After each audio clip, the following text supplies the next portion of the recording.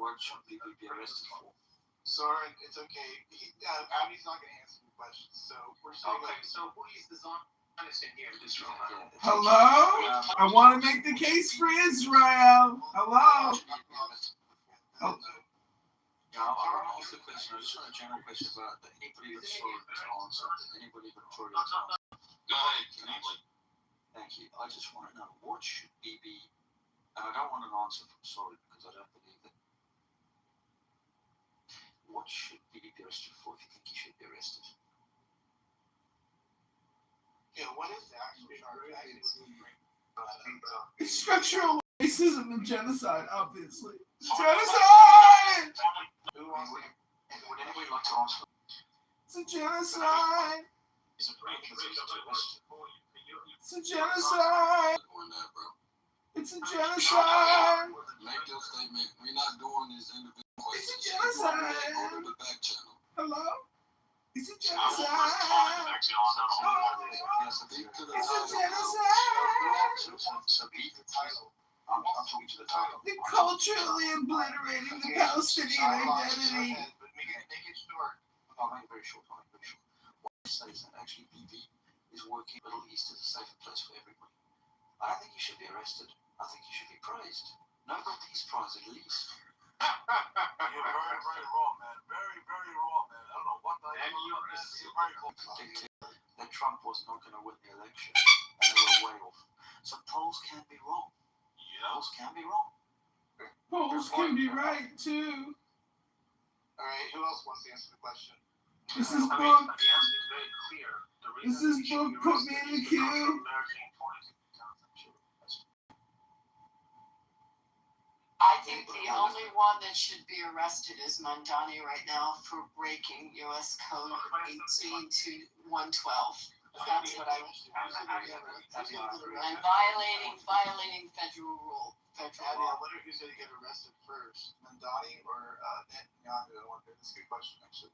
Look at what Todd Blanche. Look at Todd Blanche's letter, and you tell me what the federal government's position is going to be with respect to Mandani's action. That's why he knew he was doing it to create the blood libels and doing it for theater. He already knew that he had no jurisdiction, no ability to do it.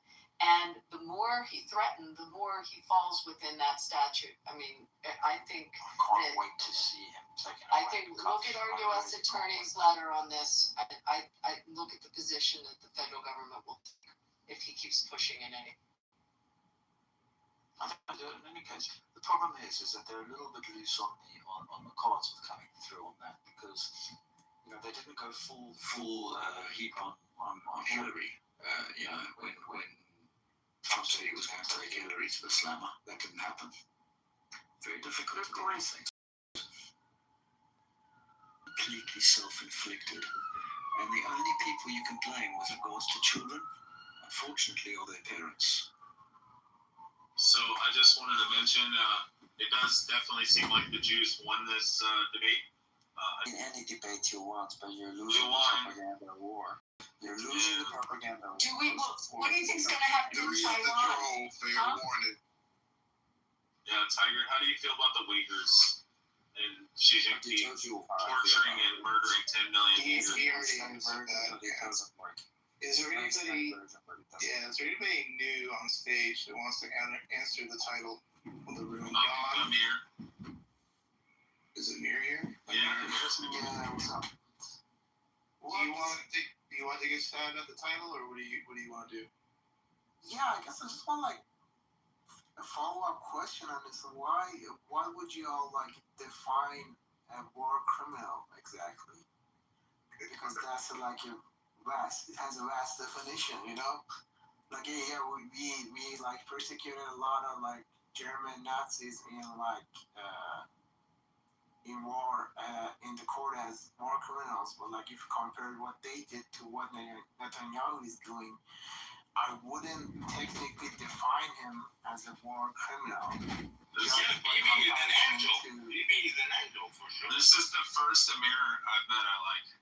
Yeah, I mean, just by comparison of 6+ million like Jews dying to, well, how many It's not about that. It's about intent. You don't understand. Genocide is not based Did he ask you about your opinion, or he was I'm saying, like, can someone, like, just by, I don't know, like vocabulary or something, just define what's a war criminal? I mean, it's actually genocide. It's actually intent to kill people. Not about the number of the people that he killed. That's what the scholars. I shut your mouth, bro. Shoot him. A lot of Jewish scholars call what happened after the genocide. I mean, Put that switch on. Put that switch on. Shoot. What is when was the last time a quote unquote war criminal was prosecuted? I mean, Who the last person is? I can give you the Sudanese leader, Omar Bashir, was actually literally arrested. Well, from what country? I can. Soren, so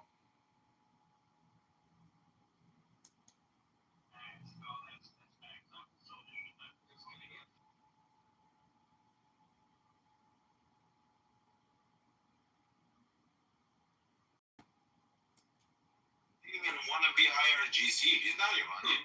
Milosevic was a good example that was actually arrested to respond to your question. He was actually a war criminal, so he was actually arrested and prosecuted for killing a lot of Muslims. So Yeah. Milosevic Milosevic for So how don't you call RIGC as a genocide regime? The title of the book is should be arrested, and I can see 61% of the people say yes, he should be arrested in this. Yeah, but I kind of agree with Abby that says like Mandani just said that for like he wants some attention. Like technically, according to law, he can't really do that. So he was just like, Yeah, I mean, we cannot normalize. Yeah, I'm sure you didn't even go to school. Yeah, we cannot You can't even count, huh? Sure. We cannot normalize killing children. Like 22,000 innocent children were massacred in You Gaza. mean in Iran? No, you normalize killing your own people in Iran. Ain't that enough yet? Stop interrupting him. Soren, real quick. You would say the same thing about October 7th. Children shouldn't be dying either, right? Absolutely. It goes both Yes, ways. I'm consistent. Yes. Okay, just double checking. Okay. No children deserve to die. I mean, the whole concept that you're going to blame the parents for killing the children when they drop the bomb, indiscriminate bomb in Gaza, it's just for the birds. You can't just kill children and blame the parents. I mean, it just doesn't. I mean, you understand. You tried a lot to convince the public that it was a necessary evil, but no one's going to buy that anymore. I mean, sadly, you need to. Shit, we all buying it. Guess what? We all buying.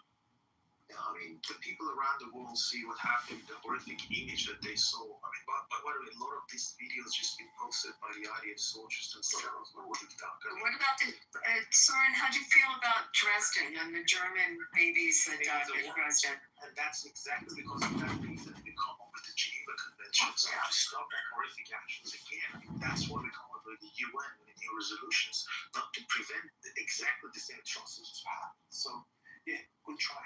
Good try. So then anytime that there are civilians that are subject to war, you're saying that you can't have that collateral damage, although it's going to happen. Yeah, I mean, the difference is that, Abby, a lot of this genocide or war crime or whatever you want to call it is done by American taxpayer money. That's why we're so concerned about what happened. What American taxpayer money? What wait a second. You mean the money that then is spent in the United States to buy munitions and keep the American defense industry alive? That's what you're talking about? The money that keeps companies like Raytheon alive? I mean, that's what you're talking about? And yeah. So I just can't with him. I don't know why you waste your time. I don't know why you waste your time. $3 billion. I'm not. I was talking about Mandani and also whether or not he's doing. And I do think it was all for theater. He knew. He's supposedly head of the legal department. Please. It was theater. Do you think Jonathan? You know what, Soren, you're such a joke. Yeah. I'm back in this bitch. Yeah. I'd rather talk about LeBron coming to the Sixers right now. Seriously, Soren. Why didn't talking about Yeah, I mean, Jonathan he's a hero or a trainer, in your opinion? Just answer. Do you think LeBron's a trade? And fuck Did you just say LeBron is a traitor? Stop beating around the bush. He's Jonathan Pollard. LeBron James a traitor.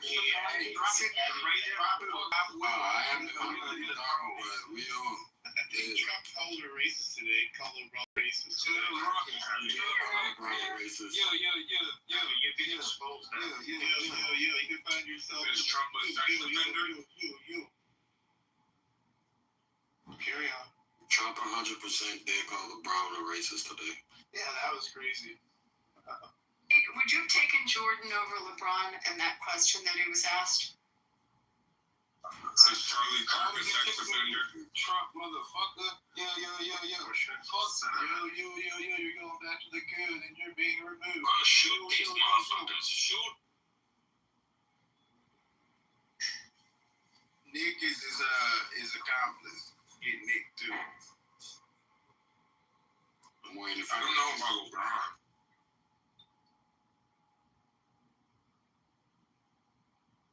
Nick, do you want to speak on the title? Yeah, I was saying I don't know about LeBron, but I think Trump should. So what? See what again? No, y'all just give me, man. I'm sorry. Sounds like you're eating food or something. I don't know. You finished chewing. Chaos, have you spoken on the topic or no? Chaos. What do people come on stage for? I guess just to vote and sit there? I don't know. I guess. No, they want to be seen for real. I think they just want to be seen, bro. They want to get their followers up, maybe. I don't know. Well, I tried to type in, but maybe my voice is too soft.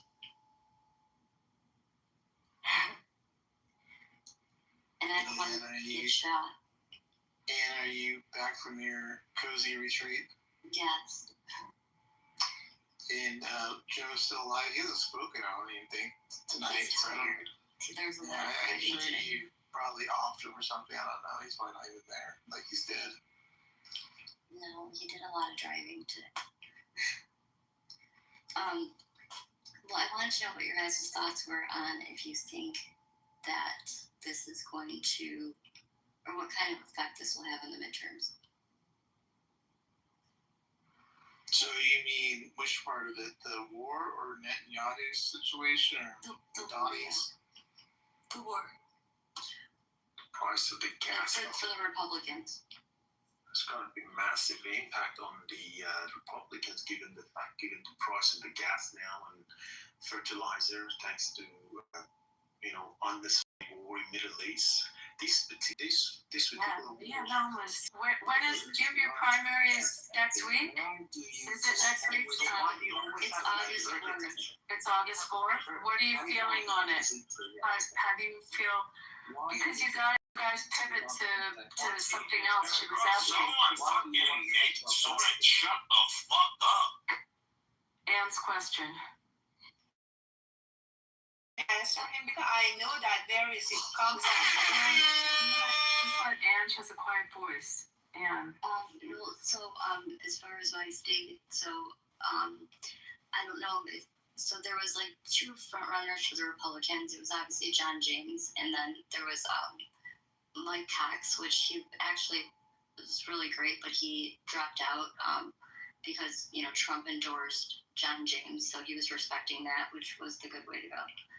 And I'm a poll challenger this time, and I picked like an area in Detroit because I figured there would be like a lot of, if there was any sort of correction or anything, that's where I would work. So I'm working there the whole day. But Jocelyn Benson seems to be in the polls showing that she's beating John James, but who really knows? But I just didn't know. I know that the House they rejected funding the war, or was that, did I hear that right? That they voted on not funding the war? No, they're funding it. Okay, so They what voted. was it? But Anne, I wanted to ask you on Hallie Stevens and where she is polling wise and what you're feeling on that. Yeah, she's going very well. I heard she's soaring right now. Yeah, yes. She is. So, Anne, what is the reason that the majority of your people are not living in their homeland? Which group of people kicked you guys out and made y'all flee? Well, it was the Ottoman Empire and the French.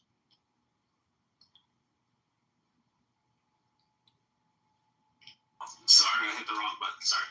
So, what religion was the Ottomans? Weren't they like Christian or? Not Islamophobia. No, Muslim. Come on. Oh wow, that's crazy. They're Muzzies. I didn't realize that. Jeez. You guys know there's more Lebanese living in Brazil than there is in all of Lebanon. Really? Yeah, there's more Lebanese living in Brazil than there is in all of Lebanon, and they're almost all Christians. It's because you guys were going to get slaughtered, get your heads cut off. Yeah, well, tell the Jews in New York. Why do 6 million Jews in New York that come on TV?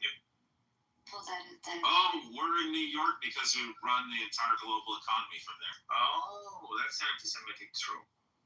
No, it's true. It's accurate. Well, okay. Me and Joe talked in great depth about this. That this war we believe is about China, the U.S. With our elections, and we have COVID. Iran or Gaza? What?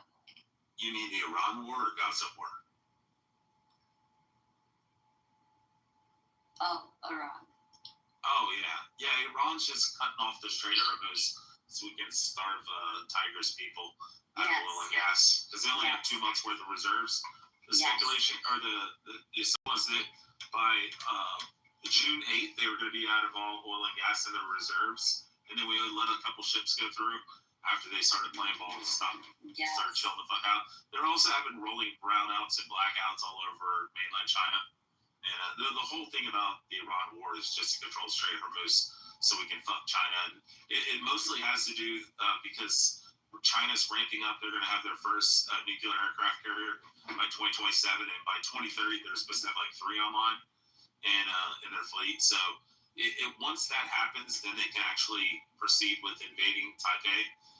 And they'll do it through a policing force. They'll claim, Taiwan's part of mainland China, so we have to go in there and police this country because they're doing really bad. But what we want to do is we have the CHIPS Act where we're going to build all the military grade silica chips here in the United States by 2030. Right. So we're just trying to slow roll China until we get to 2030. And once we get to 2030, unfortunately for Taiwan, we're just going to say, hey, sorry, Taiwan. That's still not long enough. That's still not long enough. We need longer infrastructure required for the specific. So crazy. We're still going to take longer than 2030. But the whole point is to slow roll this war so we can get to 2030, and then we can drop fucking Taiwan. The Chinese don't even have the engineers to even go in and run the facilities and operate them. This is why they can't do it themselves. So, in the thought that they're going to go in and force the Taiwanese are very fucking strong people. They're going to go and they're going to blow these fucking silicon chip plants up. And when they blow them up, then the entire global economy is fucked. All the militaries around the world are fucked. The United States is fucked. Israel's fucked. Russia's fucked. China's fucked. We're all fucked because the majority of this military-grade silicon chips come out of Taiwan for almost every country around the world. And once that happens, then we're all fucked. So, yeah, it's like I said, they're going to blow those buildings up once they come in with the policing force, and you'll see all those buildings be leveled. And if hopefully we get to 2030, then we can say, well, that sucks for them, but we can keep producing our own. And then we'll probably be at war with China. No. China's fucking. They're on the verge of collapse. They're estimated 680 million people by 2030. This was supposed to be less than the U.S. populace by 2100. So I mean, their one daughter initiative and all that shit, where they murked all their babies and stuff like that, euthanized them all, fucking infanticide, which Tiger's okay with because he's a total piece of shit. But yeah, I mean, and nobody in mainland China's having babies. They also during COVID took all their people and forced them into their the buildings. People wanted to go out and go get groceries and just go out on the street and do normal shit. They forced them into their buildings. They sealed all the doors, and then they went through and they burnt all the fucking buildings. And then on top of that, you have also China, where they forced all their people in their country to invest in second and third homes, and they've never came to fruition. Or they're just ghost towns and all their buildings are like tipping over. You go watch all these videos where the entire like 40-story thing just tips over because China's a fucking shithole. Guys are starving to death too. It's funny. And Xinjiang that are in concentration camps that they murder every day. I just think we definitely are going to win this one because our opponents are retards. You lost some validity when you said that. Yeah, I know. I'm being transparent about it. But fried chicken. Good fried chicken. But he lost. Did you get some watermelon and waffles? I would if I could, but it's out of the budget right now. You lost quite a bit of validity when you said China's on the brink of collapse. They are.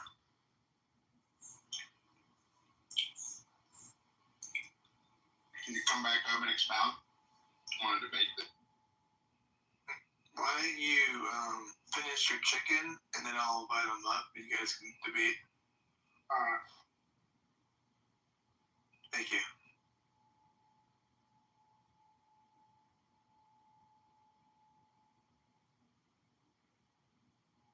I mean, I like chicken. Well, so far, 66% of the people in this room believe that Netanyahu should be arrested. You never do, bro. Well, what told me is that 44% died. Really? I'm just gonna tell you. Fuck you. That's not 44%, that's 33. It is 44. It is 44. I'm just telling you that 66% of people said he's a war criminal. Well, yeah, 66%. That means 66% of y'all are stupid as fuck. I'm just saying. How many people think Mandani should be arrested for breaking federal law? that will be my next call. How about the Jonathan Pollard? Yeah, Jesus. Let's talk about what other possible. How about Jack the Ripper? Should we talk about old criminals? Let's talk about old criminals, right? He's a criminal. How about let's see what other famous criminals? We think Jonathan Pollard. Jeez, you know what? I'm not even responding to you. It's just ridiculous. Yeah, but between Tiger and Soren, I'd rather. Oz the medalist is on. Anyone watching Fox? So what?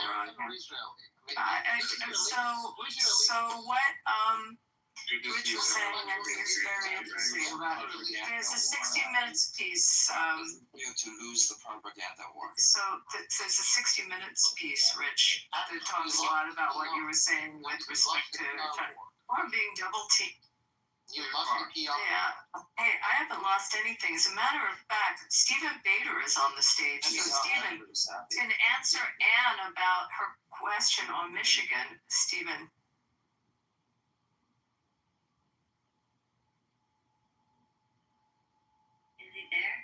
Stephen, you there? I don't know, I see him.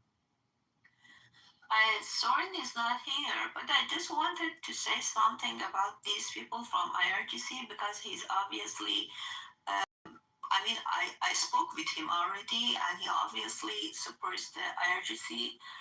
And these people have 3 different parents. And then everything that has happened to people in Iran is your fault because you had some demonstration here and blah blah.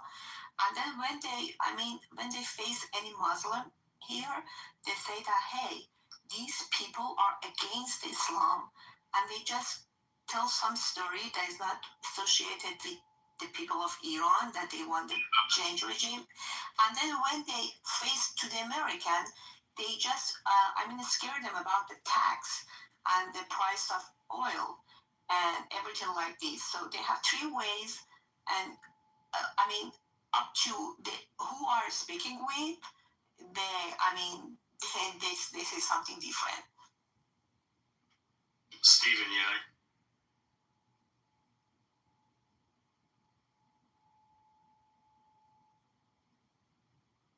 Believe me, this is only the beginning.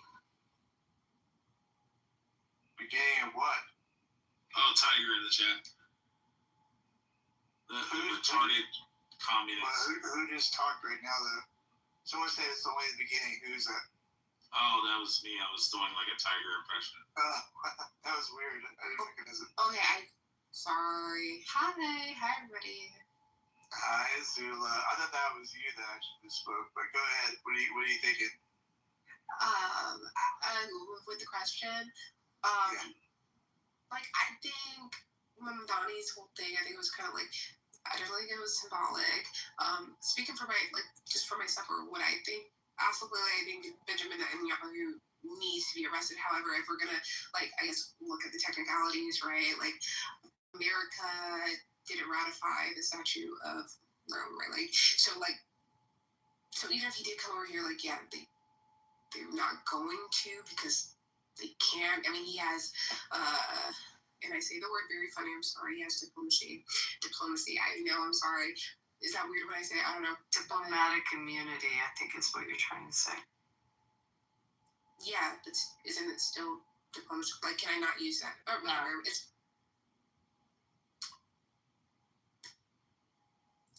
foreign diplomacy. I don't even think that matters, right? I think that was a very small thing, but you know what I'm trying to say, right? Yeah, you're trying to say diplomatic immunity. No, my overall point, you know what I'm saying, right? It's against federal law, and what the law that I cited in the chat, were you in the room earlier? I just got. So you can look it up if you want. Yeah, Abby, don't be a bitch. Wait, Abby, what kind of work do you do for a living, Abby? You're being condescending. No, I'm not being condescending at all. I was asking if you were in the room earlier because That black girl from the other room who was a troll. we played a video explaining. That's why I asked if you were in the room earlier. It's fine because. And I put it in the I chat. left the room with. You pronounce diplomacy correct. It's not the correct context to use it. Yeah, that's fine. But anyway, continue. I'm okay. Thank you. Well, okay. I'm trying to understand. Are you for Donnie being arrested, or you aren't? I guess this is a yes or no for me. Yes, I'm for it. Yes. Okay, we did it. We had things to get to there. I don't know. I can't understand what was going on there, but I'm for Mandela getting executed. I'm sorry. I didn't mean to be confusing. Executed. damn, sure. Okay. Jihad is muzzy. What do you think we should do to Jihad is muzzy? Yeah, I just don't get how people of New York, of all cities that went through everything on September 11 would elect a fucking Muslim as their mayor. That's just baffling to me. No, because they were lied to. What do you mean? Yeah, but still, I'm Gen Z, and I would see people who I don't have anything against gays or trans or people most of them would post on TikTok and social media who they voted for him, not knowing that in his culture, if you're gay, you'll be hanged or executed. So I don't know, man. Like, it's all kind of confusing to me, but yeah, it is what it is, I guess. That's true. H, are you done with your fried chicken, or how are you doing with that? You hear this? It's my air fryer. I'm frying more chicken as we speak. Oh wow. Oh, wow. Wow. Right. Wow. Probably. Hey, were you guys fighting before? You have any grape soda? Why? I Gatorade though. What? Was there like, I guess, pre-tense issues between you two? Who? Between you. Well, I mean, you came at him for fried chicken. I guess he came at you back. I don't know. Oh, no, he eats fried chicken, actually. He really is. Oh, you got friends. Man, was it you said do you have any grape soda? That was beef, not me. It's better than watermelon. That's what Rich said. I mean, I don't know. But no, Zula, he was eating fried chicken. We weren't going after him. He was literally eating fried chicken. Oh, you guys are friends. Well, I mean, I don't know. We're friends. I mean, we're just acquaintances, yeah. But he was fighting. I mean, he wasn't fighting. He was asking question. Was Rich, are you still there or no? Matt, The one time Rich is in here. This is hilarious. Go ahead, Zula. Oh, he's in the goo. Hold on. Okay. Oh, I can't bring him up. One of the mods can bring him up. Just leave and come back, then he can come back up. Why do you guys keep shooting Rich? I broke him. What do you stop their hand raising off? He has to be disciplined. Yeah. It doesn't work on me. He has to be on a short leash. We don't know. You know. It's just yeah. It has zero effect on me. Yeah. What were you two kind of going back before? Fried chicken. H was saying that China is not a good fair. Oh, yeah. And they all have all these brownouts and blackouts in their country now. Yeah, I want to hear that. Why do you say that, H? What's going on with that? Well, no. You okay? So now you're kind of walking it back. You're kind of implying like, oh, well, no, it's just it's the power situation. You earlier implied to me like China's about to be on the brink of like total and utter non-existence. That's just simply not true, and you know that's not true. But you implied it earlier and you ran with it. You snake oil salesman. I just also just and Abby, you're a fat bitch. Really? I'm a size 2. Actually, That's fat. okay. Wow. Abby don't sink to her level. She was a troll in another room prior. Yeah, got it. Thank you, H. You're Thank you, H. H, how's the air fryer? They're good for convenience. Yeah. Bitch. That bitch. Interesting. I have a feeling I'm probably thinner than this woman. What do you think? Yeah, you Guys, do you think I'm thin? Yeah. The hell? Matt, you've seen my pictures. The pedophile. Yeah, I'm a size 2. She's tiny. Abby's tiny. She's Wait, no, she's fatter than most nigger bitches I know. Come on, don't be rude. Now don't be rude. What? Don't be rude. What, you don't like your pedophile?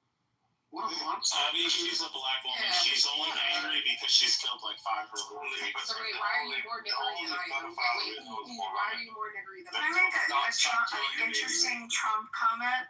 Is anyone looking at the dinner tonight and you look at the ballroom that he built, that it's in? It's at the Waldorf. I didn't know. Beautiful, right? It's in the Waldorf, right? Which is part now the hotel that he built. It was the old post office.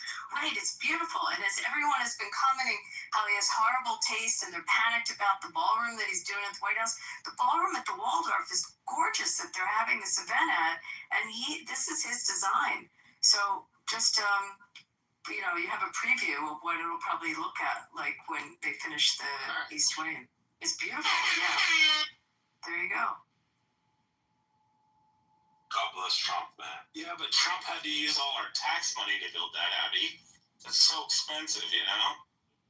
It's okay, we pay our taxes and it wasn't paid with it wasn't paid with my taxes. So.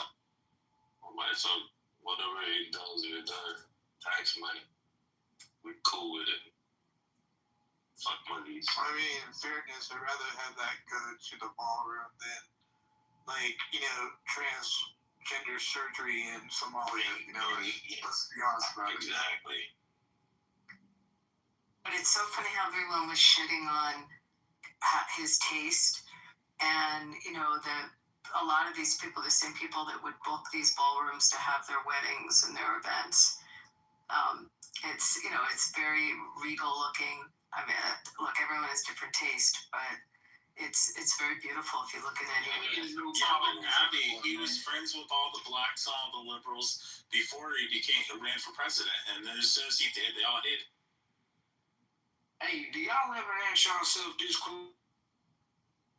Being friends with black folks, do y'all ever think that if he was using the same type of language he uses now, do y'all think he would have been friends of our community? He was not using the same type of rhetoric, and then even that, and besides that, he wasn't like some friend of our community. It's a couple of known black folks that said something about him, and it's a couple of rappers that may have made a reference Like Al Sharpton. to Donald Trump. But like, man, get the fuck out of here, man. Y'all sound stupid as fuck when y'all say shit like that. Rob, somebody asked him about LeBron going to the 76ers and who's better between him and Jordan. And he said, well, I played golf with Jordan, and I think LeBron might be racist. Yeah, I seen that shit, man. It's Donald Trump saying why he would be asked a question about that. We got too much going on in the world to be asking trivial questions to this man. If y'all don't want to ask him what the real is, ask him why his Secretary of Defense went before Congress and made them change it to put that LeBron or Jordan as the Pope. Oh, Jordan's the greatest of all time. Anybody that voted for LeBron will get kicked out of the room. What'd you say? Exactly. I mean, y'all, like, let me ask y'all this. If LeBron ain't, I kind of go back and forth with it because I watched Jordan play. I ain't like one of them. Like, these are the two best basketball players I've seen play basketball. Number one and number two. Like, I don't see how it's a knock on anybody, either one of them, for being too old. Like, if they not, like, people are making such a huge deal about this that for 20 years, y'all really ain't enjoyed that man's career because all y'all done did was talk about fucking Jordan. I'm not certain that LeBron's number two, by the way. Yeah, I mean, Who would be number two? well, I'm gonna argue that Wilt scored 100 points in one game. The only person who has an argument for number two is Kareem Abdul-Jabbar. Right. Yeah. Nobody else that has an argument. Is Wilt still holding the record? Let me tell you why. I'm gonna tell you why I don't put Kobe in the GOAT conversation. Although I think he's definitely a top maybe even 5 basketball player of all time. I don't give him, in my opinion, to be the GOAT, you had to be that guy from day one.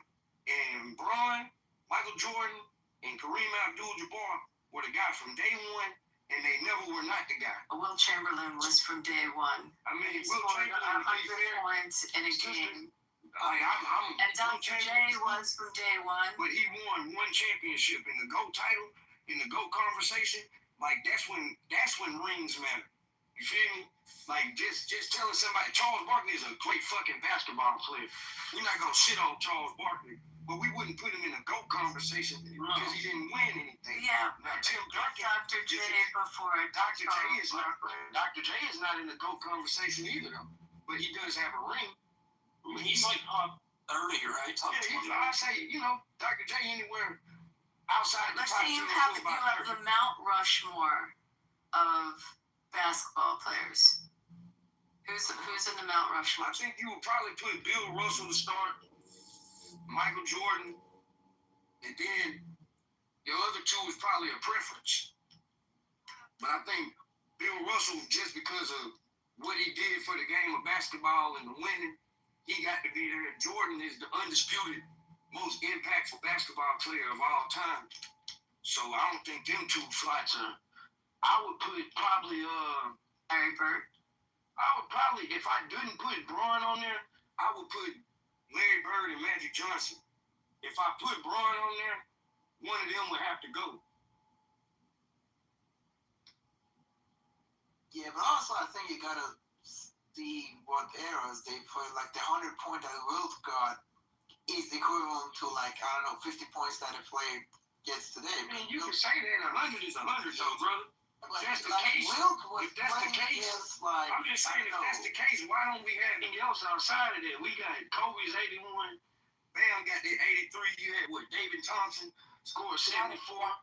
David Robinson scored 71. A handful of guys that scored 70. 100 is 100, brother.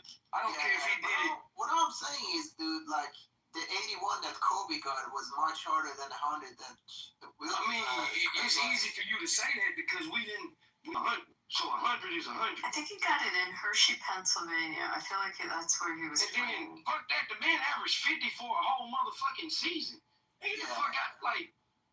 No, he's great. But what I'm saying, like, probably from what I heard, like, from what I saw on YouTube or, like, from the research I did, he was playing against, like, plumbers, firefighters, like, I don't know. I mean, if that's the case, we need to that played basketball until Magic Johnson and Larry Bird. They were a great team. Matt Lucas played against. There was nobody that can match up with him back then. I mean, and that's true, but it's like, man, Bill Russell had some insane fucking rebounding numbers. Like, Kareem Abdul-Jabbar came in as a rookie, dominate. Like, yeah, the game was still evolving at that point in time. Athletes had to catch up. I mean, he would be a freak athlete today if you going by what they say. They said the man was 7 feet tall, about 300 pounds, and ran a 10-4 in the 100. Like, I mean, back then though, they didn't have any second rule, so you could literally just camp in the paint. I mean, like a little bit different.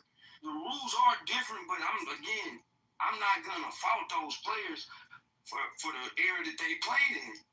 The people always love to say like hand checking was this big thing, but bro, go look at some of the scores in the 80s. The highest scoring game in NBA history is from the 80s. You feel me? Like this whole idea that the 80s wasn't scoring.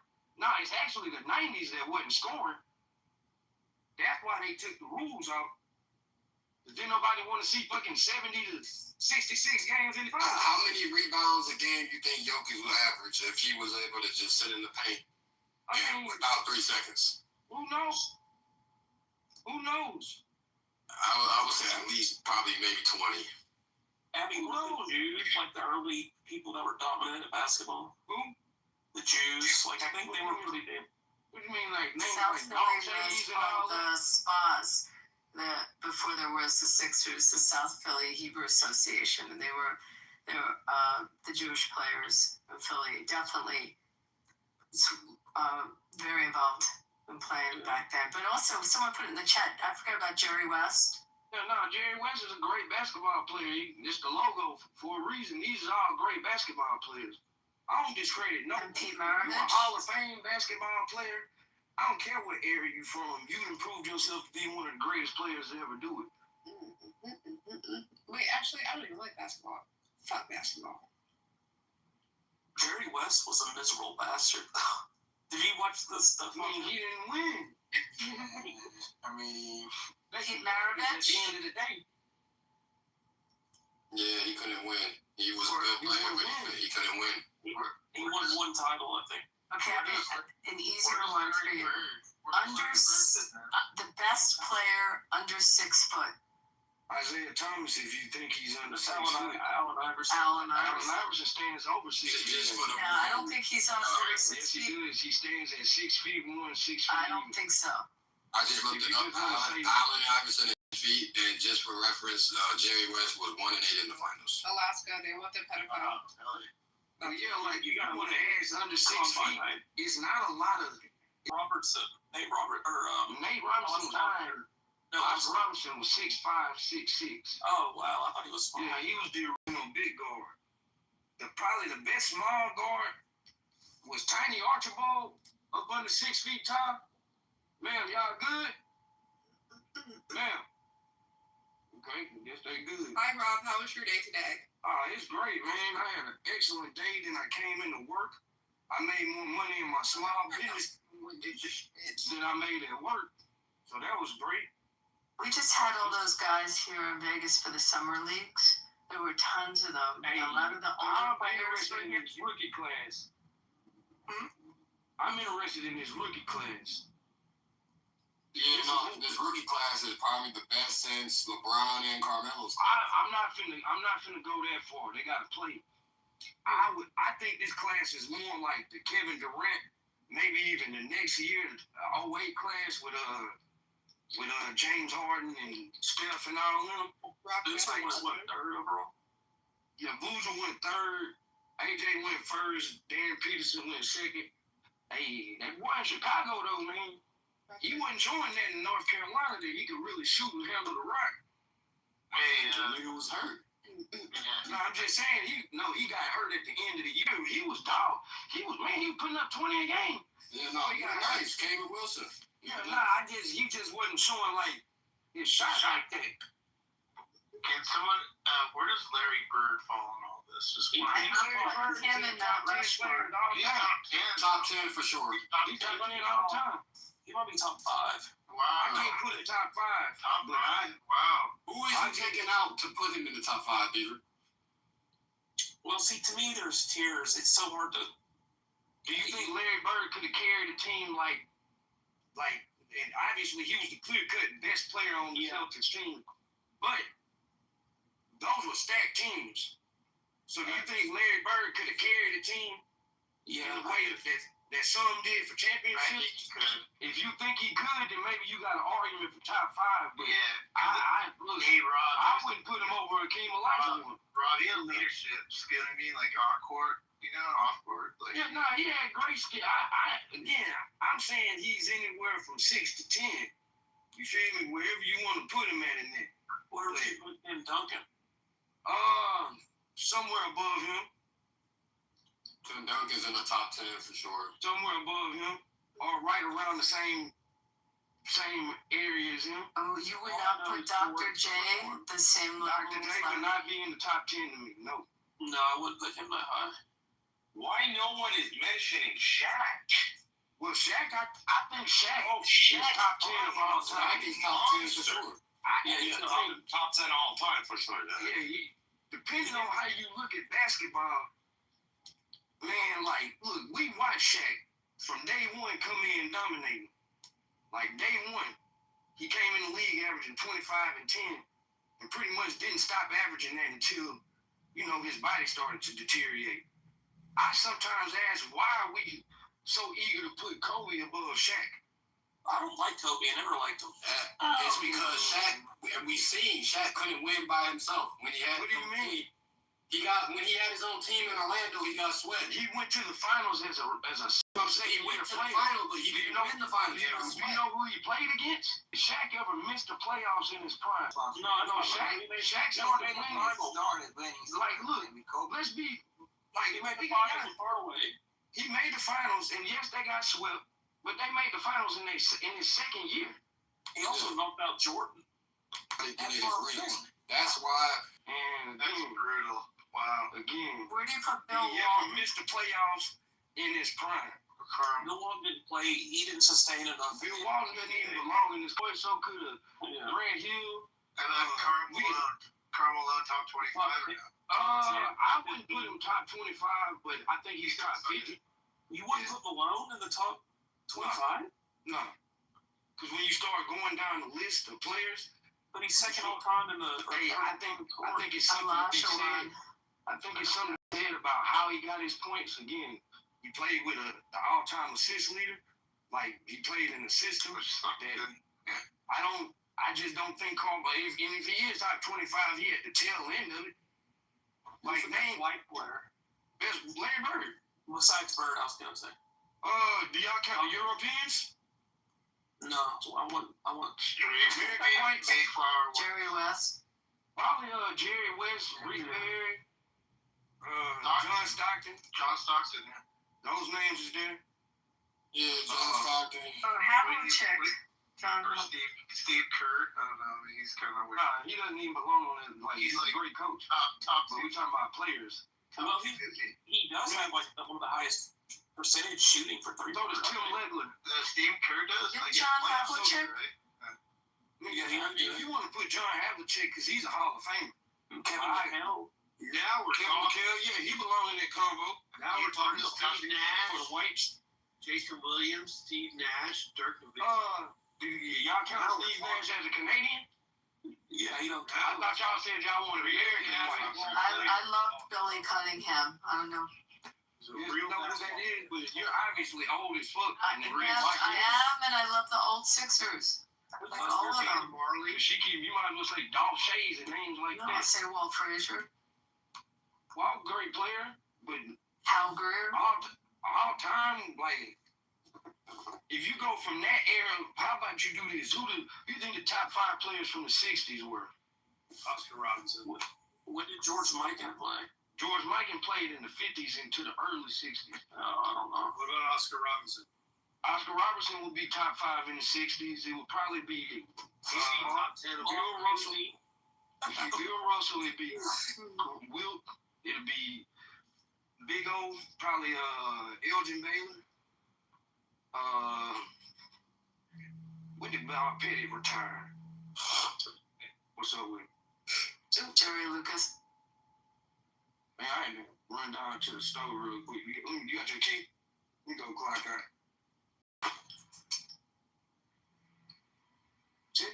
See, the only reason why Kobe clock out gets so much love is because she's the closest resemblance to Jordan, bro. If he ain't like Jordan, he wouldn't get. It's just he seemed to work so hard at it good. You feel me? And I think that resonated with him in that sense. And then at a certain point, niggas had this hating on that man. When you watch that man, I actually think the 60 points in three quarters is more impressive than the 81. But that happened like 2 weeks apart from each other in the same season where that man, what he did, like 20 straight 40-point games or something like that. The 81 was only 3 quarters. He didn't play the fourth. Nah, he played the whole game. Yeah, I watched the game. The game was. the fourth. Do you want to make a bet on that? I was there at the game, man. He was on 4. He played all 4. He set out the Mavericks game. He set out the Mavericks. I was at the game too. He's lying. I don't care. Who else was there? Me. Zulu wasn't even born yet. I was pretty drunk that whole night, but yeah. Like I was saying, I watched the game. The most I was impressive at the is game, right? 37 and 1 quarter Klay Thompson. Sleepy Floyd did something similar. Definitely impressive. 37 and a quarter. The Wimby guy kind of scares me. Why is he? Who? The Wimby motherfucker. Why is he? He's a freaking nigga. Hey, his daddy was randomly at my job, like during the Western Conference Finals. Rob, Kobe's father was our high school girls basketball coach. Jelly bean. Swear to God. I bet you. I met Kobe a few times. Yeah, he was. Where y'all put in Steph Curry? Lived near me. Steph Curry is gonna go out there. Hey, when it goes down, he's knocking somebody out the top 10. Yeah, he's top 10. Let me tell y'all, I don't want to like Steph Curry, okay? I'm a Rockets fan. Let me be honest. Y'all want to talk about Troy Bolton? Okay.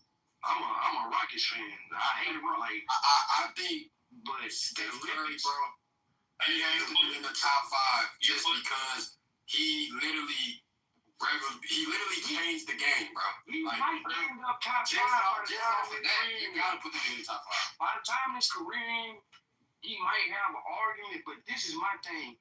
To be top 5, that was, in my mind, you had to been like dominant from day one. Everybody that we kind of give top 5 credence to. Let me see what these people. Yeah, everybody we give top 5 credence to.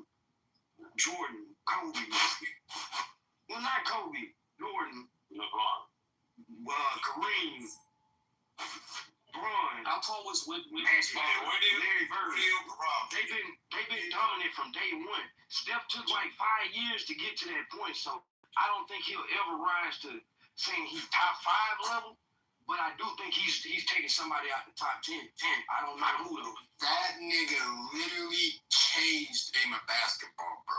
And I'm not disputing that, but I think it has to carry some type of weight. It does. I think it carries enough weight. I think it carries enough weight to knock somebody out the top 10 of all time. But to be top 5, again, this is my opinion though. So you maybe got different criteria. I think to be top 5, that means you're truly in the GOAT argument. And to me, to be the GOAT, it does take rings, but certain players from day one, they were that guy. It wasn't no development in. Bro, no, that's tapping. Yeah, Because Kobe wasn't that guy. That's why I don't think Kobe is the GOAT. I don't put Kobe in the GOAT conversation. You put him in your top 5 though. I put him in I said he's anywhere from 6 to 10 on my list. Yeah, but that's Kobe 17 when he came to the league with the good team. Braun was 18 on a bad team, so I'm not going to. Well, I just looked it up. Whitney's parents, his mom was 6'3" and his dad is 6'6". Yeah, no, his dad was tall, and like I said, I just seen him. Yo, did y'all know, fun fact, Rob, by the way, you're right, he did play the fourth quarter. I had it mixed up, you're right. He set up the 63 one, right? So I stand corrected on that. I'll take my weapons. But did y'all know, fun fact, China took the tallest male basketball player and the tallest women's basketball player on the national teams, and they forced them to have a baby, and that's Yao Ming. No, I swear to God, it will be no Yao Ming. That's so crazy, Mike. Really? Is that for real? Is that true? Yeah, man, I beat your people. Yeah. It was the tallest male on the men's national team and the tallest woman on the female national team. They had like a forced marriage. That's so wild. That baby was Yao Ming.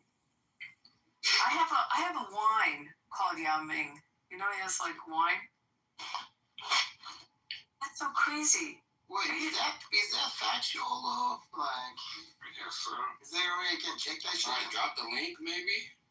Just fucking go and go to Yeah, your why don't you just go and say the fucking stats and Yao Ming, were Yao Ming's No. parents forced to have a baby? Go ahead. Hey, Rob, are you there?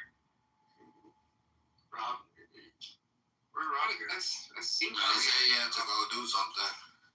Wait, can I step in for Robbie? What do you think about Embiid?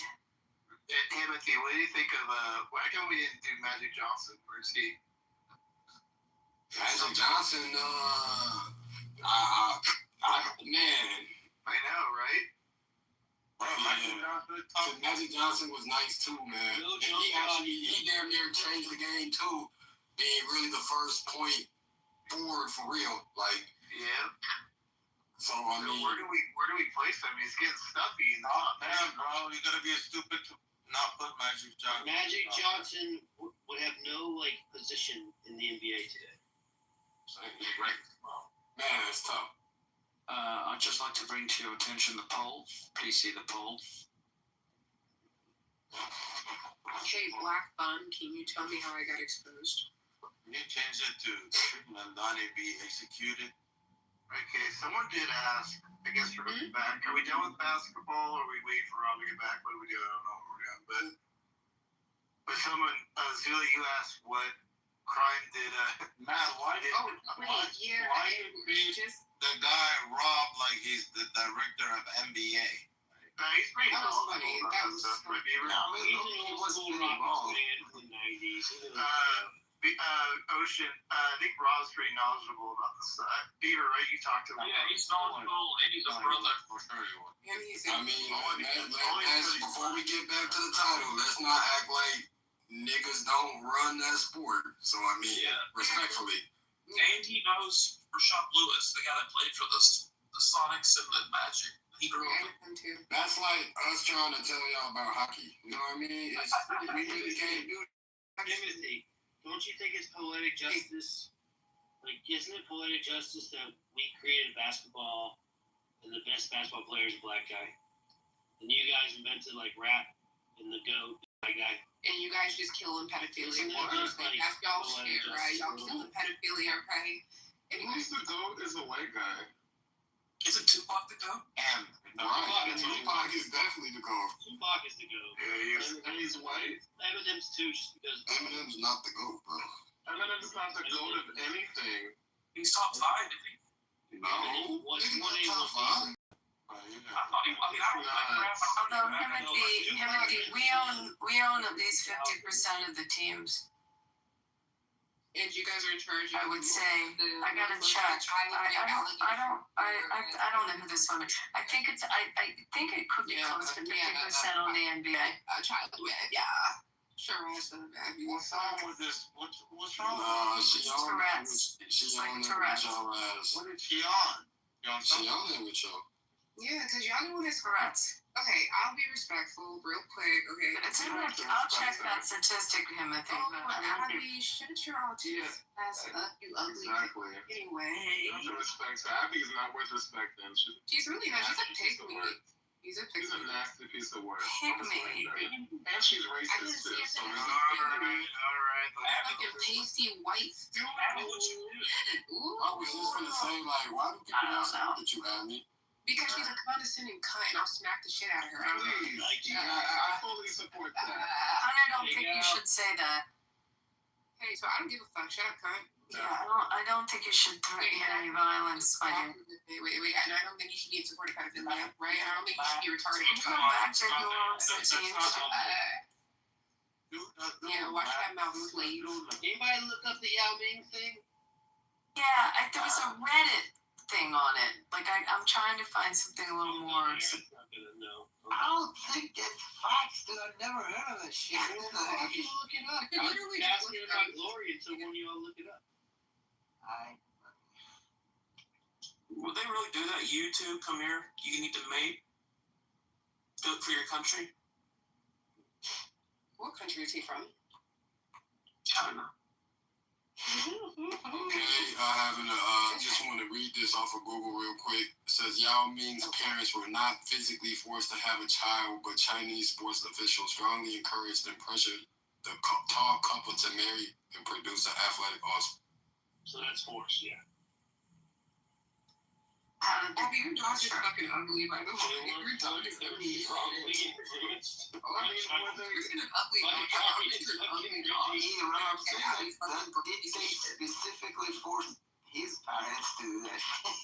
Yeah, there was look who his parents were. It was the tallest men's basketball player and the tallest woman basketball. It was specifically those two. It wasn't like just two basketball players. It was the tallest men's guy and the tallest women's guy. Or the tallest woman's lady. And those are the two that they, and that baby ended up being Yao Ming. And they only got one shot, or they get an exception? Because you could only have one kid back then, right? I don't know about that. But they just read it. They weren't forced, but they were, what'd you say, strongly encouraged. I mean, yeah, he says that his dad was 6'10", his mom was 6'2",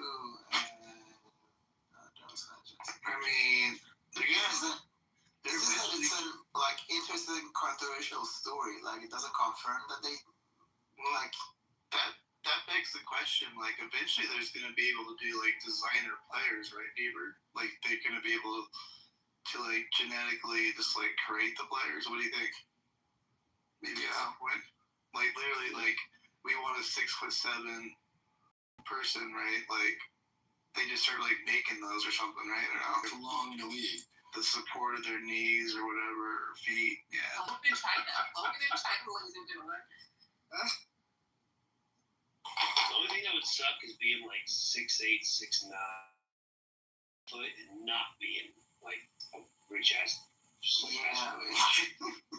Because then you're just like a regular person, like sitting on planes and trying to like sleep in hotels and like everything's gonna suck, bro.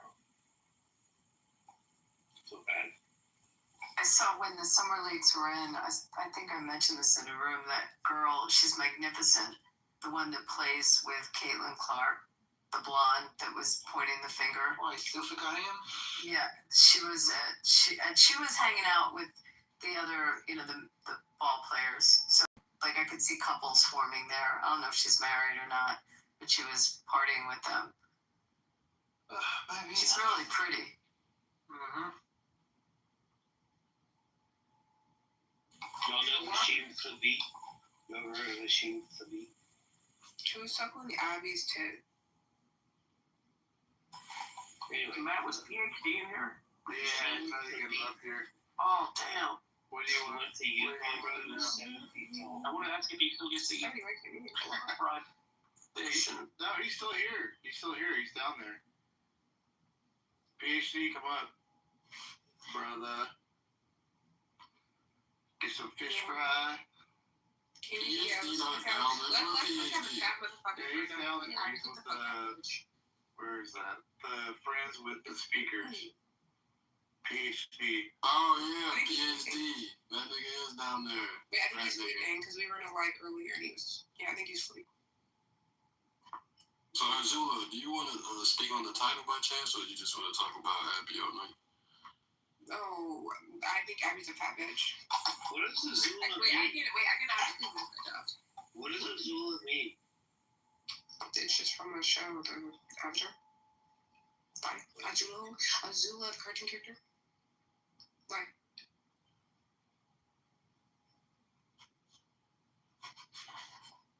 I was just curious. Okay. Yeah. Heck yeah. So y'all, are we done with the title? Or? Wait, Timothy. Why can't I call her a fat bitch? No, I mean shit. Oh, I'm sorry. I wanna. Oh, okay, yeah. Can somebody? And I'm not even asking to be condescending. I come here to learn from others too. Did Mom Donnie do anything that was actually illegal?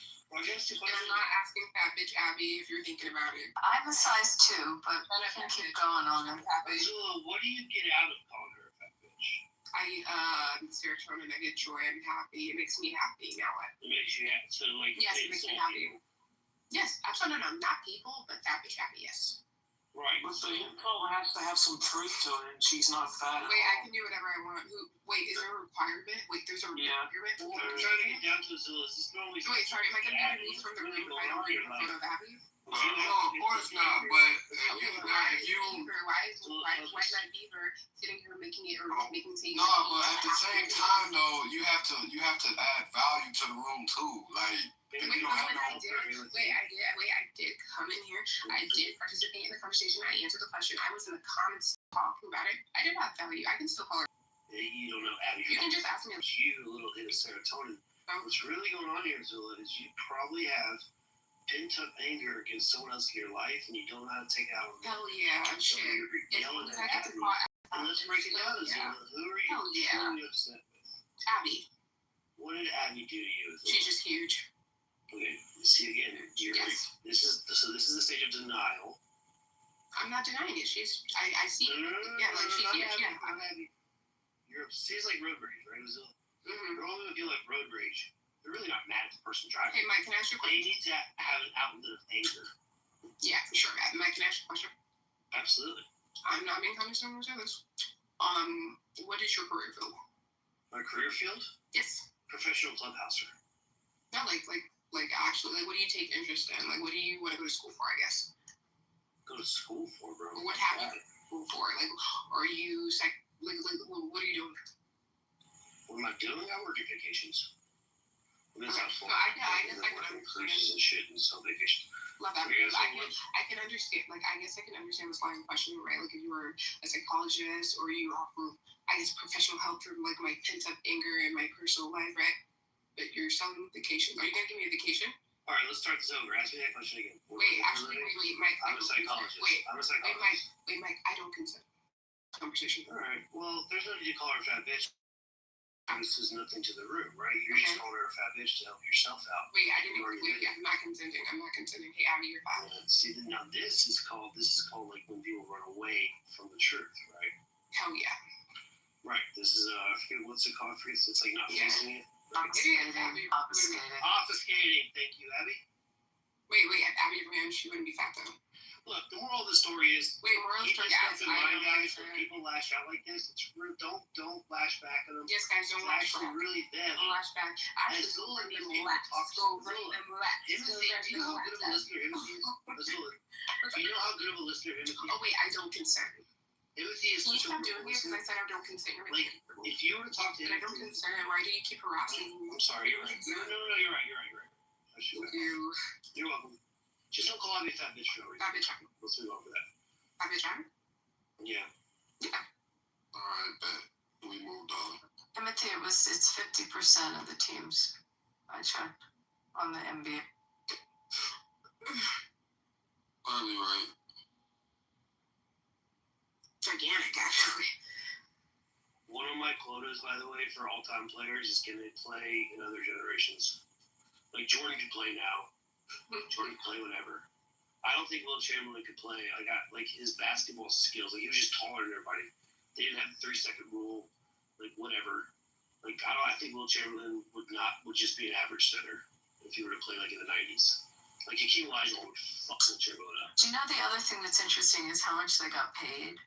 I got to meet. I mean, a lot of them come here and they hang in our industry, and you meet some of these really famous ones, and maybe they made like $1 million, or a couple million. I mean, I don't know when the salaries. Yeah, when the salaries for like Dr. J was not paid. Like if you think about what the salaries are today, or even what they were 20 years ago, these guys weren't making that It minimum. was still a lot if you come now, I mean, they're obviously not getting paid as much as the like new generation, but still, I mean. They got endorsements. That's where, a lot of them made their money on it. Bitch, endorse the generation. Shut up, bitch.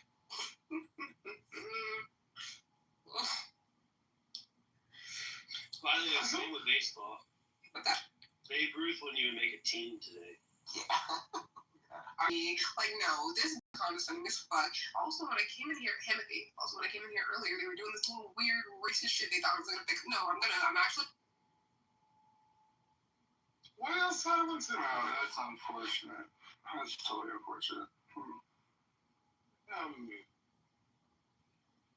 See, this is the thing. Y'all gotta allow people to talk, because when Abby be talking her bullshit like she tried with Jazzy, like, y'all didn't have the same energy. Like, I thought we were free speech and everything. What is the issue with being talked to Jazzy a lot? What's the issue? No, my issue is you just came in this room, you didn't know what we were talking about, did you? No. And this lady didn't shut up. So you don't know what we were talking about, I'm sweetheart. talking about you. No, don't sweetheart me. Don't sweetheart me, sir. Don't call me out. Don't sweetheart me, And sir. I'd like Because you know what you said to me. So now I don't know what happened between them two, but to be fair, one, I didn't move her down, but to be fair, we let her get her shit off. You know what I mean? But you know what I mean? If you know what I mean, bro. Like we let her get her shit off. You let her get her shit off, bro. So I mean, at a certain point, you know what I mean? We gotta move on from the shit. It was like I get it. It was kind of like an Abby versus Zula. Yeah, it was like 20 minutes of it. We let her get her shit off. Oh, okay. Yeah, okay. Like, grow up a little bit. We gotta get back to conversation. What's that? I just say you doing good. Just stuff I'm not getting that. Yeah, well, especially just not worth it anyway. But Mandami's an American. Like, how are we arresting him? This guy too. He's not even fucking American. What do you mean he's not American? He's a natural. How is he? I mean, do you understand what the naturalization process is? We're picking and choosing. We're talking about illegals. He's American. How is he a hero? What the fuck has he done? He's a fucking hero for New York. And I'm a New Yorker, so. Are you a New Yorker? He's like,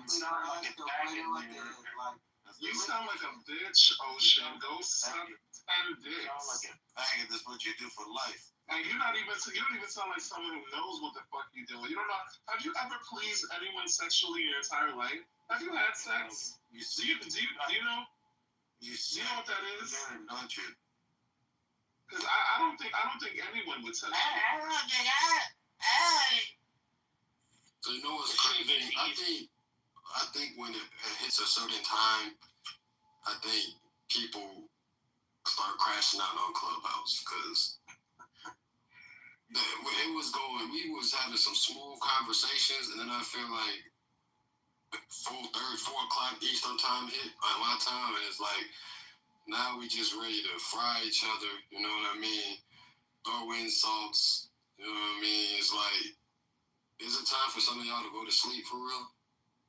In all fairness, Timothy, we started talking about like who's the best basketball player of all time with a bunch of fucking sports weirdos. That'll kill her in a heartbeat.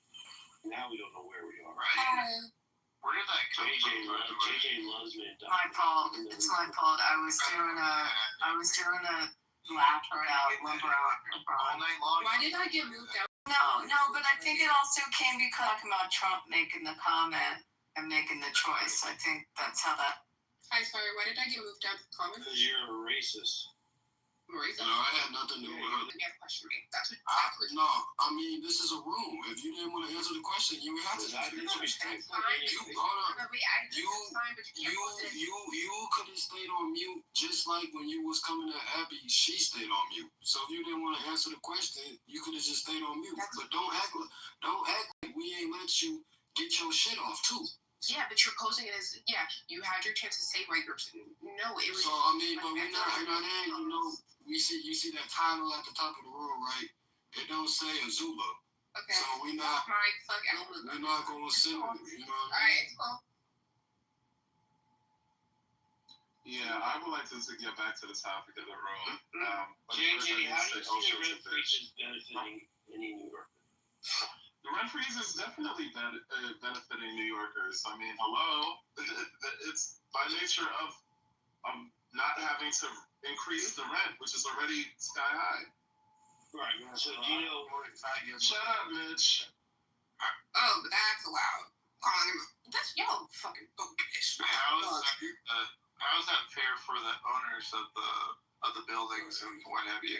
What's your thoughts on that? Well, I think that we have to do this thing where we can't act like everybody always wins. That's just not the world that we live in. We have to prioritize the greater good, and the owners who clearly have a certain level of financial stability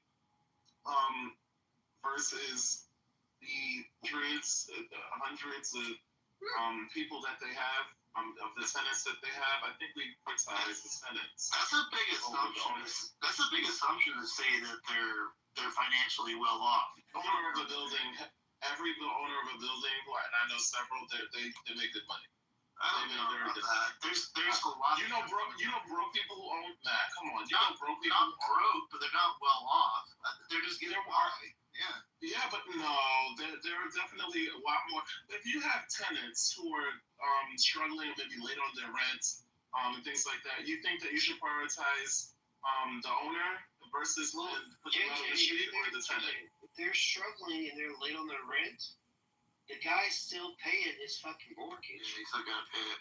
And his taxes. He's paying his mortgage, but he's not getting compensated for the rent. And I'll give you, they're supposed to make a profit. They're providing a home, by the way. So they're taking the hit. They're providing a home. And normally how it works, let's just make the math easy. So like if the mortgage is $1,000, right, all in, right, taxes and everything, just $1,000, they'll probably charge the person $1,500, right? Because they're probably they'll make them probably pay for the utilities or whatever. But they're gonna the $1,500 will cover the $1,000 for their mortgage and the taxes, and they'll make $500 a month off it. But they're providing the thing, right? Now, if the mortgage rate, if the interest rate rises, they'll raise the rent. If the property goes up in value, they'll raise the rent. Shit like that, right? If they want to fix the house, update the house, put in a new washer and dryer, maybe put in a new kitchen, maybe do some other fixings around the house and update it, they'll raise the rent. But if you're going to make them rent freeze it, and their interest rate goes up, what the fuck now? They got to pay the higher mortgage, but not make the money on the rent, and they're sure as shit not going to update the house. How about if the boiler system goes out, Mike, or whatever? That's what I don't. Oh, go ahead, JJ. No, I'm just saying, are we always the person who is the glorify and glamorize like the wealthy, and it's really, really problematic in conversations like this. I think we just heard your brain melt. No, you don't hear my brain melt. It's 4:30 in the morning, and I'm here sitting in the room with a lot of people who are, I don't know, very strange, but I don't judge. I'm a leftist, right? Progressive judge. So, well, wait, hold on. I don't think we said anything that's totally out of the ordinary. We're just questioning why you think, because you're saying that we think that well, I don't know. I'm just saying why is it odd for us to ask why do you think all owners of buildings are wealthy or well off? I mean, I don't know where that came from. I don't think that's very strange to ask. No. No, I don't think that, Matt. I don't think that that's strange, but I do think it's strange when we are sitting here acting like there's not a major difference between the abilities of a tenant and the financial access of a tenant versus the owner of the building. Like, oh, well, they have to pay the mortgage. Yeah, they're still going to be good. Whereas if you, the person, the tenant, is late on their rent, and then now you just want to put them out, like, that's a whole different scenario. First of all, how are they going to be good if they can't pay the mortgage? If they can't pay the mortgage, then they're going to have the property foreclosed upon. If they can't pay the taxes on it because the rent's not being paid, they're going to have a tax lien, and the tax lien will get foreclosed upon. So they can lose their investment, and then they could go bankrupt because they've lost their investment. The tenants, on the other hand, have very good tenant protection laws in the city of New York. One of the most comprehensive tenant protection legal systems in the country. So they're not going to get thrown out. They're going to have all kinds of notice periods and time, ability to cure after the notice before they're in full default. They're going to have the rights, that the tenants' rights that are in place. So now you have a landlord that may be his life savings, that he bought a building as an investment, and now he's going to lose the building to the bank that he borrowed the money to buy the building because he has no revenue coming in. And the tenants have no risk. It's all the owner. All the owner put all the risk in this, you know? So, I don't know, just like penalizing and criminalizing almost these, owners, just at first seems really weird. I don't know why that just comes across as weird to me, but because he's never been a landlord. Don't get me wrong. Like, I get what you're saying. Like, obviously, there you go. You talking on me? No, you don't know me, Abby. Hold on. Yeah, but him with these bum ass ain't gonna get her because he paid her for the light. My bad, y'all. I'm out now. That's how. It's all right, bro. Most black bitches, they switch in it. It ain't nothing, bro. It's a typical black bitch, bro. Yeah, and I hope you get it right one, but I cannot lie. I hope he's great. I hope he's you and Abby. Sit your ass in the boo there. What? Talk shit to me. That sounds awesome. I wanted to listen to all this, but so just back to the thing. I get it. Like, rents are high. Like, we should have a little bit more control, over that, right? And you're looking, and I'm whatever legal, whatever, because we do this thing about legality, and we act like the law can't change. I'm just saying, if you're looking at the greater grievance,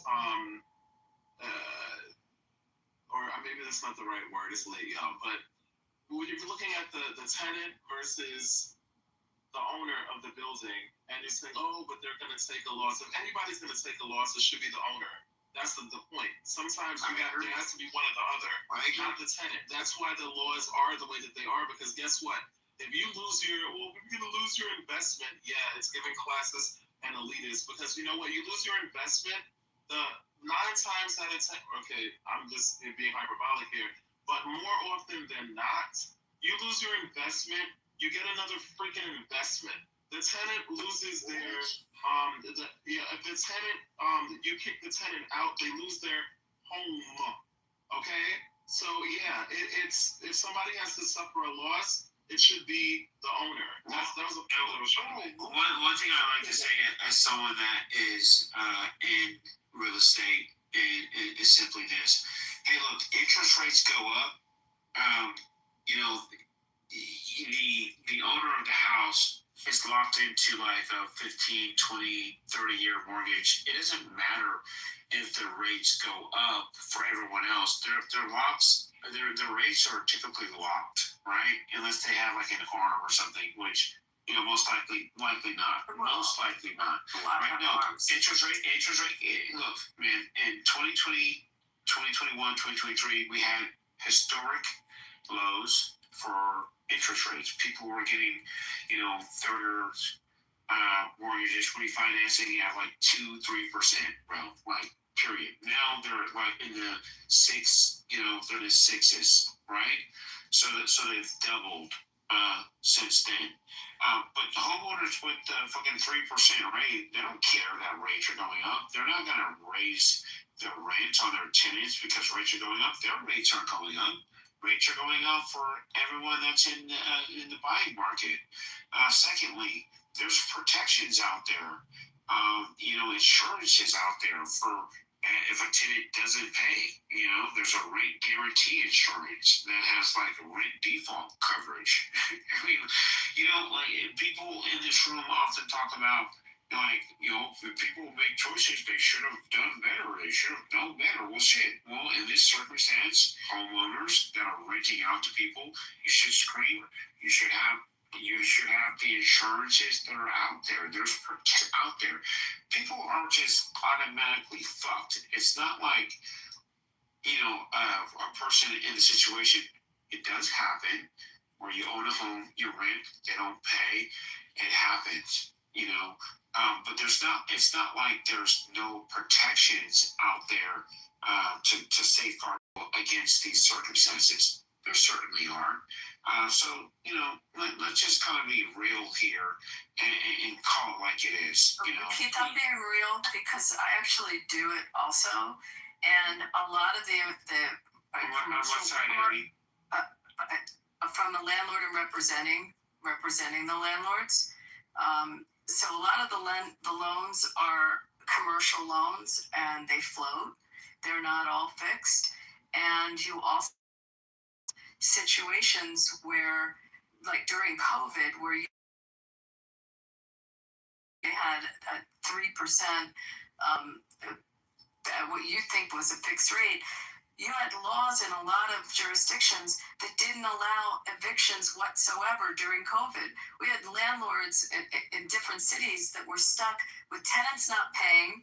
The state put a moratorium on evictions during that period of time, and the tenant was shit out of luck. And no, trying to collect on your insurance for your business insurance on that was not so easy, and the landlords had to float the money, and not everyone is so liquid in their businesses. It's not like these people necessarily have hundreds and hundreds of buildings. Yeah, sometimes they own one building. I respect that. So for you, you're the commercial side. I'm in the residential side. I'm saying commercial loans, but I've represented lots of landlords. And I understand that. Like, for sure, landlords definitely got fucked on the commercial side.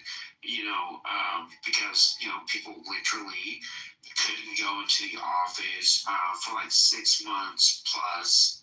That's not what I was saying. They couldn't evict people in their buildings during COVID. During COVID,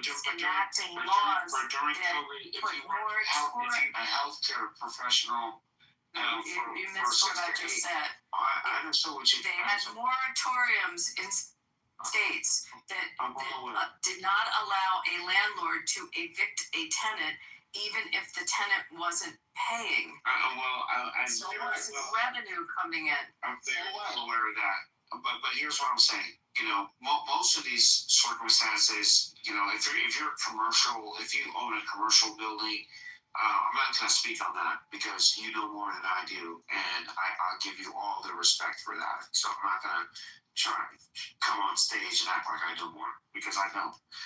My experience is more so on the residential side. So you right on that. I'm not going to try to foster an argument against you. Speaking on the residential side, which I think the conversation was, more geared to, because there are people that weren't and still are not paying the rent to a landlord, or someone that owns a home that that they rent out to people, right? So there are protections there. I know exactly how they work, and at the end of the day, what happened in the commercial side, it wasn't it didn't happen just because people suddenly woke up one morning and was like, I'm gonna fuck my fucking my landlord over. It was literally, I can't out of the commercial building. I have have all this office space. I live in a city called Irvine, California. Man, beautiful high rises. Those shits, many of them still empty, right? Because of COVID. It was kind of a fucked up situation. But the mortgage companies, residential side, they did allow for a work on the payments, right? To start the foreclosure process. We're going to give you 6. I've seen people 12 months from the lender, of not making a payment because of certain circumstances. So I'm pretty sure that same thing happened in the commercials. But I'm not talking about I'm talking about residential properties owned by residential landlords that were not able to collect residential rents. You said commercial. No, I said the loans are commercial loans. When you buy a building, you're getting a commercial loan. When you buy a multi-unit building, it's a commercial loan that you're getting. You're misinterpreting what I'm saying. No, but it's not a commercial loan. It's a commercial loan. Individual. I was talking about an individual who owned a building. It couldn't collect any rent. Now you're talking about everyone in California. Vast majority of those buildings owned by Irvine Company. It's a huge ass corporation. Abby's talking about an individual or a couple of people who own a couple of buildings in one building. Irvine Company owns the land, but they don't own the commercial buildings. I'm not talking about commercial buildings. I'm talking about residential multi-unit building. Yeah, that is rented out. That's what I'm talking about. I'm not talking about single-family homes. Yes, okay. The loan that the landlord acquired, when I said commercial loan, and it's usually a floating rate, is not. They don't get a residential loan. It's not a single purchase money mortgage like you would get as a homeowner. They're buying a building, so they go and they get a commercial loan to buy the building. Those loans usually are floating. They're not necessarily like a homeowner's loan that would be a fixed rate for 30 years. It's not that kind of loan. Apartment complex. Exactly, what the point I was trying to make, and I gave an example of COVID, when you were saying in the year 22, 23, how low interest rates were, they were in fact low. However, and who knows when the building was bought, what the rate was when they bought the building. However, they couldn't receive the revenue from the tenants because the tenants were not paying. And they were defaulting, and they were unable to evict them to then bring in other tenants. There was a moratorium that the state applied for the multi-unit buildings. That's what I was trying to say. Sure. You follow me now? Yes, ma'am. Thank you. Why was that applied? Excuse me? Why was it applied? There was different states had moratoriums not to because of COVID. Because we were in a freaking pandemic. I didn't say whether it was a good thing or a bad thing. Okay, I gave no value judgment, Jay. So don't put it. I gave no value judgment. I gave a fact, and the fact was supporting why there would be a crisis for the landlord because there would be revenue to pay the landlord's debts. That's why we pay taxes, and the federal government could have bailed them out. The state was not bailing them out. They were not getting state money. They bailed out a lot of other institutions. I heard what you said, because originally this is about something that me and nothing about, which you then jumped in on. So my point is, I understand that, but however, what is the greater? What would you have rather? Would you have rather than be allowed to just evict people and have them be homeless on the street and spreading COVID? Is that what you would have preferred, and what would have made your heart smile? Because I would not. I know, because I'm in this, probably. I gave no value. No, I'm just thinking of being with the heart. What happened? I'm a business person, and I'm sharing what happened in business. That was it. Look, if you sit your ass at home and you're not making money during the worldwide pandemic, people, you're better off being on the fucking street. That's what you're better off. Here's the facts. There was something called the Emergency Rental Assistance, which $46 billion was allocated to. Yeah, you know how hard it was to get it? You know how impossible it was to access those funds? Do you know people that tried to get unemployment also in the extra emergency money that was put into unemployment funds and the impossibility of trying to access it through the state bureaucracy for businesses as well as individuals? I don't know if you experienced it. You're in California. In my state, which is a border state to your state, it was next to impossible for people to access.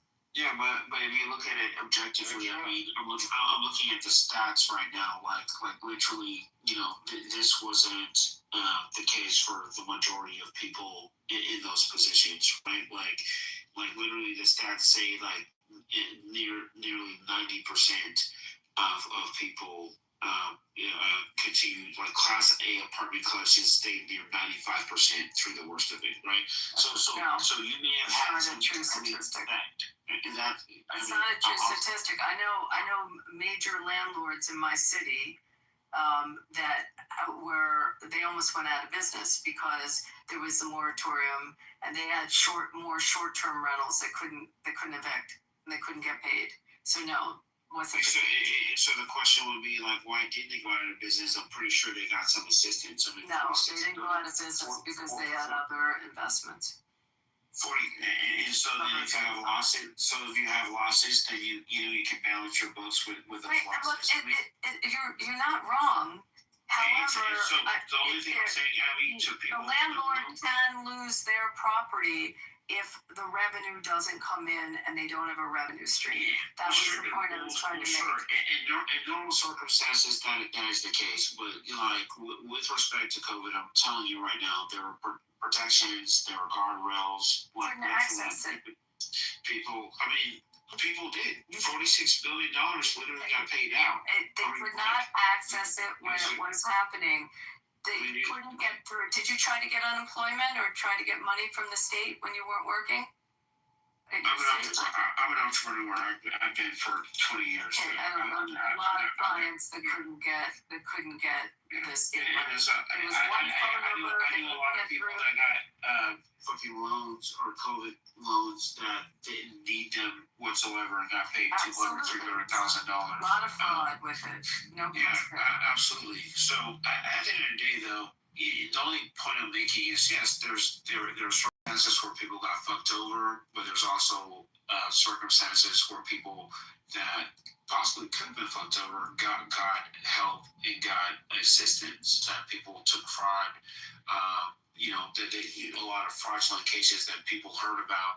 But what did the government do? They made them to no scrutiny whatsoever. Like, it was super easy for some people just to get these fucking this money. The government tried to respond. Of course, they were not as efficient as they could have or should have been, but there was definitely a response. But someone sitting here saying, if interest rates go up, people should raise the rate, or if they want to, if the property value goes up, they should raise the rate. That's that says to me that this person doesn't know how home ownership actually works. Keith, it sunk. Our governor in our state, he ran for re-election and he lost. And one of the main reasons was because of how so many people were not able to access through the state system their unemployment funds and their emergency funds for sustenance, and how they had telephone lines that would ring. You'd have to be on hold like for hours and hours, and it was a clusterfuck in terms of how it was set up, and it actually is what tanked him in his re-election. So yes, for some there was too much going out, and you're right, there was fraud, but the general concept of owning an investment and not having a revenue stream coming in is going to hurt the person with the investment. And that coupled with being able to then pay your debt service, your taxes, your maintenance, and the other miscellaneous fees, expenses that go with the property, you could lose it. And yeah, Keith, that was me that was talking earlier about this whole mortgage rate thing. Now, again, I think Abby kind of broke it down for you. It's not really, they have multiple units, but I will say this. I have, and I understand what you're saying. And if I were to get a tenant and I were to rent my house out to a tenant, right? And then let's say I choose to refinance my home. Now, when I refinance my home, do I get that same mortgage rate that I got back when I originally purchased the home? No, I would get whatever the new rate is, right? So yeah, they don't just raise rates on people that have existing mortgages, but if the landlord chooses to refinance and the tenant's there, and all of a sudden they're refinancing, now they're paying a little bit more or doing whatever they have to do, they're going to raise it. And like I said, that wasn't just the only one. That was the upgrade. What about the upgrading of the buildings?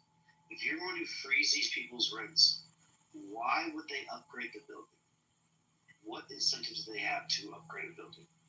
Yeah, so that's a great question. And like if people are refinancing, you get a 3% rate, and you're gonna refinance, you're most likely gonna do what? You're gonna take cash out, right? You're gonna borrow against your equity. Probably buy another unit.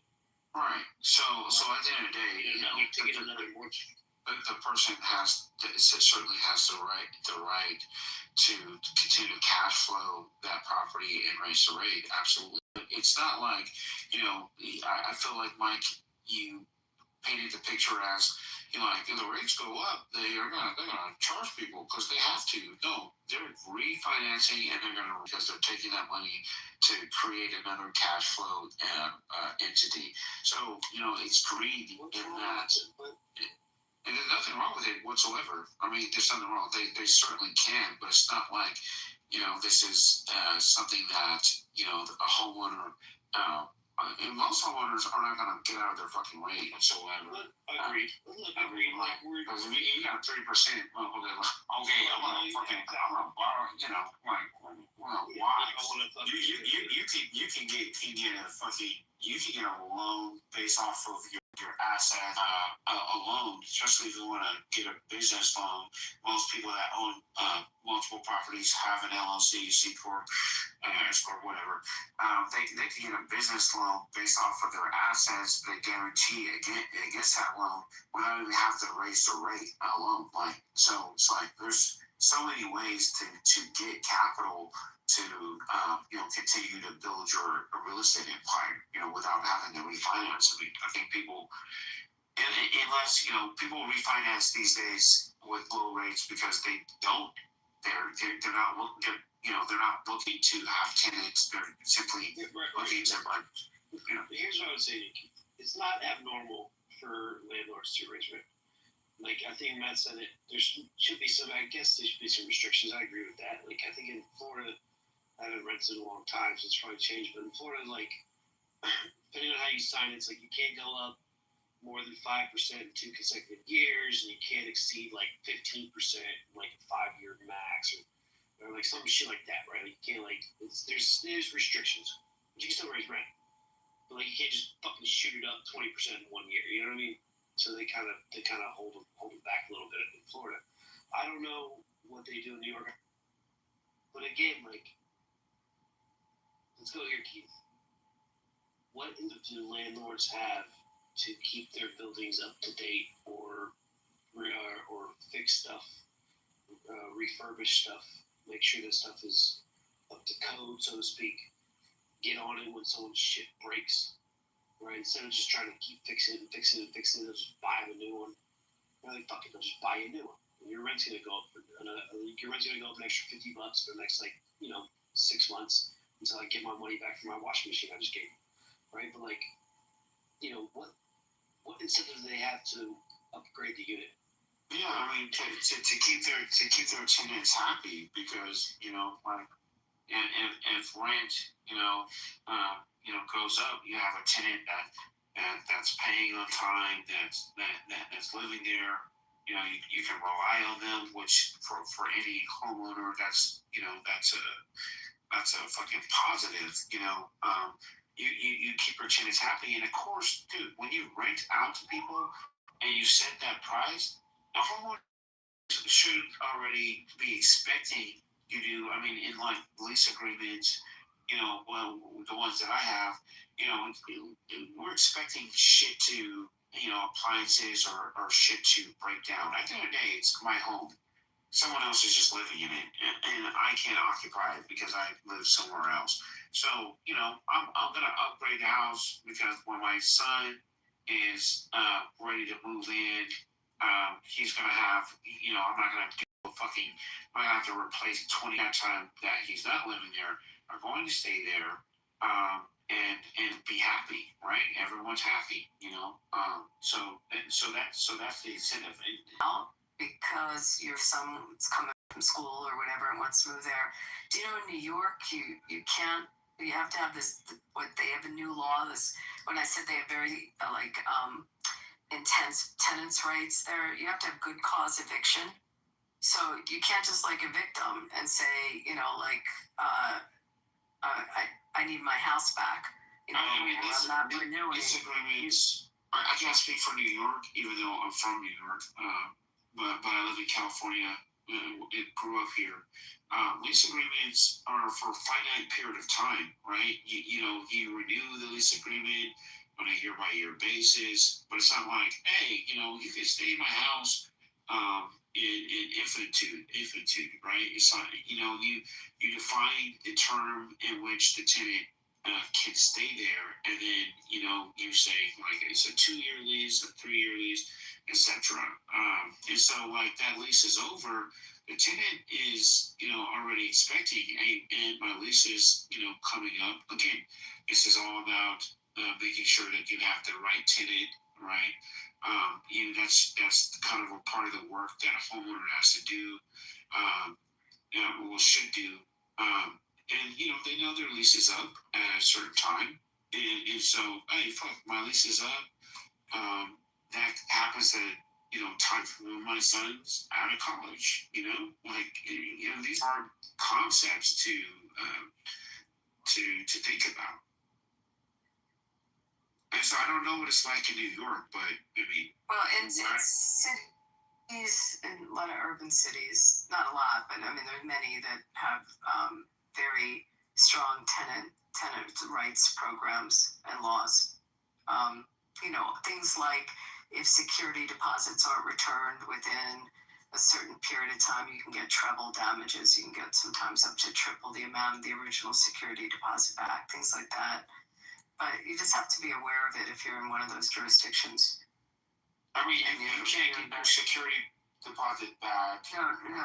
If you don't get it back within 30 days or whatever the time period is under the statute, the tenant could have an automatic right to treble 3 times the amount of the original security deposit. Right. I mean, there's laws like that. You just have to know them if you're a landlord and you're renting out your house. Sure. And then like so for a landlord though, in California they have something akin to that, right? But like, so when I rented out,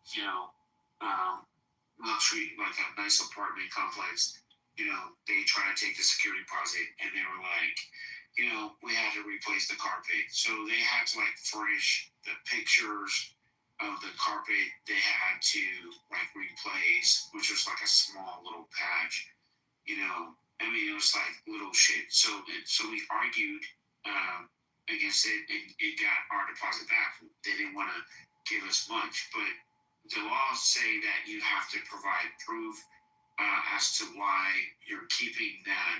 Landlord has to provide proof as to why they're not returning that security deposit. It's a security deposit, and so if the landlord can furnish proof and the cost of like replacing the carpet, they're going to take pictures, and this countertop was messed up.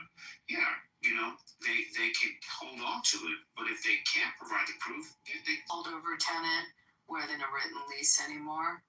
and or they're on a month to month, and you want to evict them because you need the property back for whatever reason, they can fight you on that, and when you're leasing.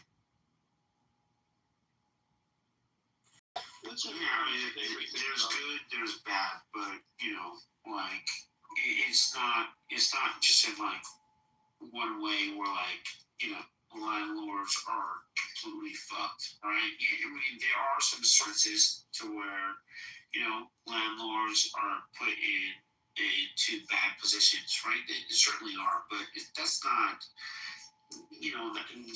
that's not like the norm, right? At the end of the day, there are like protections for both parties, period. And if people know how to navigate and like actually play the game, whoever knows how to play the game the best, comes out on top. In worst case scenario for like an owner, you're gonna write those losses off. Like you certainly are. Yeah, I'll agree there. Playing the game is important. To anybody that hasn't spoken yet, new people on the stage, or to anybody in the room, Keith, you especially, or any of the new people here, we can just go around the room one at a time if you want. What's y'all's favorite thing about Trump? I got plenty. Keith, you want to start us off? JJ's not here. I was going to ask him. Timothy, you still here? What's your favorite thing about Trump?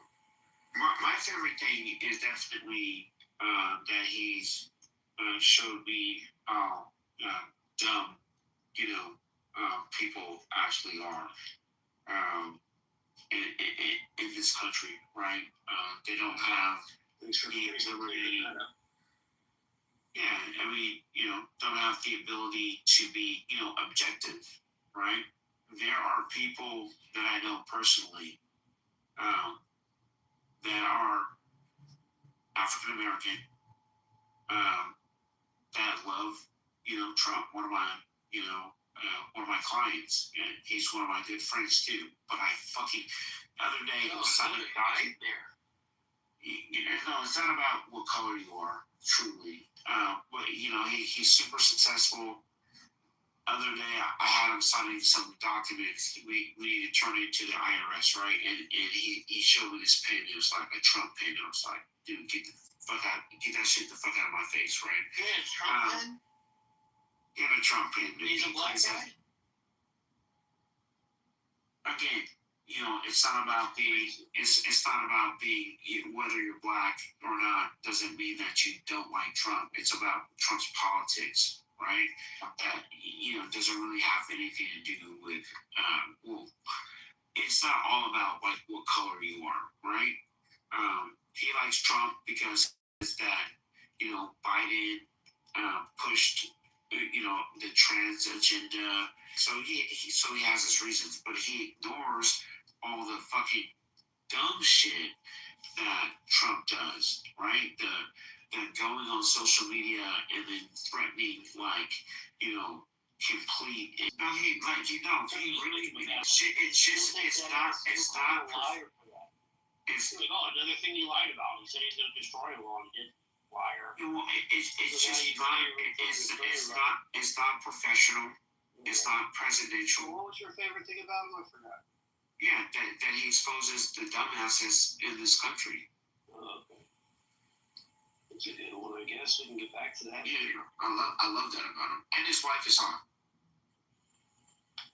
She is a smoke show. And his daughter that he said that he would fuck is hot too. He definitely didn't say that. No, he literally did. Yeah, for me, I think what I do like about Trump is I really hate the LGBT. They always add a different letter every other day, and I do like his not being as the way the Biden administration or the even Obama administration, even Kamala Harris, like the way they were just pushing it, even in Africa. Right, the way they were pushing it in Africa. I remember when Kamala Harris, she went to Africa. Even Obama tried to do it. Biden at one point. and just leave it. Just stop. You've already poisoned America with it. You don't need to poison the world with it. So I think the globalization of kind of pushing homosexuality rights or whatever, I think that's very nasty. Another thing too is I think this is a problem where people don't understand that even Democrats, like people act like Democrats, no, there needs to be strong borders. I mean, anywhere you go, if you're an immigrant from another country, from wherever, I'm pretty sure you want strong borders in your country as well. Are you gonna let anybody in your country? And actually, some people. The ironic part about it is that so many people who want free immigration and just open borders, whatever, we're all global citizens mentality. Those same people, right? Let's say they're from a different country now. They've been natural, they got their citizenship and they became, naturalized citizens, whatever. Well, the problem is that the ironic part about it is the country they come from, they don't have those same views. Meaning, their country, right? They probably have stronger immigration views. Meaning, like, for example, I'll give an example. Let's say, just kidding, a random country. Let's say Turkey, okay? Say you're from Turkey, right? Let's say I want open borders, whatever, right? A lot of Turks, they don't like, Syrians, and because it's political reason. I'm not gonna get into geopolitics, right? And they look at them as backwards, right? So if you were to say, I should give Turkey as a random example. If you say no, I want to be able to come to America, right? Why can't they let me in? Why don't I just get a free visa? Why don't I just come in? It should be such a smooth process. Well, but you have such a strong affinity to Turkish nationalism to the point where you're not going to let the poor Syrian come in. So it's a hypocrisy, when you look back at some of these people's immigration background, not to mention, another thing I was going to mention, to their immigration, you start to notice, you go back to their ethnic background, their origin, you find out they have even more radical, stronger views, more nationalist views than the average American, even the most strongest Republican I can find. So what I was going to say is, another thing too is, let's not forget, when we look at borders, right, this is kind of funny, like, why do we expect somebody to have such an affinity? Shouldn't they prioritize their own citizens, just like how the country you come from, you don't want to prioritize your citizens? So I think in that sense, and I think at the end of the day, when it comes to immigration, it definitely needs to be vetted. If that's the case, then why do we have countries? Why do we have countries? We have countries and we have nations. We have civilizations because, in ancient times, before it was hunters and gatherers, when agriculture was invented, then after that, people need to protect that farm. So you just don't like brown people. Say it again. Sorry. You just don't like brown people. Me? I didn't say that. You just don't like brown immigrants. No, I didn't say that. I just talked about the national security. Keith, is that what you're? No, I'm not good for that at all. So you agree with strong borders, Keith? Strong borders are cool, but at the end of the day, like, where I live in California, like, I could swear that China is our mortal enemy, and fucking Chinese are fucking come here all day long because they have money. And so, like, it is like, what is it based off of? Immigration is about keeping poor people out. It's Chinese are illegally immigrating? No. It's called golden ticket, right? You make a certain quote unquote investment and you get in. Your process is sped up. So people with money can get in to the country. Well, we do that at theme parks. If you provide the extra pass at the theme park and pay for the upgraded ticket, you get to come to life. But what was wrong about what Pan African said about borders? I never said anything was wrong. I simply said that the entire thing is simply, you know, it's not structured on fairness. You know, borders. You know, anyone can get into the country with money, right? Look, the property values and where I live in Orange County, California, have gone up dramatically because of immigration, right? And I love Chinese people. I love the culture. I love the food. Even though most of them are not most of them, but they're kind of rude. But a lot of houses sit empty in neighborhoods that are owned by Chinese, right? Their kids probably went to UCI, which has the most admissions from any university, at least in California. I would think the country. It is fucking, bro. Like, there's literally streets where I live at in Great Park neighborhood that have houses. No one lives in them. Like, it's crazy, bro. And so to me, that's kind of a problem. But hey, if you got the money, you can skip in front of the line. Okay, Rob, what's your favorite thing about Trump?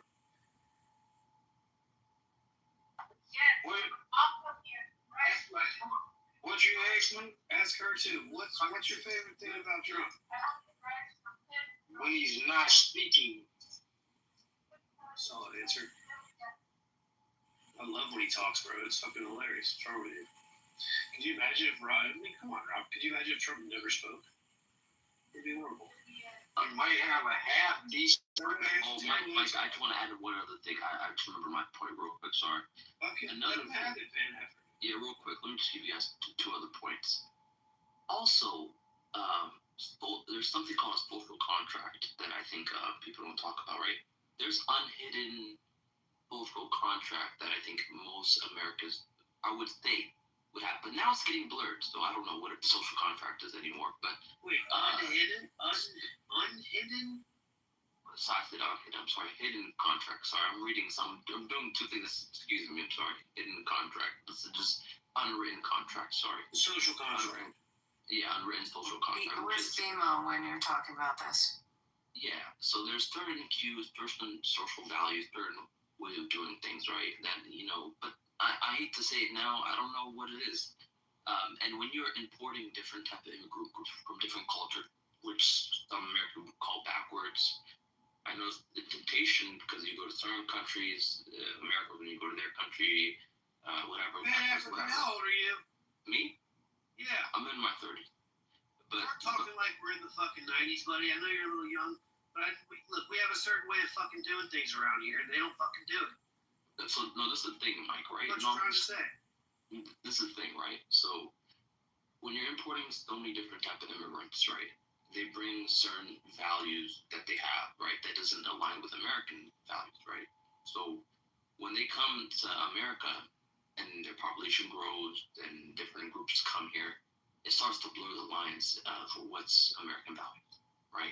No. I think that's the one negative thing, especially if they come from a troubled country or a war-torn country. That's problematic, right? No, I think you find out real quickly which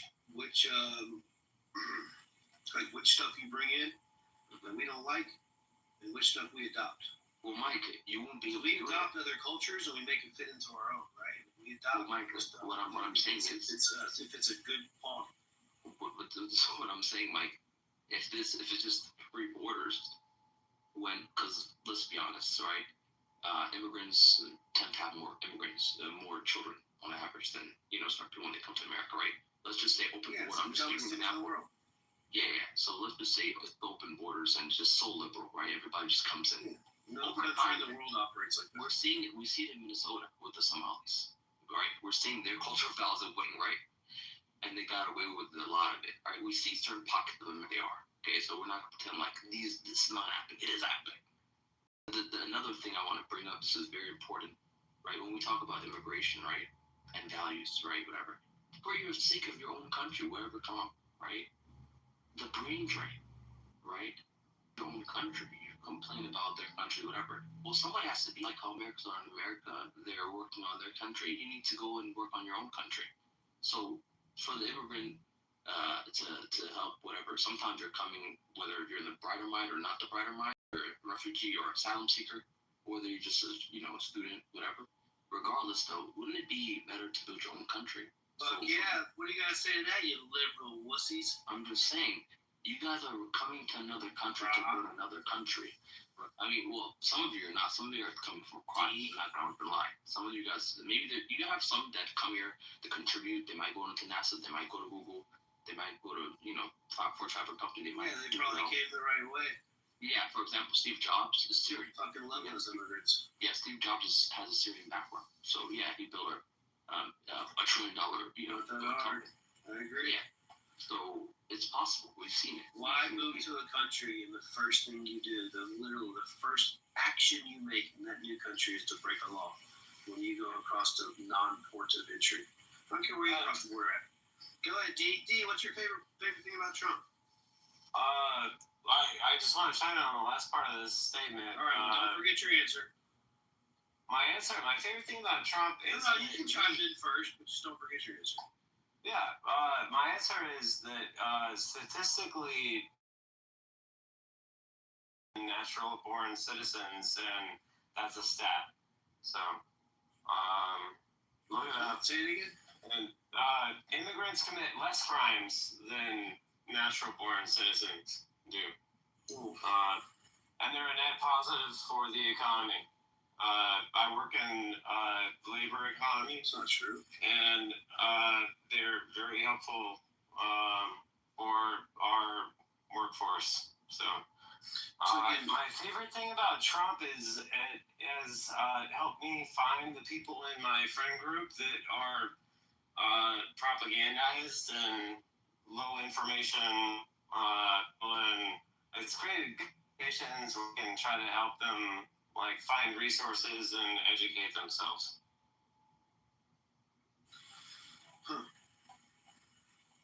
Y'all always do that thing where you leave out that word illegal when you say immigrants. You always do that thing because illegal immigrants versus non-citizens. Illegal immigrants, 100%. How far back does your family go? 100% of the referrals. What do you mean? What does that mean? The immigrants that come here commit less crimes than natural born citizens. 100% of illegal immigrants have committed a crime. 100%. Wow. You're choosing to make a distinction that is actually the most un-American thing you can say. We are, give us your tired employer.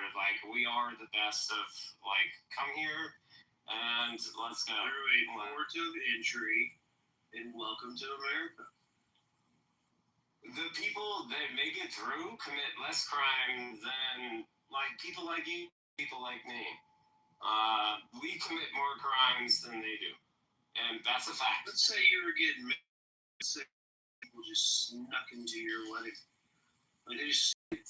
You're like, well, fuck, you're already here. Or would you want to know who's coming to your wedding? Or let's say reception, and there's 50 people. And you're like, who the fuck are y'all? Wouldn't you be kind of pissed? They're drinking on an open bar. They fucking might have gotten a plate, get some cake, fucking cut the rug. I'm not a business person, and I'm talking about macro stats. And they get less crime, and they improve the economy. They make the country better when you look at every number. And you have your redneck, anecdote, which I'm not completely following, but immigrants do make the country better, and they always have. Agreed. I agree. Legal immigrants make the country great. I love immigration. That's what makes this country cool, actually. We're one of the only countries in the world that's constantly creating new types of people, if you really think about it, right? It doesn't even matter who kids have kids with now. Everyone's kind of mixed, right, in this country. But they're legal. Does that make sense? Legal immigration is so much different than illegal immigration. It's just different. And I hope you understand that. Going through a legal port, let me ask you a question, D. If you're, I don't care what country it is, but if you were to move to a country, let's just say you're going to go move and live into another country. Just pick one. Pick one. You don't have to say it. Just pick one in your head. Would you just like go in there? Like, would you go to the country next to it, and, like sneak in, or would you like legally immigrate to the country? I'm just asking. You're asking a question from a like me personally. Like I've lived so much privilege because I've lived here that I haven't like suffered. Like some of the people are like actually refugees, and But they can legally come in. They can legal if they're a refugee, they can go to a port of entry and they can apply just like everyone else. Which ones are refugees? And I'm saying that's great, and we should do that. Like we should, like we're the bastion. Like I think that you miss the like plot and like the theme of the country is like we welcome your tired and weary like from here, and we got you. He specifically said that. He specifically said that that's he welcomes it. We welcome it. And they make us better. But we have immigration laws. We have immigration laws. We do take advantage of them, D. That's the problem. We shouldn't be allowed to take advantage of them because they shouldn't be illegal in the first place. And we have laws that will penalize the company. The company has to pay a fine if they're hiring someone. I'm with that too. Here's a corporate chill. Like, there's no teeth behind the fines for employers. Like, there's no there are teeth behind the fines. They do People get get fined. Like they should be. Yeah, they absolutely do. What's the largest fine ever handed down? Like, it's not significant. Like I work in the 25,000 on per.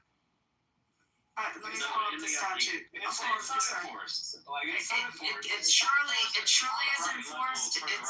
It's enforced in my industry. Not even a question. It's enforced. And you can lose your license. By and large, it's not enforced. I mean, look. You have to understand, in the economy, where do illegal immigrants work? So in California, they work in agriculture, like meat packing, like warehouse work, look. So you're advocating for the exploitation of people for cheap labor. Look, the corporate for sure. No, it's likely racism that prevents us from like having a reasonable and they're like not reasonable. Yeah, see that's an insane So topic. I know the offenses. The first offense is 698 to 5,057.9 per worker. The second offense goes up to 13,946 per worker. The third or subsequent offense can go up to 27,000 per worker. You can have criminal penalties. Then there are fines. How many times has it been enforced? And like, I'm going to answer you. May I answer you? May I answer you? I happen to be. You're gish galloping, and I'm saying. I didn't get to answer you. Did I? Did I answer it? I'm connected with a regulated industry. As a result of the industry being regulated, as a result with what you're saying. You're not familiar with my industry, and as a result of it being regulated, they would lose their license to operate if they. Hypothetically, they would, but like, what is the percentage? My God! Like how is it? Hypothetically, it's not a hypothetical. They are regulated. They are compliant. There's compliance departments specifically. You're saying we have a process document somewhere, and hypothetically, this is. It's not hypothetical. Again. Give me the stat. Then stat of how many employers get like sued for. Like how many employers get fined for employment? You would lose your license to operate. Hold on.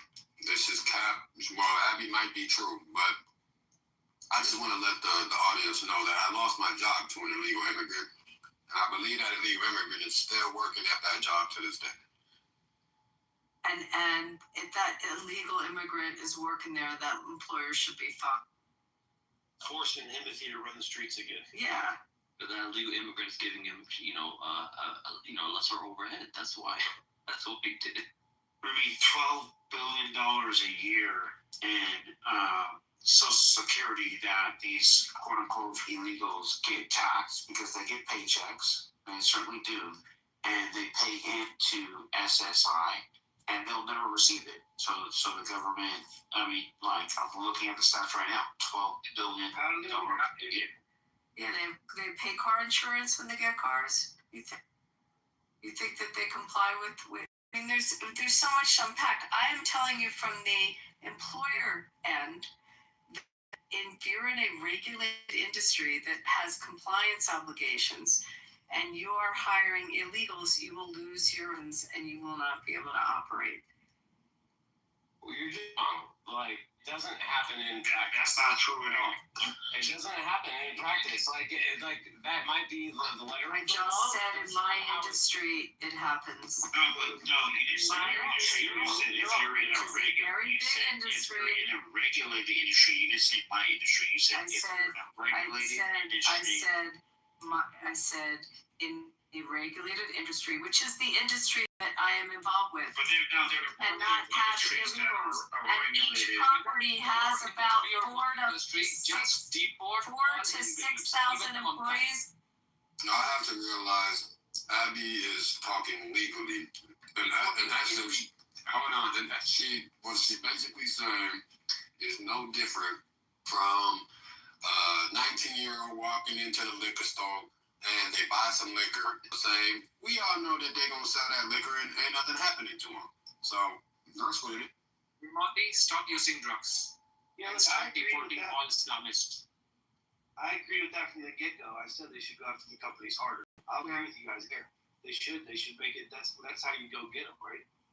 Similar to what we're doing with Iran, by the way. Well, the problem is, Michael, that you have like culinary unions, and you have unions that some of these got affiliated. But Abby, what they're not getting, and this is what I want Keith to unpack, and Dee, you can jump in here too, because these are talking points you guys are using. Like Keith, you're like, they get paychecks. So you just say that thing, right? You're like, oh, they get paychecks. My point is, like, they make the country better because they improve the economy and they commit less crimes than we do. So what the fuck is your problem? I don't even understand. Like, there's so much to prove you wrong on just the whole crime thing. Like, statistically, like, those are stone cold things. Like, look it up. 100% of illegal immigrants have committed a crime. 100% of them. Okay, that's a distinction. You're like, see, that's what you're saying. Like, people in America. Like, I don't give a shit. Okay, I'm gonna finish with this because it's very frustrating. And I didn't want to dox. I did not want to dox, but I'm gonna dox here. Okay, I'm involved with the casino industry. You cannot work at a casino without proper documentation. And you will not, the property itself could lose its license. You have to, it's very, very strict laws that regulate both under state and federal law. And it's illegal for any employer to hire an undocumented worker and to secure employment at a property, at a resort. The applicants pass extensive vetting processes to prove their legal authorization to work. Industry. Okay. I work for a highly regulated industry. So I just gave I didn't finish. Healthcare industry. I didn't finish. A heavy state regulation. I hire thousands of people a year in healthcare, which is more highly regulated. No, it is not more highly regulated than the gaming industry. It's not. I'm just explaining to you that they don't hire. If they hire, they'd lose their license and they would be fined. Look, no, we're getting caught up in semantic shit. Is Pepe there? We're getting caught up in semantic stuff here. Is Pepe there? Can I ask a question? If you're a contractor, hold on, everybody. If you're a One contractor, mic, man. Don't make me have to start moving, y'all. Wait, what happened? I said one mic.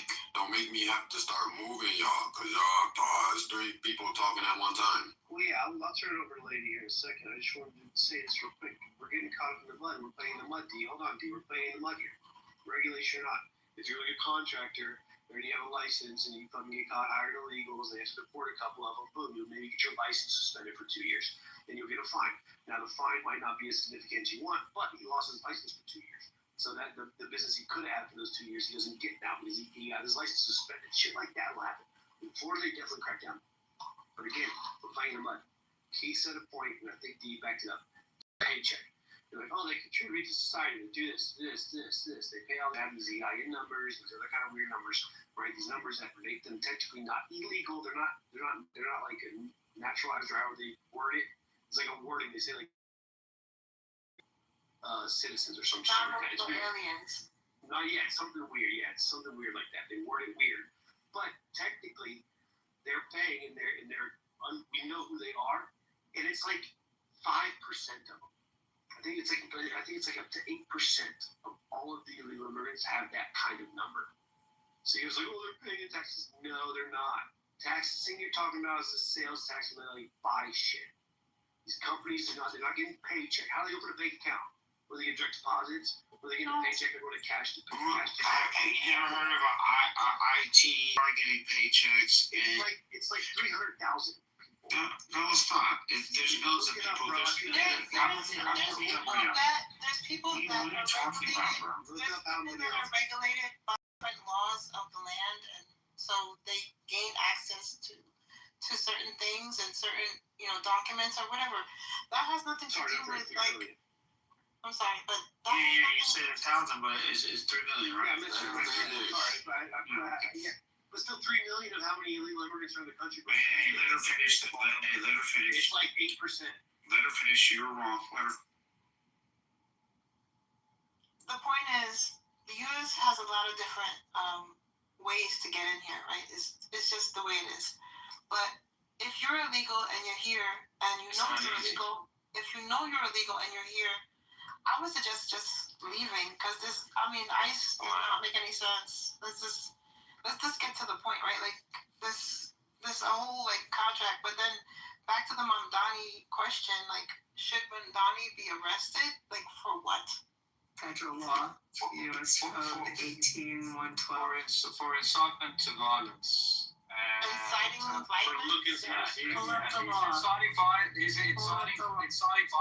violence against Jews, and he's specifically targeting the Jewish state. So by doing what he's doing, he's creating an environment. He violated U.S. Code 18. Can we prove that Netanyahu?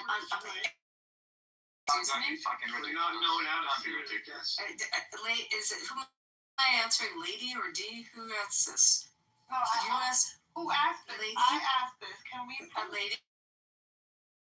Because I had it in the chat, it's too far back for you to find it now. U.S. Code 18112. Okay? Yeah. And that's what he violated. Hold on, I just want to acknowledge there's 2 D's on the stage. It's a fake D and a real D. I want to hear from the real D. My nigga D, you're not the real D, brother. I meant D Smith. Something you have a double D? Yeah,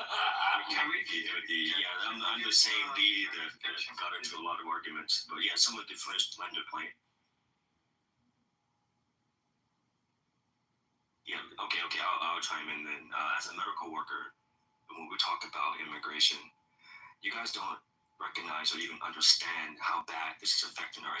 And I can understand where liberals come from, because you got from a moralistic standpoint, an ethical standpoint. We have to save the world. We have to help these people. We need to bring these people in. What are we going to do about them? It's America's fault. So I get that point.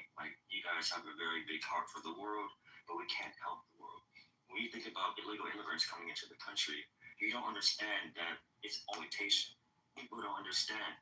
Illegal immigration is complete exploitation. They don't pay the distance to nor does a company pay them a livable wage. It's a cheap labor trap. While you look in California, you have South American people working in farms, making pennies on the dime, doing slave labor, and they threaten them, telling them that they're going to tell ICE if they were to speak out about it. You guys don't talk about the rape and abuse of illegal immigrant little girls, and they're always threatening on their head that ICE is going to come and get them, and they're going to be deported back to their country, where it's even more worse. But you guys are more focused on trying to help people, but don't understand that by bringing in illegal immigrants and letting in, you can bring in more problems than we're actually solving them. So I'll land my plane very soon. The biggest issue I see with illegal immigration in the United States is that there's no census of who's coming in and who's coming out. This is exactly what medical system, right? So let me let me play.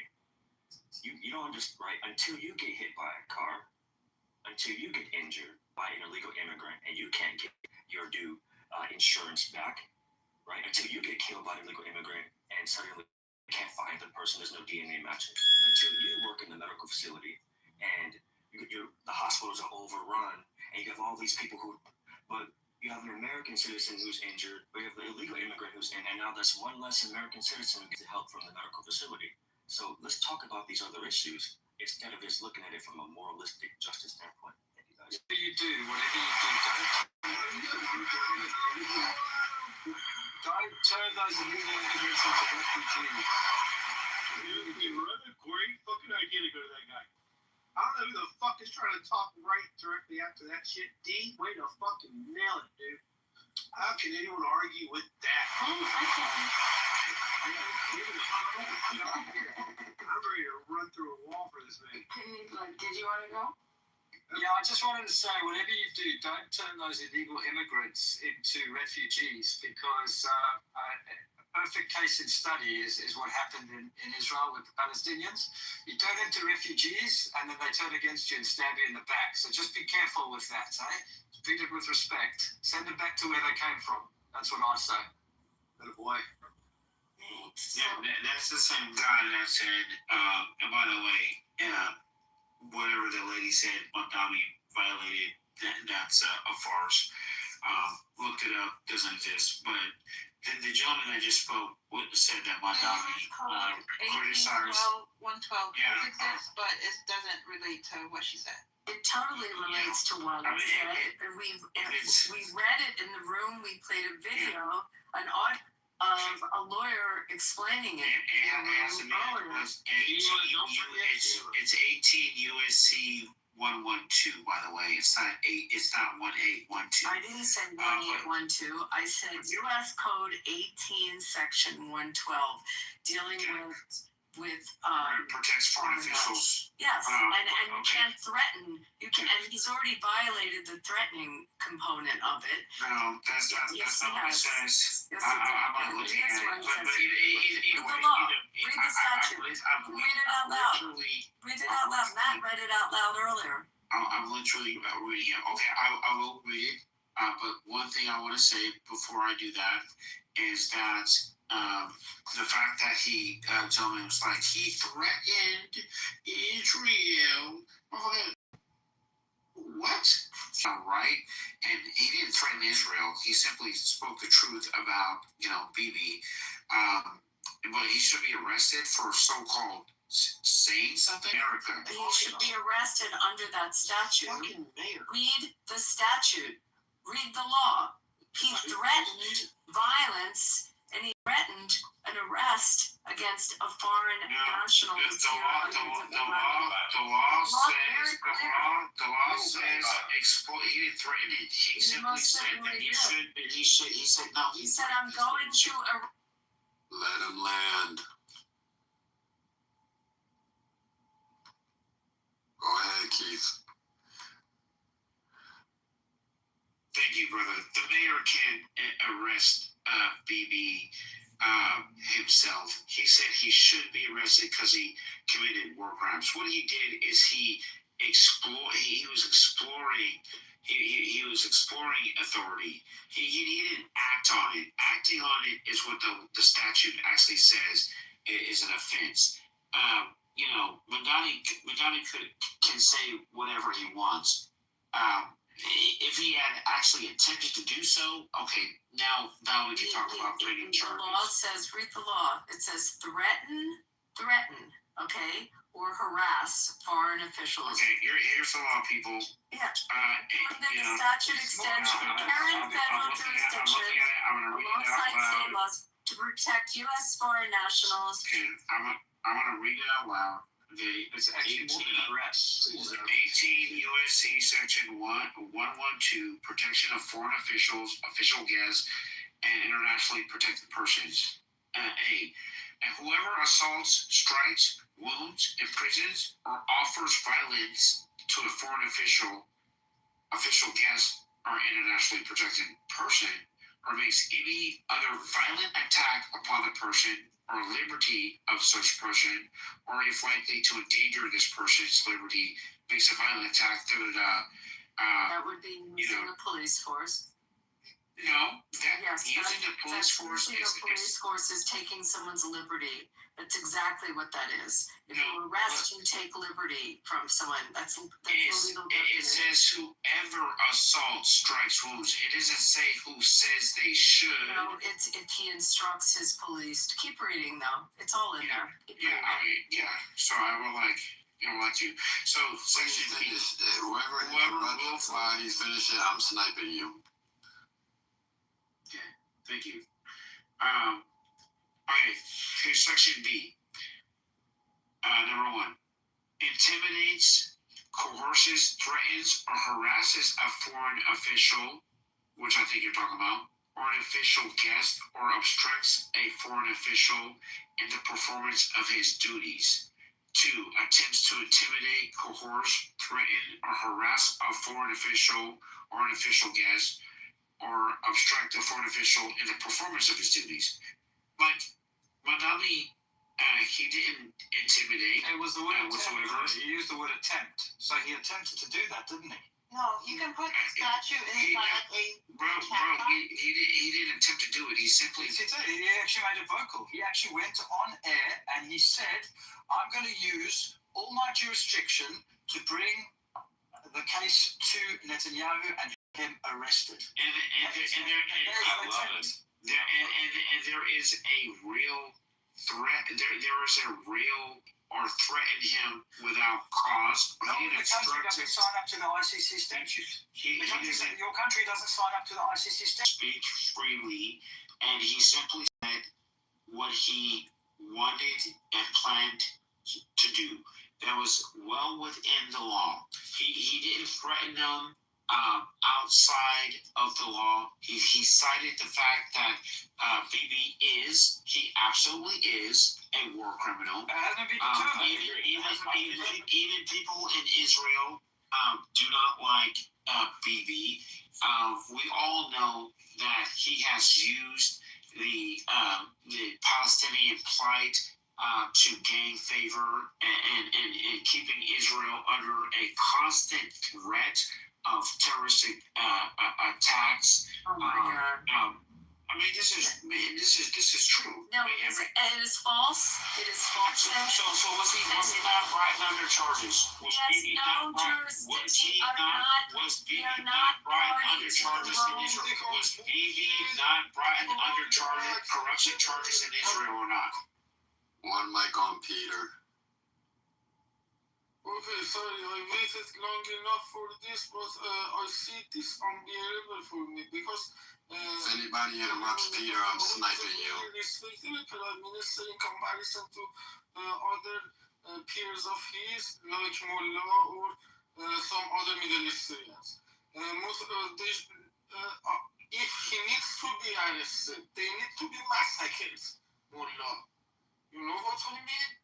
This is bullshit. This is a political bullshit. I love him. I love him. What did he say? You say massacre again?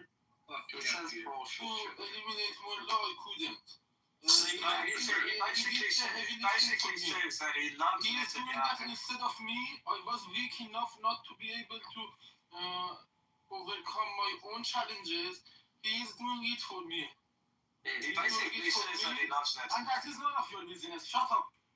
You are an asshole Mullah. I did. Okay. Peter, will you say massacred one more time? Say massacred. Like, we stop case to Peter the bullshit around. So we make fun of people. Who is we in this? You are not a we. You are alone in this. You're done soon. I promise you. It's alone. You are alone. Fully alone. Did you hear about what happened after the United States teamed up with Israel? Did you hear what happened afterwards? After you finish reading 18, then after you read that statute, you can then read after 8. What's wrong with y'all, bro? What the fuck is wrong with y'all? I'm trying to interject here, and I've been quiet all night. Yeah, go ahead, Joe. They got you fucked up, bruh. Before that joke, did Peter say massacre?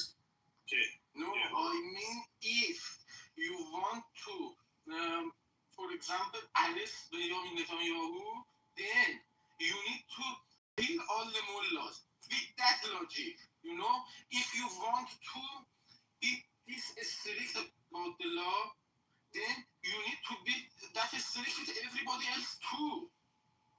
The people who put their own people in front of automatic guns need to be done in the worst way for the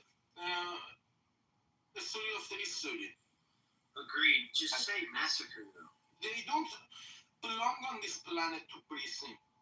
They are, speaking about arresting of Benjamin Netanyahu, they don't belong on this planet. These people don't belong on this planet, in my point of view. Yeah, okay, thank you, Peter. She asked me.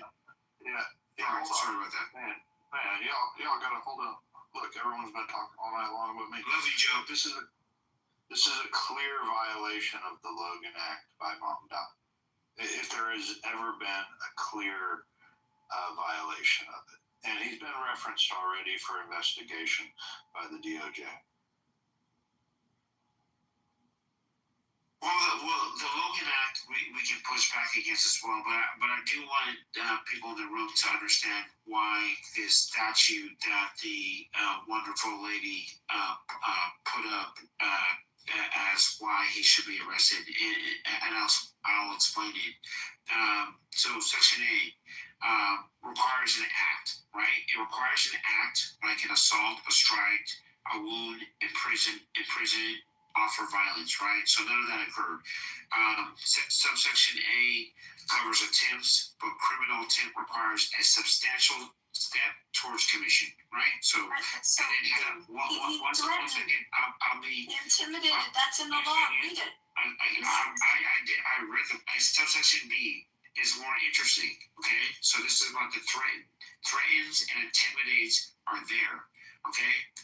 Could publicly announcing an intent to arrest count? No, for two reasons. First, threatens in this statute, it's read against his neighbors. Okay, so what that means is assault, violence, and coercion. As a threat of harm, right? Not an announcement, right? Second, subsection D especially carves out the First Amendment activity. So political speech about a foreign leader is the core protected speech. It is absolutely no use. Buddy, you're so it's off. Inflammatory. You're so off. You don't know how to read law. You don't know how to read law. You don't know how to read the statute. And along with that statute, take a look at U.S. Code 2274-23. 2274-23. Take a look at that statute. So now you're and that's American servicemen or members. I know, because both statutes taken together. We don't recognize the ICC. It is illegal to act on behalf of the ICC.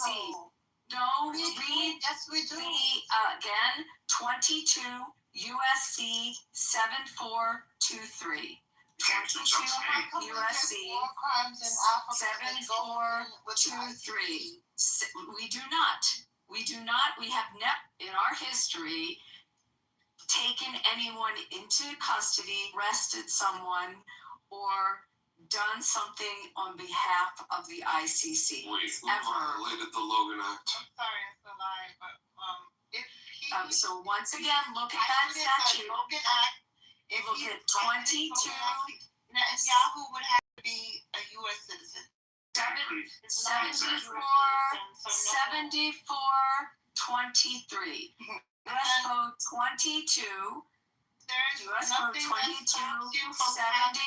No one is listening. In the United States of America. Oh my God. Read the case. Read the statute. The reason if there's a Second Amendment that tells you to babe, there's there's a reason we have this particular statute and Congress enacted it, because we wanted to distance ourselves completely from the ICC. U.S. Code 2274-23 is part of the American Service Members Protection Act. I'm making it up. I'm reading the law. You're making up and reading it.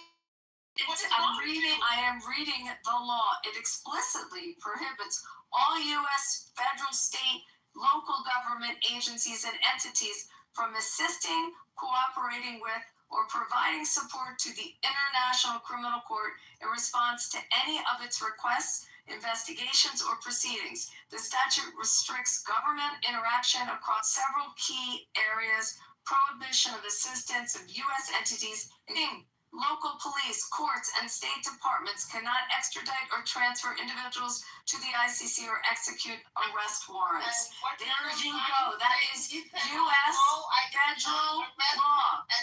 Did I just make that up? Abby, he didn't arrest Phoebe, so how did he violate this law? I'm answering in Florida. I can have a normal conversation with you.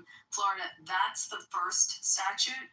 And then the second statute, after that makes it clear that we can't have anything to do with the ICC. The second statute gives the diplomatic immunity, and it says that even if you attempt or you harass or you intimidate or you show an intent to intimidate, you are in violation of 18. So I just read you 20. And then we read 18 before. We didn't read the full statute because he redacted what he didn't want to have read. We have an audio that's 1 minute audio that Matt played earlier. I could try to put it back in that. Just all the new people that are regular people and just waking up. Perhaps, and you can hear the audio of a lawyer breaking it down. So you follow me? You follow me, Florida? These are the two federal statutes. They came into place. Congress enacted them because we made a choice to distance ourselves. And then one Florida. Then Florida. Americans are the Israel. Then Florida, there is Todd Bland. Ain't no wait a second. I want to hear from either Florida or Rob. I'm just y'all can take who go first, but then I'm just engaging in a conversation with Abby real quick. All right, if you want to engage with Abby, Rob gonna get his shit off. All I said is that I hope that I can find me a wife that's as loyal to me as some Americans seem to be to Israel. Some Americans have no ability to criticize their nation and government even when it's warranted. That's an incredible relationship.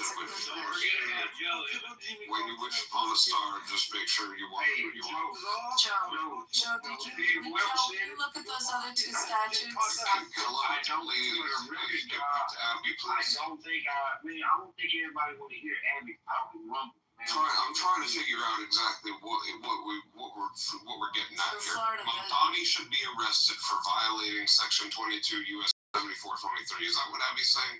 That and it's not a criminal statute. You don't know what you're talking about, Abby. I didn't finish that. Okay, so now the burden of then U.S. Code 18.1 is that Todd Blanche signed a opinion as our Attorney General with respect to this as well. It's an opinion. It does not matter.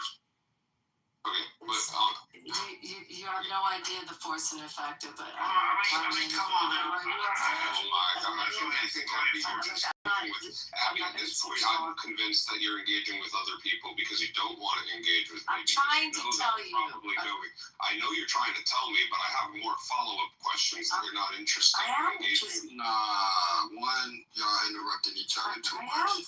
Two, I don't like how y'all just dismissed Rob's statement. That didn't right with me. Who cares? I care. So I'm giving the next 3 minutes to Rob. Hey, look, I don't need 3 minutes. I'm just trying to get some clarity, though, seriously, with Abby trying to suggest that Mamdani has, made something that violates... Jesus Christ, Rob, that's what I'm getting at. Shut up! No, I'm just asking, Florida, that's what I'm trying to get at. That's what I've been trying to get at. Well, you've been doing a lot of them.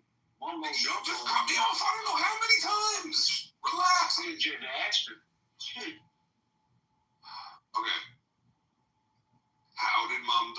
intimidate or attempt to intimidate Benjamin Netanyahu? That's my follow-up question. By threatening that he was going to arrest if he entered into the city, by his public statements that he intends to comply with the ICC's arrest warrant, and that he will follow through and he will arrest him if he enters into the city. He specifically When did he make those claims?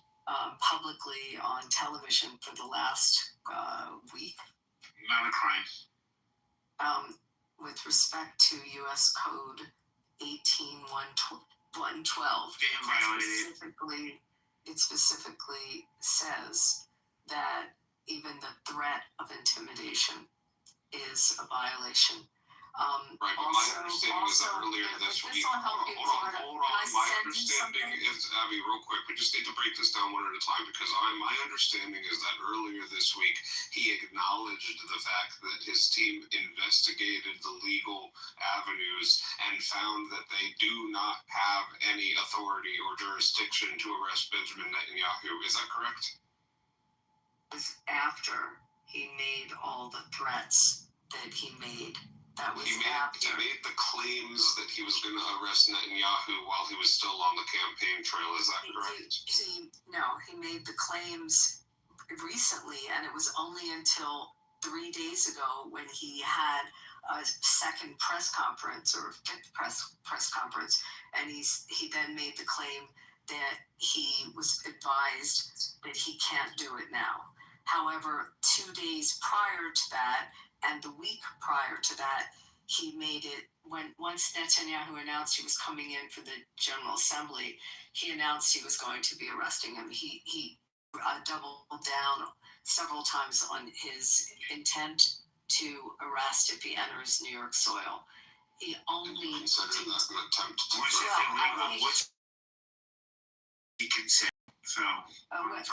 which subject to U.S. Code 18. You shouldn't be so bold about that, because claiming that you're going to arrest somebody could potentially be a threat. But I have that's the argument, Florida. That's going to be. I don't work for the U.S. government. I'm stating that's going to be. Nobody's going to say that's an act. Yes, they will. Todd Blanche, who is our U.S. attorney, opined. Was he confirmed? Pardon? Was he confirmed? I love a good opining. He's our acting U.S. attorney, opined. And so just so you guys know, just say he's going to arrest him. He said he's going to act upon the warrant of the ICC. The other law that statute that she brought up, which the ICC part of American law. And look, it's not a criminal offense. Whatsoever. It's not. So you one thing that I heard you guys talking about earlier was the Logan Act, and I'm curious how the Logan Act would apply here. If the Logan Act is it would not at all. I'm not. Okay. On the other act, on 18, there's criminal penalties on it, and on 20, it lays out why we have no relationship, and we are not to have a relationship or do anything to expedite any of the wishes. Sister, political officials protected under the constitutional right of the First Amendment, first and foremost, but the political official can state these things. There's going to be a bunch of people who don't even identify with the same political ideology that agree that you're wrong. I don't really care if you agree if I'm wrong or not. You can argue this with the Justice Department, not with me, okay? Why haven't charges been filed against Montana? If you're so right, why haven't charges been filed against? Quiet for a second. Is Matt still up? Can we play that? If anything, We may have just played his We don't need to play the audio. On the political side. We're going to hear it. If anything, by making a statement that you were going to arrest him, knowing that you can arrest him, that kind of makes him, they kind of lose some of your credibility. But it's not a threat, and it's definitely not anything illegal. Again, I don't know what your loyalty, where your nation's loyalties lie. Yeah, you know where it is, right? You know where That's right. That's my question. I actually wonder, like, Abby, like, are you being paid to have these opinions right now? Excuse me? Are you being paid? Like, are you incentivized to have your opinions right now? By whom? I'm you know by who? like, You know by who? Are you incentivized to, like, are you paid to? Absolutely not. I'm looking at the law. If you won't talk over me, you'll hear that 3 hours ago. Hey guys, the International Criminal Court literally has an arrest warrant out for this guy. And we don't literally has. It doesn't matter. Yes, it does matter. We have a law that says you cannot act on it. And guess what? We also have U.S. laws that protect the speech of political officials. So which one? Hey guys, look how that works. It doesn't matter if we have a constitutional right. This has nothing to do with the constitutional right to speak. It has to do with intimidating a foreign official. He didn't intimidate. He simply called out, hey, there's an arrest warrant. Hey, I'm going to act on that arrest warrant. Well, look, you can argue this with the U.S. Attorney's Office and the Justice Department.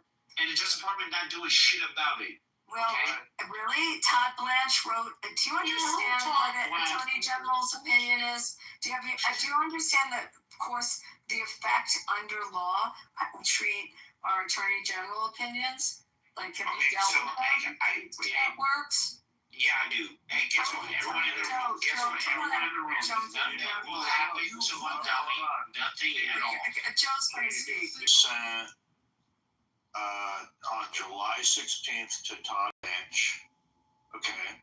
Says, Dear Acting Attorney General Todd Blanche, we write with concern about the recent actions of Mayor Zohan Mamdani's administration. Last week, media outlets began to report Commissioner Anna Maria Aquila, the head of the New York City's Mayor's Office for International Affairs, held a July 7th meeting with the Islamic Republic of Iran's ambassador to the United States. As you know, negotiations with Iran are in critical stage.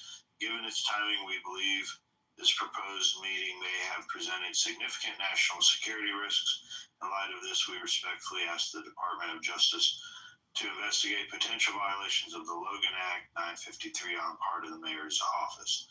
The Logan Act prohibits any unauthorized American citizen from negotiating with foreign governments on behalf of the United States. Mayor Mamdani and Commissioner Arquila's actions create a clear conflict of interest in the United States strategic military actions in Iran and across the Middle East, warranting further examination by the department.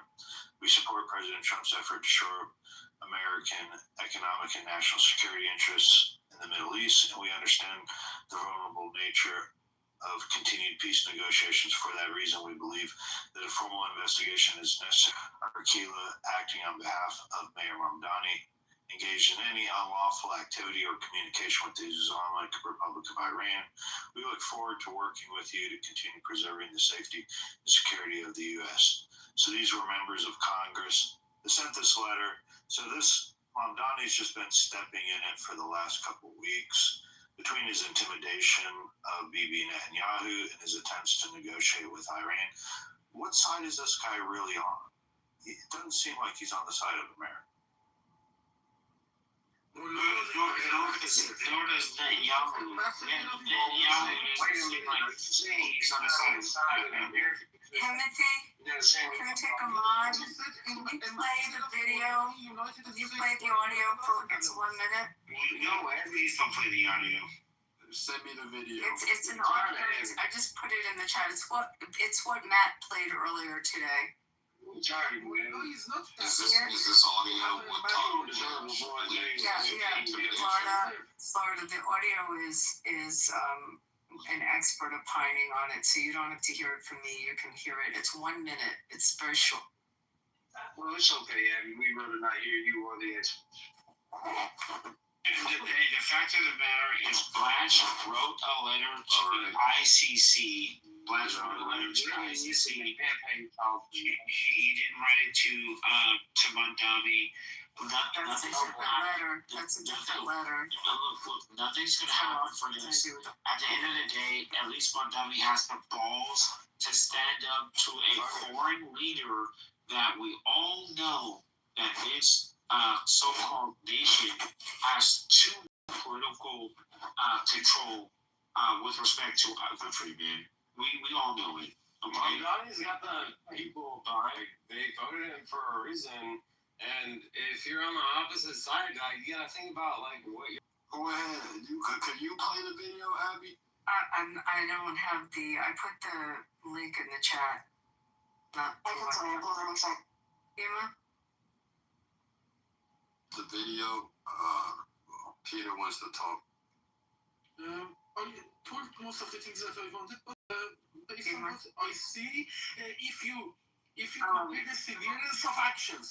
compare the severance of actions, Mamdani, Mayor of London, and these bullheads are following the narrative of their religious and their side. If you ask them, if you take them around the corner and ask what the fuck, they cannot defend their dialogue. You know, they just want to defend their party out of their instinct. And that's unbearable for me, who is dealing with the survival matter. Mullah says there, if they find ground, they would continue genocide that they are doing right now.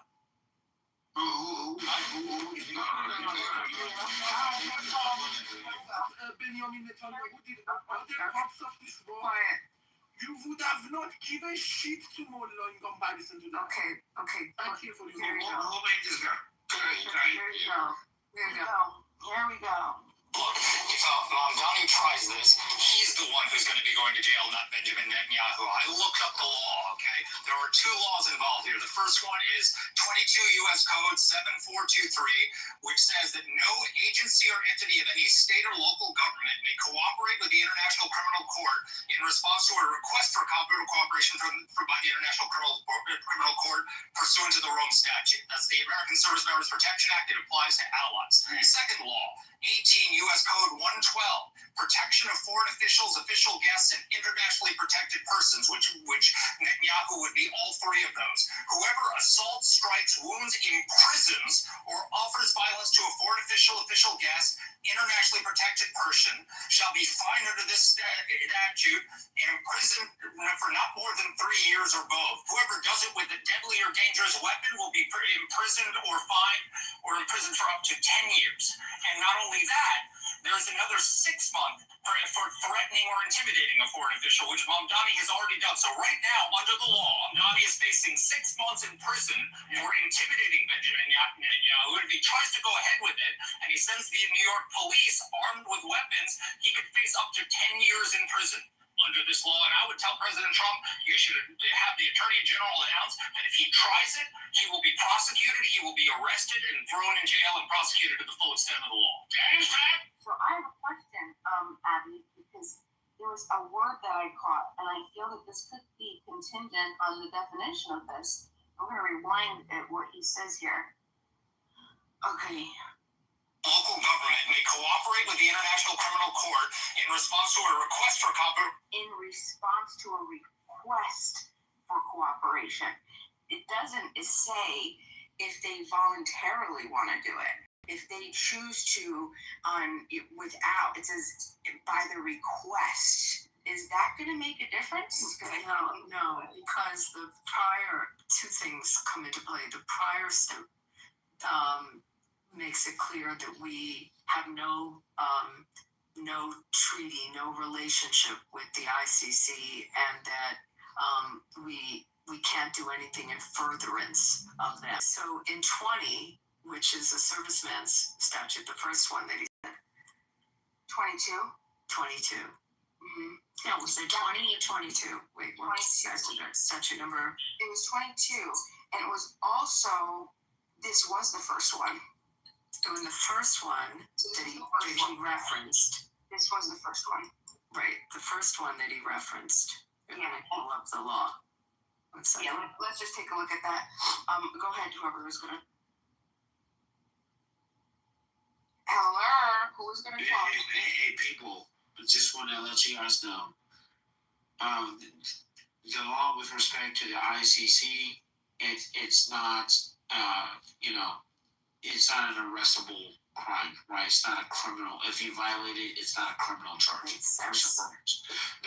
Number two, section 18, 112, literally says, the threat, it wasn't necessarily a threat because Madami did not act on it, and his speech is protected, which though this law supersedes these other motherfucking statutes, it's called the First Amendment, okay?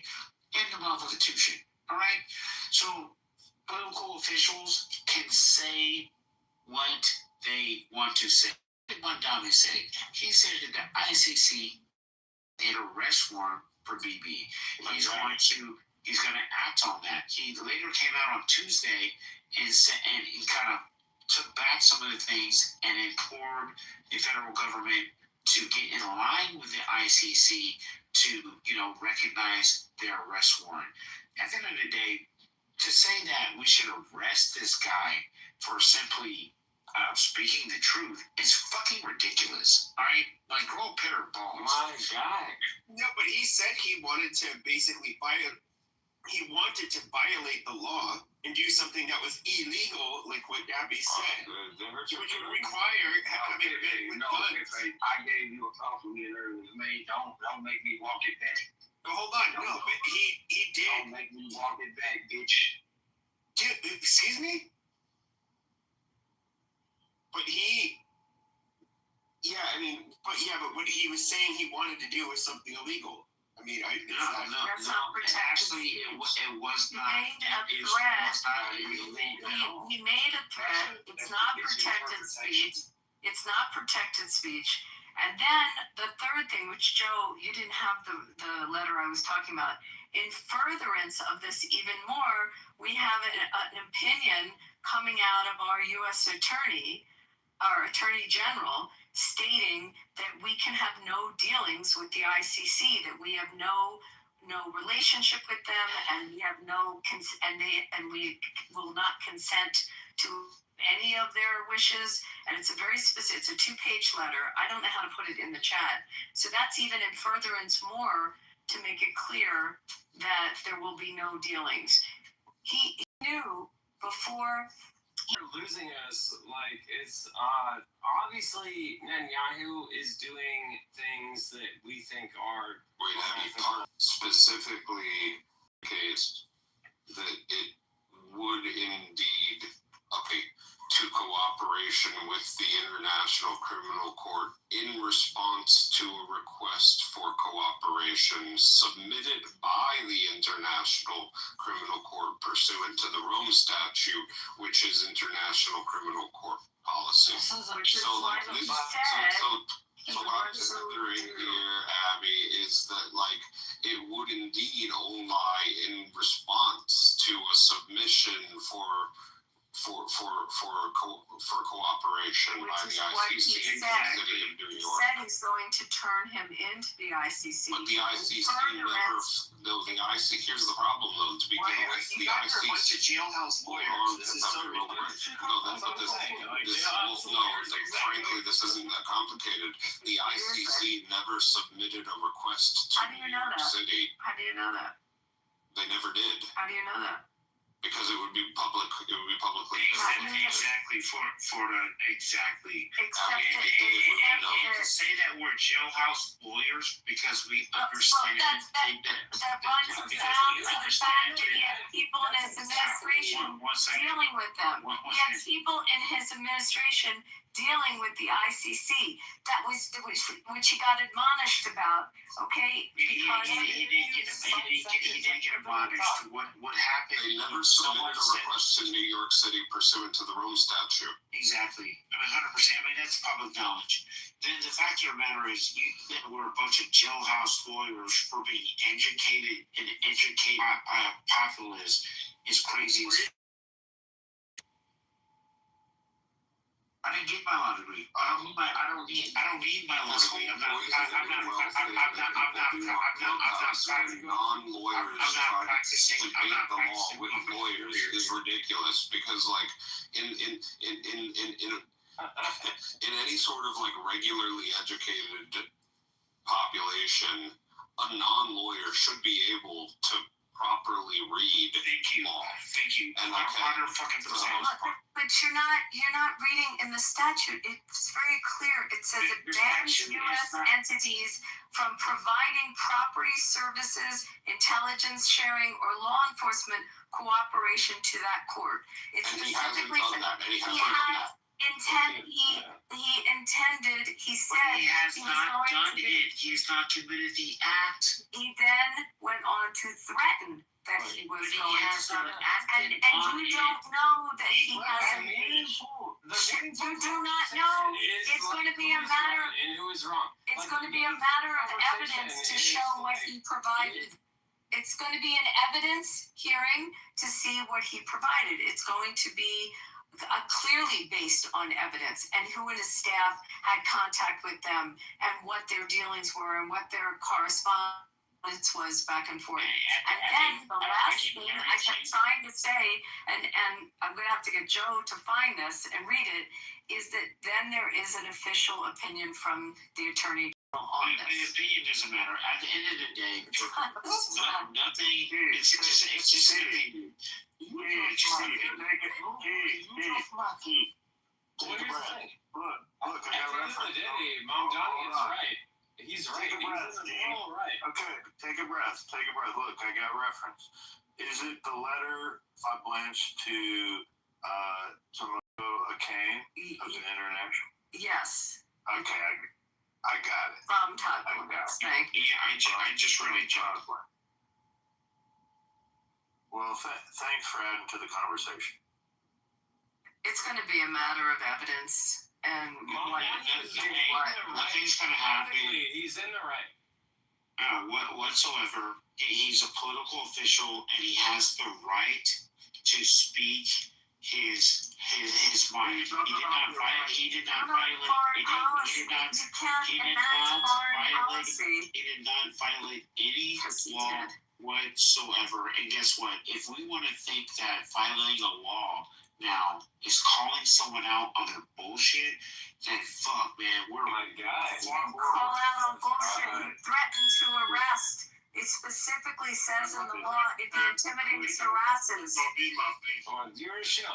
Like you're trying hard to think here. Okay, look, listen. I posted the letter at the top here. It says, "Dear Judge Kane, the United States Department of Justice unequivocally rejects any assertion of jurisdiction by the International Criminal Court over U.S. persons. The United States is not a party to the Rome Statute and has never defended the ICC's authority as a matter of international law. A treaty." Okay. Y'all don't be so low IQ. A treaty cannot bind a non-consenting country. Accordingly, the ICC has no jurisdiction over U.S. persons anywhere in the world, and any attempt to assert such authority is illegitimate, unlawful, and a direct affront to the sovereignty of the U.S. So y'all can continue reading the letter here. Okay, can I go now, Joe? Thank you. Thank you. Whether or not he can arrest him, or whether or not he should be arrested, I think it would be a bad idea to arrest him. Don't you think it would cause a lot of problems in New York? Viva, how you doing? This is the first time I'm hearing your voice. Anyways,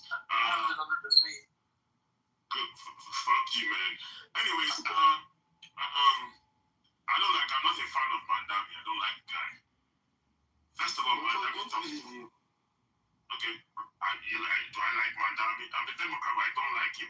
First of all, I don't want Muslims holding positions in America, but that's a different discussion, you know. I don't trust them. Anyways, Mandami is a clown. Why do I say he's a clown? Is that I remember when he first offers that stupid nonsense, Mehdi Hassan, who is also an Islamist like him, openly asked him, "What power do you have? You can't arrest him. he can arrest the private stuff. He said, no, he's going to fulfill international law that America is not a signatory to. I mean, it's a job that I did before. Secondly, if there's any mayor that can make such careless statement like Madami, it's the break of this team. Madami cannot arrest anybody going for the United Nations, because if you go for the United Nations, you have what is called the diplomatic immunity, which is why Iranian officials can come for the UN, Venezuelan officials can come for the UN, because that is the other the United States had with the United Nations for them to start the UN building. So it's very stupid. The only mayor that can say such a stupid thing is the mayor of DC, for example.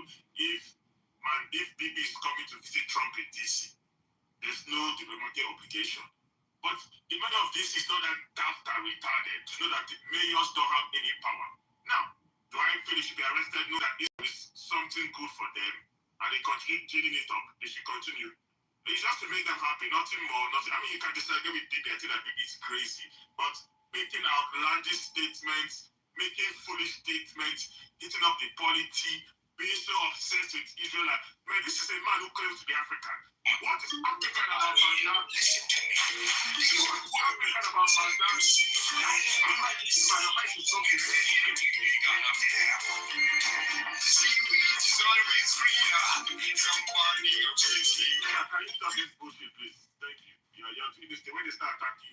Yeah, what is African about Mandami?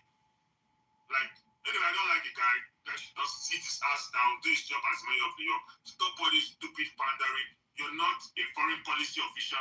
You're not a foreign policy expert. You have no knowledge of what did he even graduate with history or some history of American studies. He should sit down his ass down, do his job. Stop talking too much, man.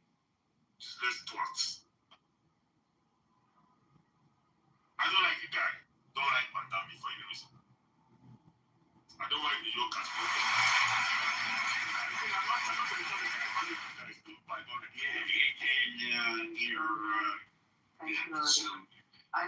I submit there's probable cause to indict him under U.S. Code 18. Hey, Odie, you say you don't like Republicans? No, Odie and I talked a bunch of stuff. We agree. Sometimes we don't agree. On this subject, we agree. I'm just curious as to what my evidence. It's just going to be if there's enough evidence and enough probable cause. Nothing's going to happen.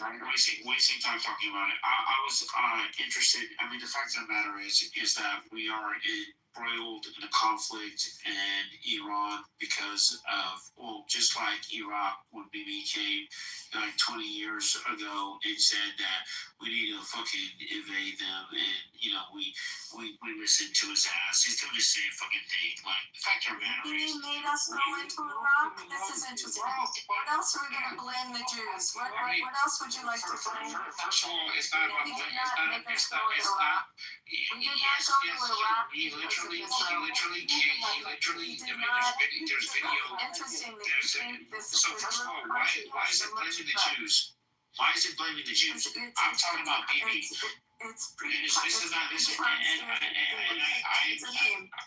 He came here and spoke to our Congress. Now, was Ariel Sharon, I forget who the Prime Minister was, not in power. No, he did give a speech and is saying, like, yeah, we should, and it would have a positive effect. And did it Huh? Did it have a positive effect? No, but okay, but hold on. Okay, but hold on. That's not the reason. Yeah, but that is not the reason why we invaded. That is not the reason why we invaded Iraq. He had an opinion, but that was not the reason why. Okay, so what was the reason why? Because the reason why was bullshit reason. I mean, it was a bullshit reason, but it's because they had weapons of mass destruction. It had to deal more misled. Primarily, there were people that were misleading, giving misleading statements, and I believe it really do with Israel. No, first of all, let's keep Bibi out of when I say Bibi, it doesn't mean all of Israel. I mean, he represents the entire nation or nation state of Israel. That's unfair. It's categorically untrue, intellectually dishonest. So if one criticizes Bibi and then people conflate that as to first of all, Peter, please. When you talk, I don't cut Peter. When you talk, I don't cut you off, please. When Bibi, someone criticizes Bibi, it's like, oh, you criticize the Jews? What the fuck are we talking about? Is this guy the Messiah? Like, no, you can criticize Netanyahu all you want. Nobody's saying that's that what he. By criticizing Netanyahu or Israel, that's not illegal. Nobody could really say anything about the mayor violating the law. It was about when you're threatening to arrest him, that's a whole different thing. I mean, it's a violation of the law. That's a constitutional right. It's not a constitutional right to say, like, well, I intend to rob you or to kidnap you. It's just like... He didn't say that. He went through the legal process. He literally said he intends to act on the warrant. And then on Tuesday, he walked it back. On Tuesday, he made it very clear. Madani came out on Tuesday and made it very clear as to he stood his ground and said that, I believe that he should be arrested. He said that the city cannot execute the warrant. It is clear that we do not have the independent legal authority. But he knew that all along. That's the thing. He knew that all along. But he knew that all along. So that's what the problem is. He knew. Yeah. Bro, I don't know how long you've been in America, brother, but politicians know shit all along and then say shit that is counter to it. What does have to do with anything? Like I want to tell you this. I'm 41 years old. I have a degree in political science. I'm pretty sure I understand how this country works more than you do, brother. I'm pretty sure you're educated, but I'm pretty sure I understand. You probably understand things more in Nigeria than I do, and I'll never question you on that. But the fact of the matter is, the fact of you're not Black American. So what tribe are you? Tell me.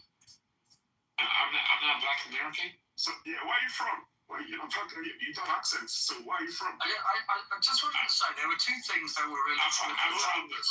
I'm from the important about this. USA. Where are you from? I just told you. He did what he did. Hold on, Nicholas, hold on. Where are you from? You're not you accent. You're not. So where are you from? Let's talk about where people are from. I'm from New York. You're not from New York again. You're not American. What? Wait.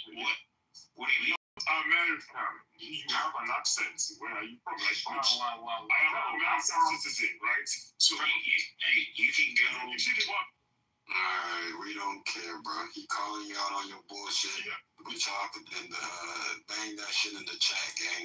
I just want to say something about Mamdani, which I think is important to bring to the table here. Number one, he knew exactly what he was doing, knew what the rules were and what the law was.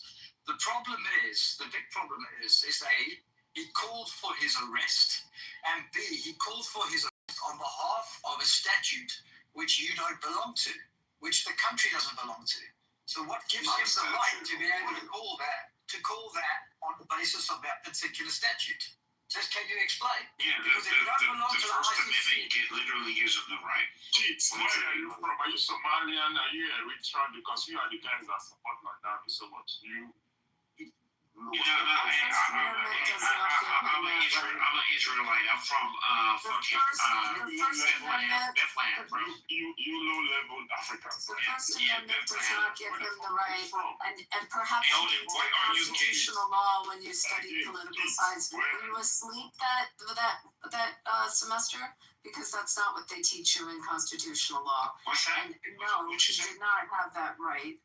It's not absolute speech. And in fact, when you say something that's in violation of a statute, then you lose any privilege of that. It's protected speech for political official. What are we talking about? It violated federal law. It is protected speech. You cannot, if it's protected, it can't violate. It's not protected speech if you say that you want to, or intend to, or I should say intend to commit a fucking crime.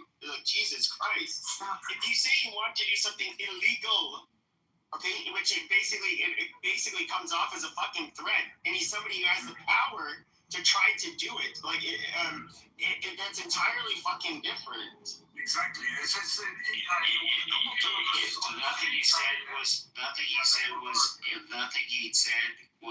what he said was not illegal at all. You listened to every speech that he said. You heard all his speeches of what he was threatening and how he was intending to do it, and what he. Absolutely. I got my Claude co-work as producing an artifact, and I'm looking at every motherfucking thing that's out there. And you take your Claude and go in front of a judge with Claude and see how well. Go in front of a judge. It's never going to happen. This thing is not going to go to the judge. Probable cause to show that he in fact violated that law. This entire DOJ is operating out of Claude, and that's largely why most of their lawsuits are just fucking junk and thrown out pretty quick.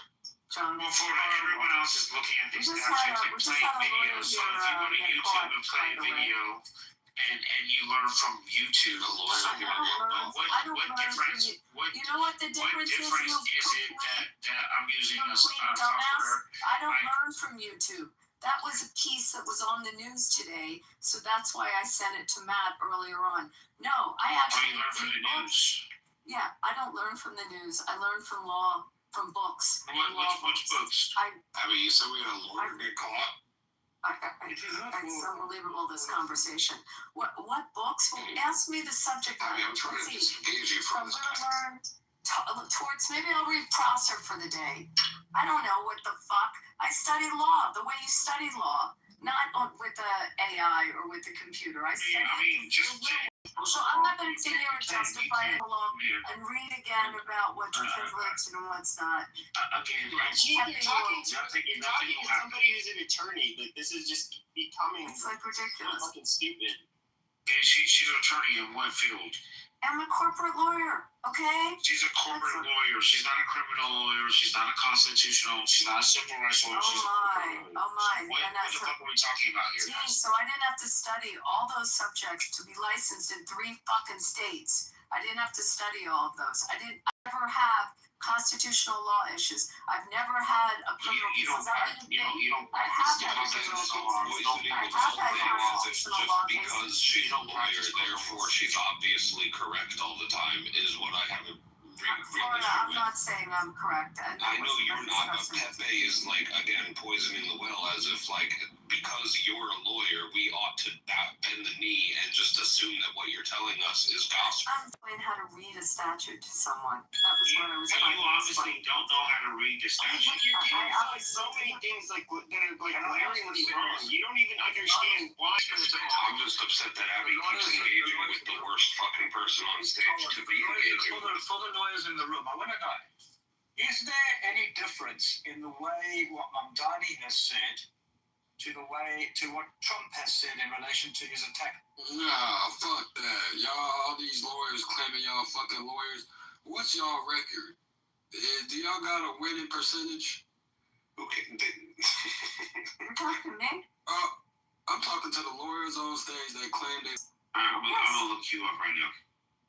Yeah, go ahead. I'm licensed in 3 states. You can ask. I didn't want to cut you. I just wanted to know these people's records. It sounds like y'all have those records. I'm transactional mostly. I want to jump in front of Kitover real quick. Respond to one thing he said. One thing he said was that Donnie knew what he was doing. I think it's probably better to something like, in my opinion, I think he knew what he was doing because there's no evidence that he knew. Well, there may be. That's not thinking. Sorry. It's okay. So the first is that we probably should say, unless you have evidence to suggest that he knew what he was doing, which would be one, pretty hard to prove.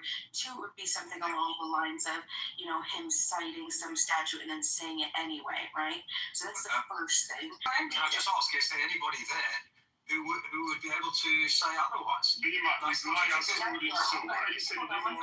on one second. So the second part, Abby, this is my question, Abby, we're talking about, do we arrest him on, how do we differentiate, because this is something that's been being talked about right now, speech versus the actual act of participating with the ICC. These statutes list the participation, cooperation with the ICC. There's no evidence that he did any of that right now. Right now, there's just evidence that he had made he was going to arrest Netanyahu, which, that doesn't... Shows intent. To answer you, Bima, I think you would take this to a grand jury. You take all the evidence, you get testimony in a grand jury from people that worked with him, that may have had the communications with the ICC, and also internal memos on what his intention, how he was going to actually expedite it and implement it, and if he had a plan, how far he had taken it. It would all be evidence, and it would probably be best that got taken by a prosecutor to a grand jury, and then they siphon through all of the pertinent information and come up with whether they want to indict or not. That's what I think should happen. Do you think he could be impeached for what he's said and what he's done? No, can we arrest Pete Hegseth for violating the Logan Act on multiple occasions? In New York State, it's the governor that can remove him. That's how that works. Well, surely that should be. That will never happen. But he's not the president of the United States. But you guys can like what he did or not like what he did, but there is a system in place to take what he did and review it and see, in fact, if it meets the level of a criminal indictment, and that would be through a grand jury, and that would seem to be the appropriate way. So we can arrest Mamdani if we can also arrest Hegseth, because Hegseth violated the Logan Act when he went to Kentucky and gave a political speech in opposition to Thomas Massey for being anti-fucking America, because Thomas Massey was anti the...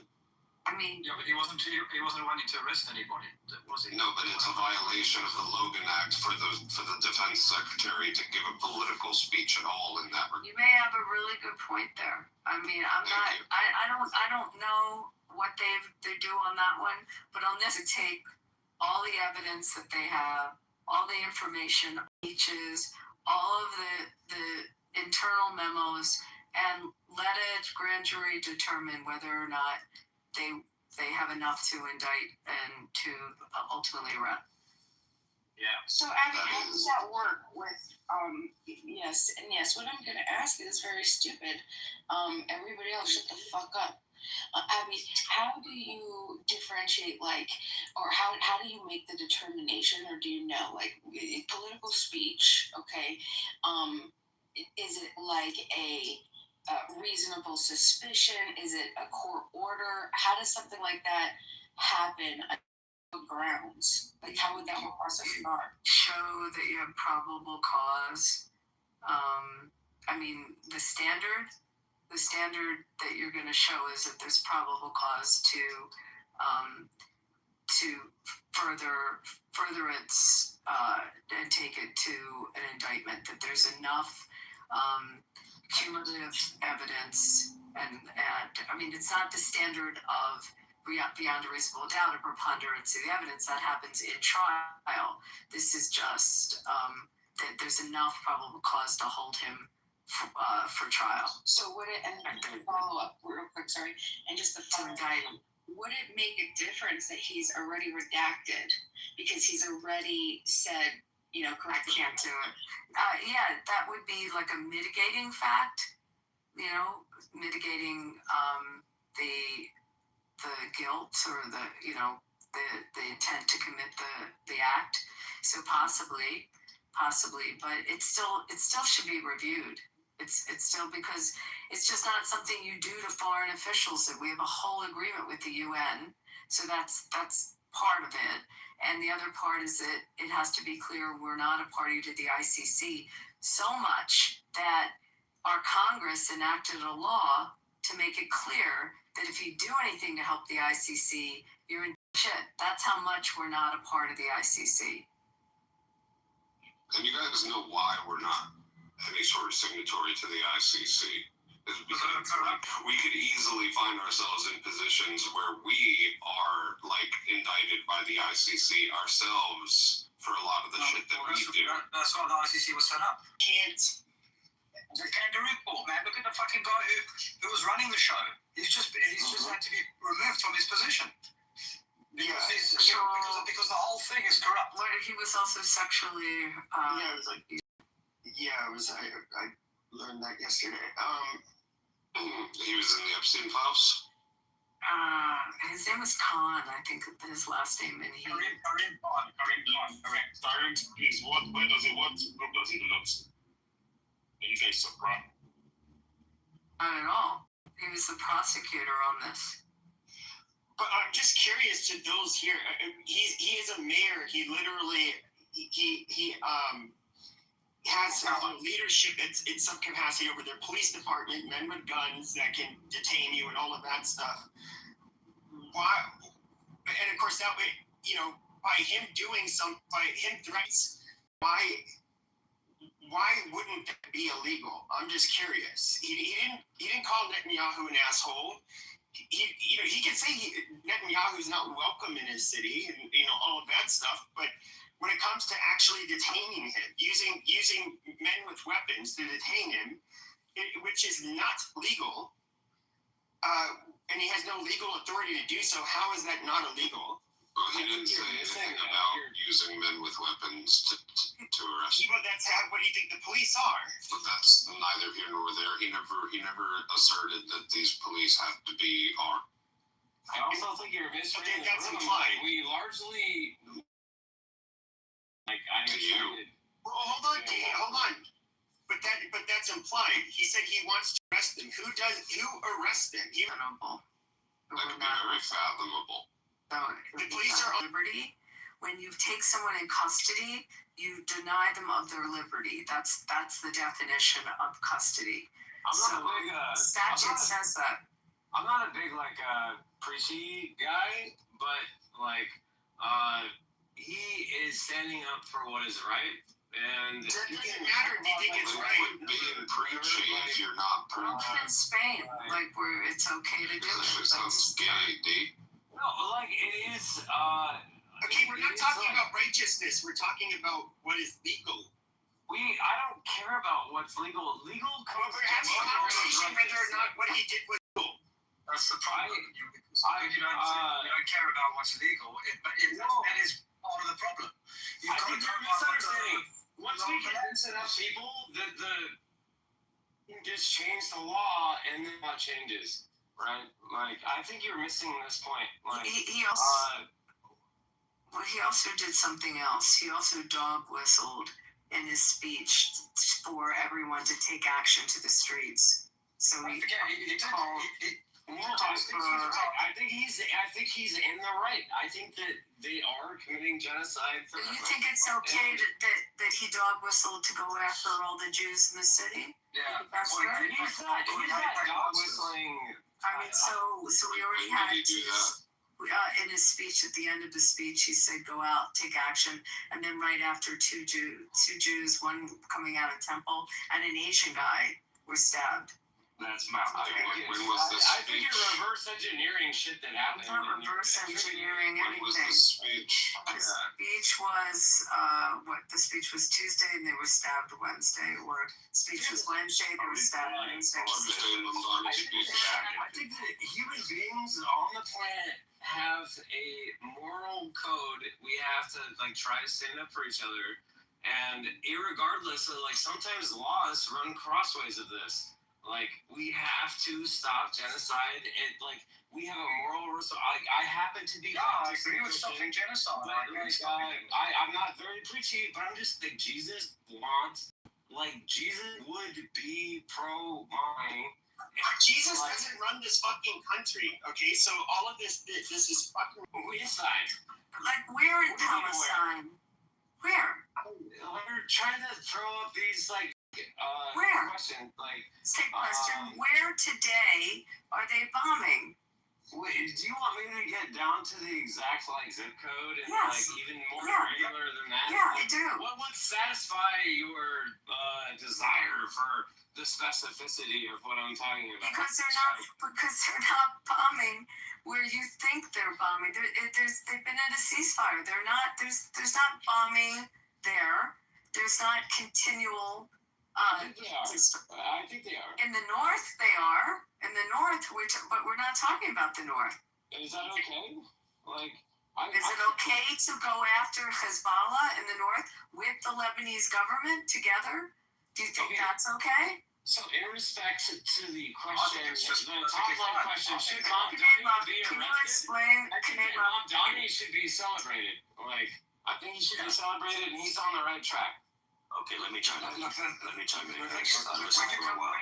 Let me chime in. I listened for the whole time. Let me chime in. I'm a new voice. I listened. One mic on D. Okay, I respectfully listened. I got the point.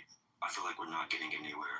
Okay, so Mamdani, he's just one guy, part of the DSA, the Democratic Socialist, whatever association, which comprises of AOC and a lot of other Democratic staffers. So if Mamdani's going to get arrested for that speech, he had to negotiate with the DSA to make the speech. So everyone should be arrested for that speech if that's the case. But moving the case on forward, when it comes to Netanyahu, there's a bigger issue that I see, and it might go off topic a little bit. But the United States right now has just signed a deal with Saudi Arabia for a nuclear program in Saudi Arabia. 2 years is going to be reviewed and then hopefully be completed within, 10 to 30 years. I don't really know the time frame. Right, Saudi Arabia. Why are we working with Saudi Arabia, and why is Mamdani and people angry at Netanyahu? Well, number one, on the left, people hate Netanyahu moralistically for quote-unquote war crimes and genocide with the list. On the right, the reason why Trump is working with Saudi Arabia is because he's trying to cut ties with really Netanyahu, because Netanyahu is really not a good ally to the states because he keeps meddling along. And when Trump is trying to do affairs with J.D. Vance, he continues on doing the attacks during the memorandum of understanding, and this is leading to the further conflict.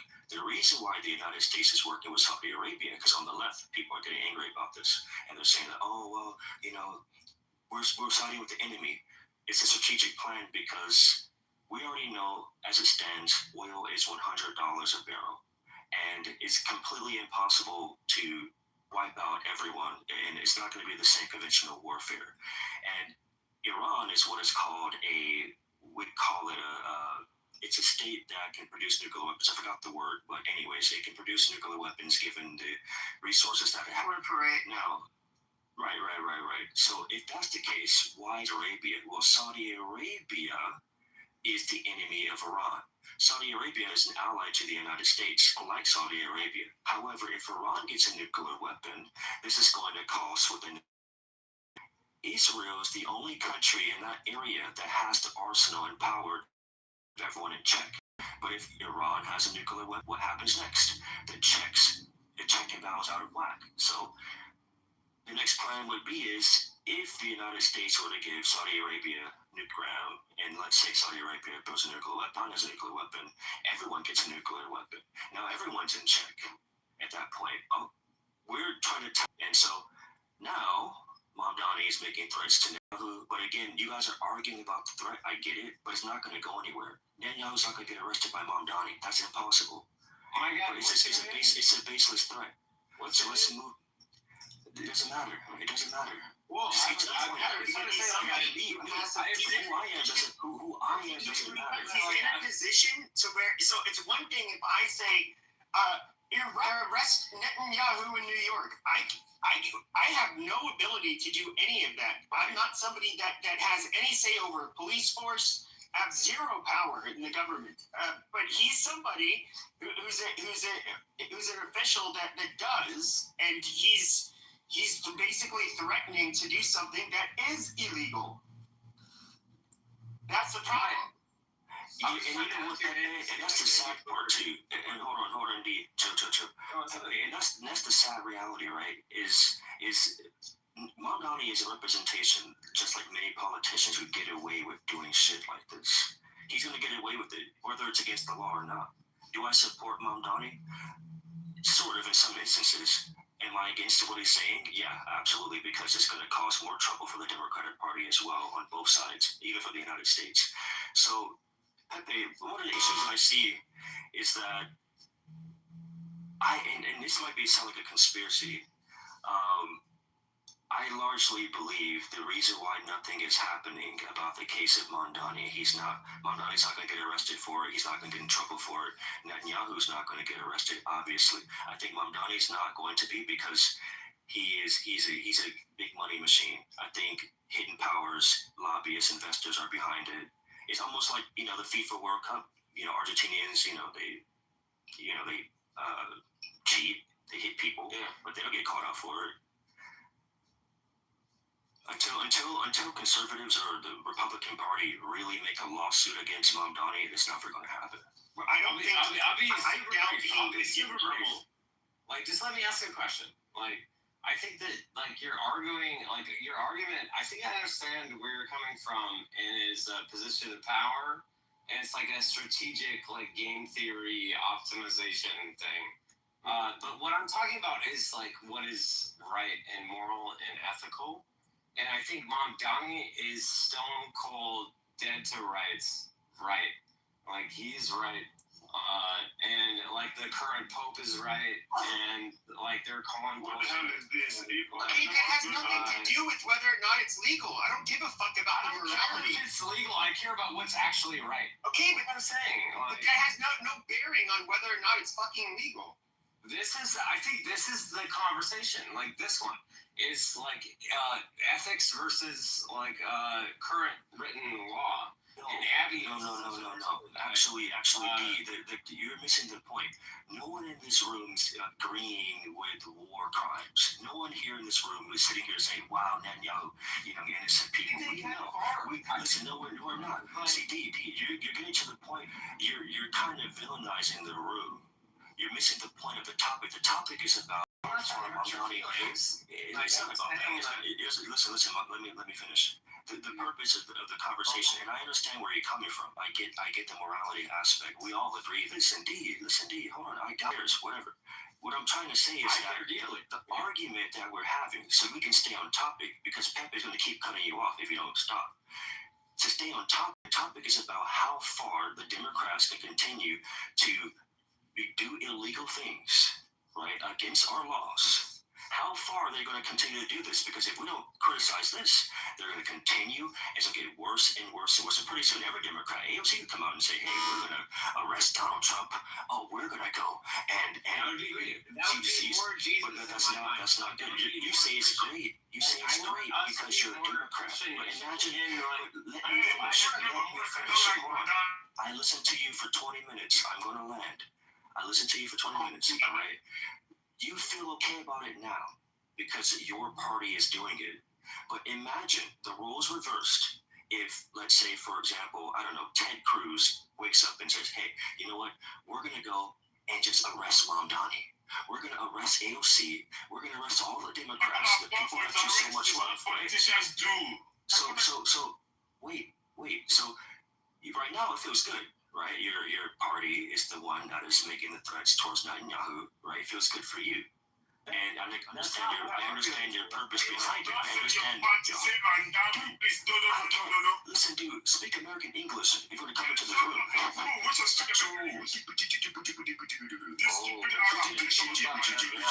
We can't understand it, dude. I'm sorry, I can't understand your accent. I'm trolling you now.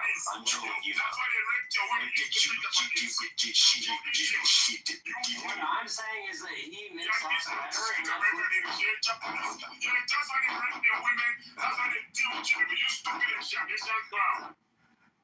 all right, so back to the topic. Okay, so people. You want me to give you your answer, how you get to where you want to be? Simple. Very simple answer. No, I'm going to help you. Very, just wait. Very simple answer. You need to go to your legislators and you need to tell them how you morally feel and that you would like the law to be changed to reflect how you morally feel and that you think that the law does not have the moral strength that you think it needs. You need to change. If you have a problem with the law, because this is the way the law is, and you have to live in its confines, if you have a problem with it, reach out to your member of Congress, reach out to your senator, and tell them that you don't like this statute. But right now, this is the statute that governs. That's how you're gonna have to handle it. Thank you, Abby. Thank you, Abby. That was a war of D against D, and I'm trying to tell D that because he's going off topic, and he's not knowing the purpose of the room. The room is about law. If we're going to go above and beyond the law because we believe it's morally quote unquote right, then when someone who believes something is evil to be right, they have the authority to go above the law. It's going to cause chaos. There's a constitution. There's laws for a reason. I understand how D feels when it comes to Netanyahu's war crime. I don't deny it, and I understand how he feels passionate about it. But we cannot sit and allow Democrats to go above and beyond the law. If a city mayor is going to make that kind of threat, it's going to completely, honestly, delegitimize our entire institution, because every mayor is going to make that threat. Mamdani does it, then pretty soon the mayor, I don't know, Seattle and every other city is going to make threats to international politicians. It's going to make the United States a bigger enemy. And Mamdani is not in the position to speak internationally in the political realm, globally. So I think he's going above and beyond. I understand why Mamdani is doing it. I don't think it's wrong per se. I do think it's wrong in terms of the law, right? But I'm not going to sit here and play the game and be like, okay, this is good, this is great, because at the end of the day, Netanyahu won't get arrested. I think he's going to. I think in my mind, what's happening to Mamdani, what's happening is I'm going to finish. I promise you, I'll land because I sat for a while. I will land in 2 seconds. I think what is happening is that Mamdani is getting likes and social media clicks. He's going to get more votes. That's what's going to result of this, but it's not really going to make any tangible. So I just want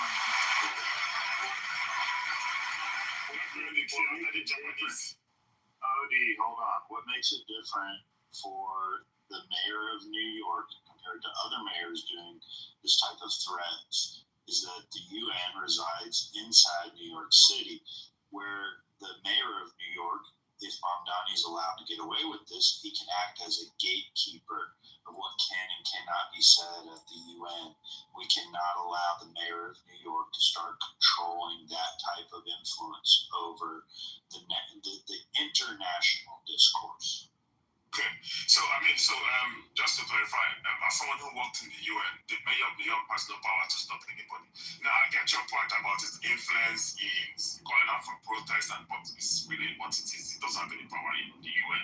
The UN is a diplomatic body, which is why he making that statement is so dumb. You can't arrest a foreign leader going to the UN. You can't. That's the agreement that America made with the United Nations when it said cites the UN in New York. They could have cited it in, for example, Geneva, but America wanted it. Now, again, the only reason why Mamdani is making this statement is because he's a Muslim. It's nothing more.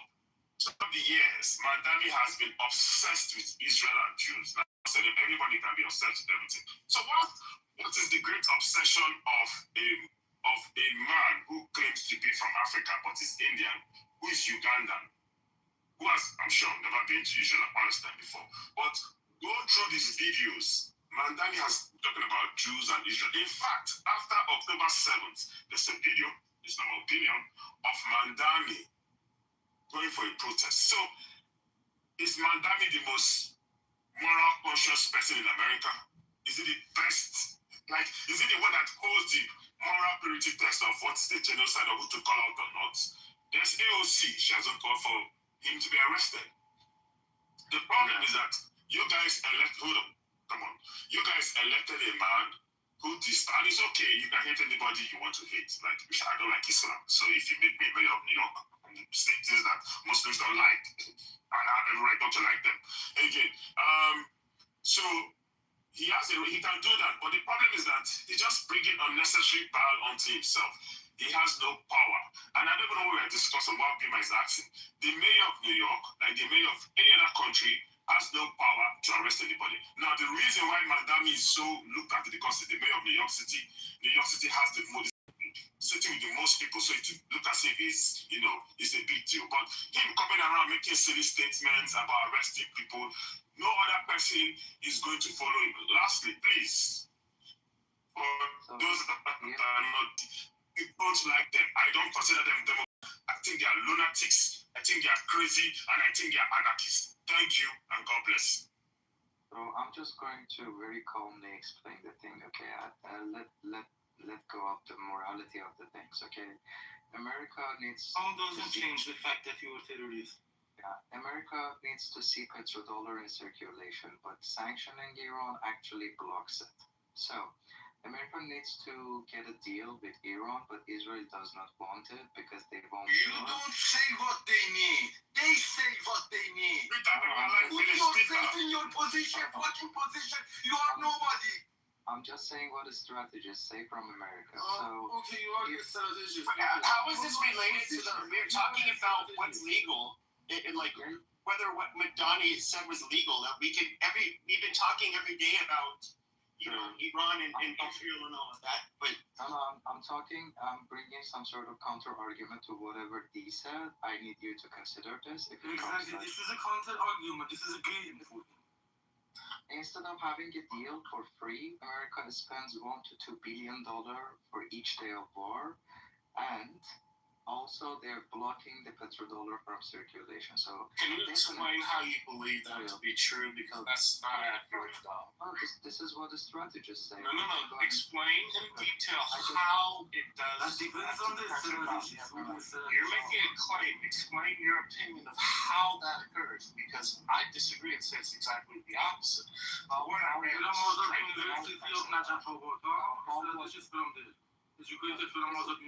Specifically, which part you don't understand? Just let me explain it for you. It's not about understanding. It's make your argument of how. Don't just say it like it's a fact. Explain your opinion of how. It's not about my understanding or not. Okay. I say it's you that don't understand. So make your argument about how it does that's your problem. Yeah, okay. So the reason that America never engaged in war with Iran, none of the previous presidents, because they have done the simulation wars. You're not answering the question. Answer the fucking question of how it does that to the petrodollar. Don't run off on some rambling rant. Back up your fucking claim with some sort of argument of how that affects the petrodollar. Let him try. Yeah, so here is the thing, William. So how petrodollar works? Like, you do trade with countries over petroleum, and you do it over dollars. So when you sanction a country, when you sanction them from dollar economy, it means that petrodollar is not going to circulate in that country, right? Isn't it very obvious? So sanction basically blocks the petrodollar from circulation in Iran and going to east from Iran, right? So this is the first reason. So America basically needs to come to a deal with Iran, not going to a war, because war... Wait, you're talking about petrodollar doesn't fucking circulate, and it's not circulating around. He's talking about the same thing you guys are talking about, which is like optimizing some like global political macro strategy. Like, he's talking like he knows what the fucking petrodollar is and how. I think he might actually know. Like, let him. Like, can you finish? Like, but he can't answer the question. He just this basic thing. No, he's. I thought he was onto something. Like, let him finish, dude. Like, no. Not work with Iran because Iran is sanctioned, right? That's the only difference. They're going to do this with China. Yes, they're violating the sanctions and not using the petrodollar to do so. How does that get the petrodollar? Do you not understand that the petrodollar is being strengthened because all of the other countries are now against Iraq? No, dude, but sure. Hold on. Ali, brother, I have a question for you, man. Sure, bro. Do you do karate game? No, I don't do karate game. Okay, continue. Yeah, thank you. So I'm talking I'm talking about a very basic fucking equation, very fucking basic, okay? Like you either sanction a country and block the trade with that country, which happens by dollar, or you remove the sanctions and do business with that country, like Japan, like Saudi Arabia, like the other countries. This way, petrodollar system works with that country, right? That's to prove that you are eligible like them. I don't You are not eligible. You are. It's honestly. It is actually an interesting, like, intellectual, like, academic question of what is optimal for the economy and, like, geopolitics. But, like, my point that I will continue to drive home, and I think the top level title of the room is, should Mamdani be arrested? Like, Mamdani is like standing up for what is right. Like, it's not a geopolitics optimization question. It's a question of what is ethical and what is right. And Mamdani is bang on right. Why didn't he arrest Raisi when he was alive there? They guided him through the back door. Why did they guided him through the back door to enter United Nations? Why do they want to arrest Benjamin Netanyahu, who is much more responsible in front of international law? Okay. Isn't this paradox for you? Piece of shit. Okay, so the reason that I'm explaining this, because the other D, brought out the problem to this point that we need Israel, we need Bibi Netanyahu, in despite of the fact that he's a war criminal because of Iran. Thank you. Okay. Yes. So this is. You're like taking a long road to like. You're giving the back context. So thank you for that. Like, yes, dude. Yes. Yeah, no problem. But here is the thing: instead of having a deal with Iran for free, all the countries would benefit of it, they are going behind Israel and supporting Israel to continue the war. So, what is the benefit in this for America? America is. Oh my God! This is what I was afraid of. This is why I was trying to. This is what we were talking about, whether or not what Mamdani was doing, whether or not it was legal, and then now. You went on for minutes, and this is why I was trying to stop you before, is because this doesn't tie back to it. Sure. Because I don't care. People, I'm very critical of Israel. I'm critical of the mayor to say what he has said. I know the guy's name, but he's absolutely right. That context was meaningful. Like, he. Distinctly from Kamala, who you want to stay on the right side. Pepe, you're right. I just say that, Mamdani was right. Netanyahu is a war criminal.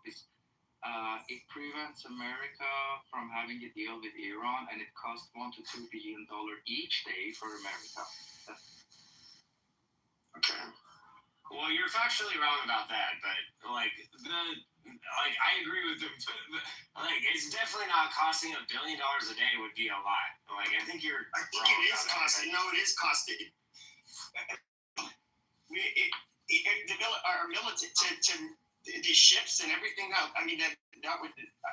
I believe I've heard that more than once. I wouldn't be surprised. $1 billion a day would do universal free lunch for public schools. Like, $1 billion a day would. It can't be. It can't be. If it was $1 billion a day, it would be like a free lunch for every kid in America. Our military is incredibly expensive to operate. So that I don't think it is. Like, it absolutely is. That's like, look, what is our budget for our military annually? I can answer it. I'm retired from the military. I don't know. No, we're basically saying it's $1 billion in circulation. Like, it's not, you don't have to have one receipt that says $1 billion, but it's $1 billion in circulation. It's actually more than $1 billion in circulation every day. Oh, yeah, smooth talking it. Yeah, okay. So I got a follow-up question. Holly, do you recognize that it doesn't matter if you agree with what Netanyahu said or not, that we're discussing the legality of what Mamdani said about Netanyahu, but we're discussing the legality. Are you familiar with that at all? Are you familiar with American law? I do agree with you. I just leave it to you. I just wanted to just show you the other Are you aspect. familiar with American laws? I just have another perspective of the reality for you guys. Yeah, that's only because having a counter argument about what Dee said before, because he related Mamdani to Iran actually, and I just wanted to elaborate more on this. That's it. It is for the Islamic propaganda, not for that. For example, some other countries like Morocco, they go and fast on Ramadan and they sit together in the table, they cry, they just play like that. And he is instinctively playing on the table because he sits with them on the table to eat iftar. And that's it. This is their instinct. They cannot deny what they did on the ground. They put the automatic gun in front of people. Let me just speak lowly with Mamdani, then he would have not have any answer based on the standard that he is living in. He is enforcing in New York standard that if you face him with those standards inside Iran, he would he wouldn't have any answer.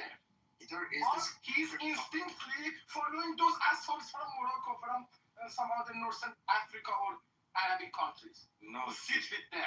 Peter, cry to somebody else. No one gives a fuck about your fucking shitty third world country. They don't give you a fuck. No one cares about the plight of the Iranians anymore. Not everybody. You are staying in your own position. Well, you know what we want our country to do is stay out of your shit, and we want to stay out of our shit. There's an idea. You stay out of our shit, we'll stay out of your shit. We'll deal with our shit, you deal with your shit. There's a fucking wild. Then I don't engage in discussion with you. You are too low level. No, Peter, you're too much of a crybaby. You're like a petulant child begging for mommy to come save you from the bully on the playground. Get the fuck over it, bitch. Is that your best argument of what he's saying? Why are you being so rude to I bet you have a better argument. I bet you have a better argument for what he's really saying. Like, think about it for a second. Like, engage with what he's really saying and leave the ad hominems out. Like, I bet you do have a legit point. Like, what is it? It puts me on the defensive point. We need to kick more out. I don't have any answer. Kick him out! When he plays... You don't need America's help. Go do it yourself if you need to get rid of them. Just as one person, then I would engage in discussion with him. He is not a guru. Great. Organize a militia. It was a lapse of judgment. Like, allow him to have a lapse of judgment and allow him to re-engage. Organize a well-regulated militia. That's what we would do in America. Do it yourself. They don't have a well-regulated militia because they don't have our constitution. They could. No, hold on, Pepe. They don't need the Constitution to form a rebellion. They don't need the Constitution to form a revolt. There's inherently and intrinsically nothing legal about revolt. The whole purpose of revolt and revolution is the idea that it is illegal in nature due to the fact that the governing parties in power wouldn't allow it. So you have to go above and beyond the means of law. Go take matters into your own hands. When you are successful with your revolution, then you recreate the laws in your own image. That's what America did. That's why America is. Yeah, but Florida, they don't have the guns. They don't have the weapons. So figure it out themselves. But we are not.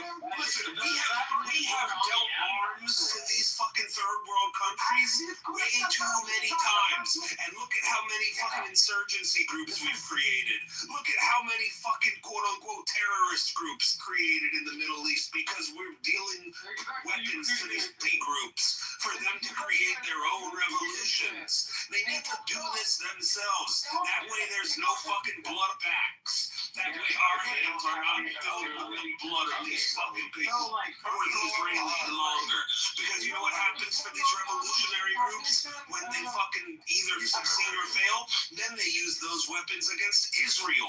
And then Israel is like, oh, all these terrorist groups hate us. And then we're all like, oh, these terrorist groups, we need to get rid of them. But we fucking created the terrorist groups. Hold on. the Jimmy Horton.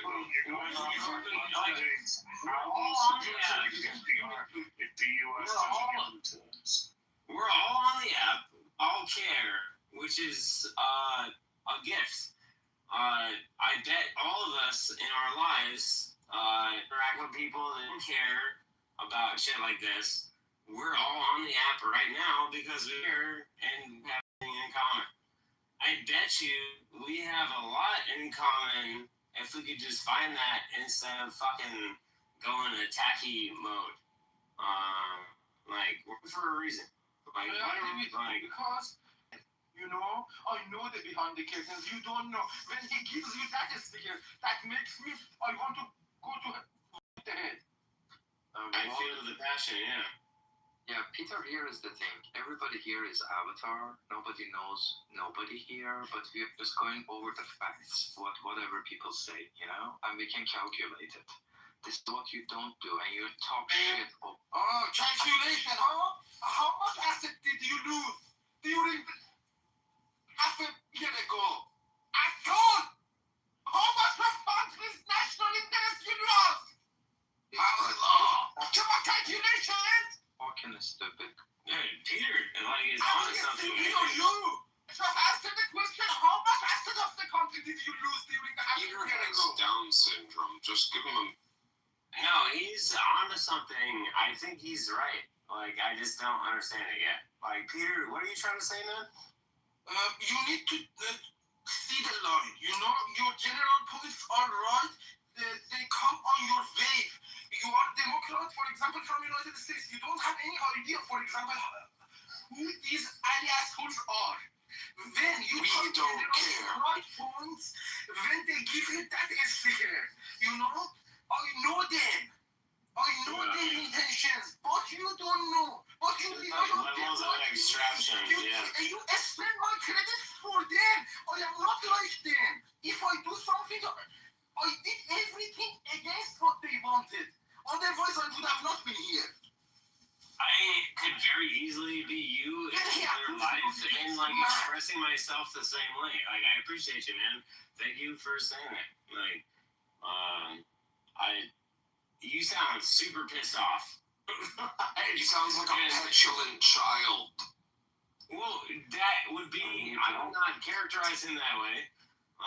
He sounds rightfully pissed off about shit that is affecting him personally. No, he sounds like a crybaby getting bullied on the playground. You guys sound like Mommy, he stole my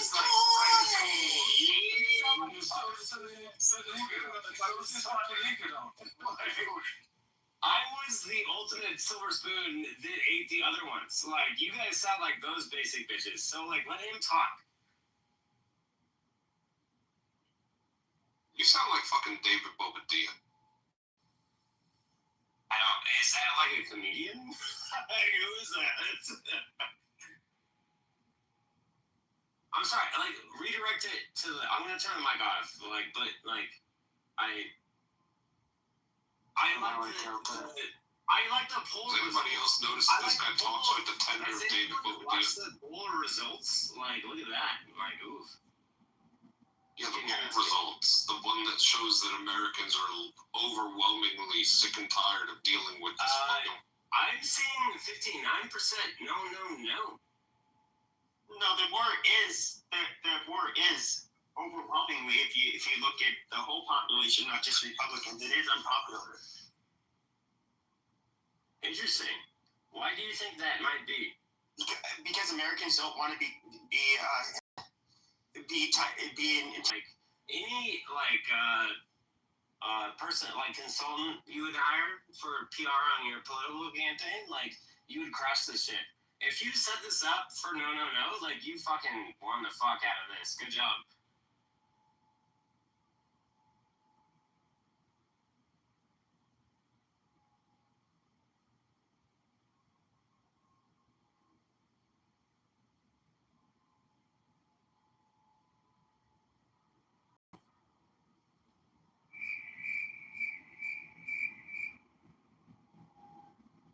Is your 59% number old, brother? I lost the point because I needed to refill my energy. He made me drain my energy, so I need refill. Because I'm looking at only 34% of Americans today approve of the war. I'm talking about this specific room in Clubhouse, like the one that you organized, like we're saying no, with emphatic exclamation points.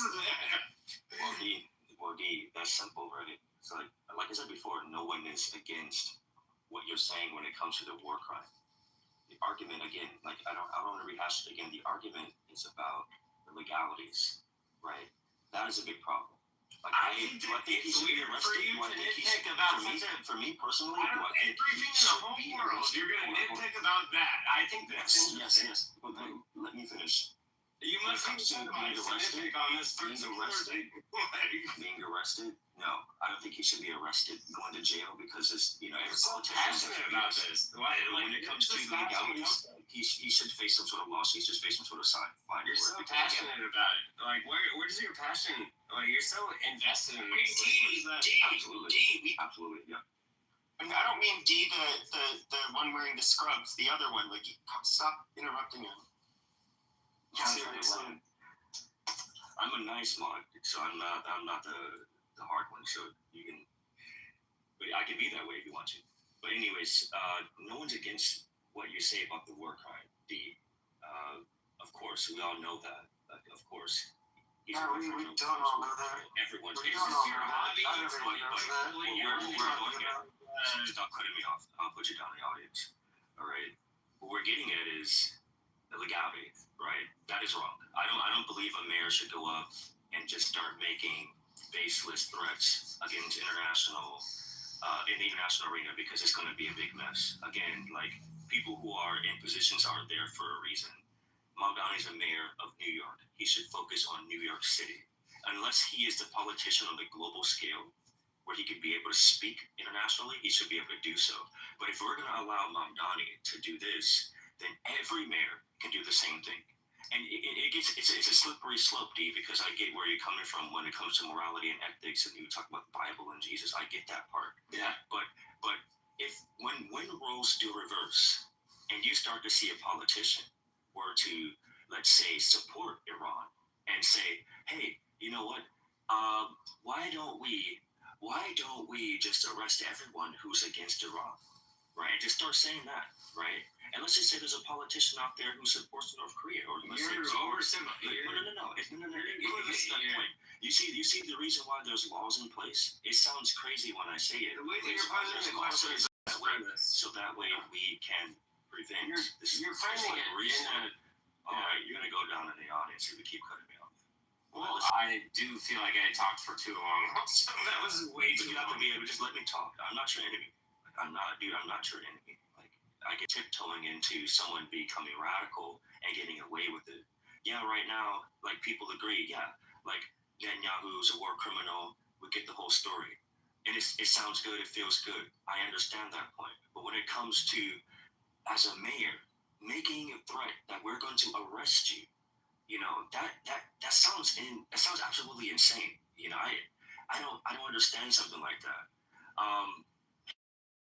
It's Netanyahu. He could probably say, hey, Netanyahu, what you're doing is a big atrocity. I have many words for lack of articulation.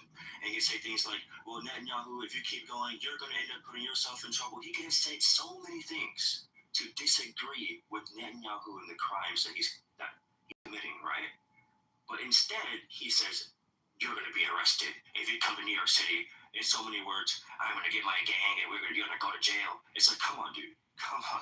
Like, America, you're a mayor. You're stepping beyond your bounds. So that's the problem with that statement. Do I disagree with him? No. Like, I can be a conservative and also agree on the Dems. I don't disagree with Mamdani when it comes to Netanyahu's war crime. But I do disagree with him stepping beyond his bounds as a city mayor. And also, he's not an American. He was not a natural-born American citizen, so that also rubs me the wrong way as well. So it tells me that, okay, so anyone can come in this country, step in as a mayor, and just start becoming, like, what is it, the international ambassador of the states. So I limit. So there's an important distinction between policy and politics, but they often get blurred.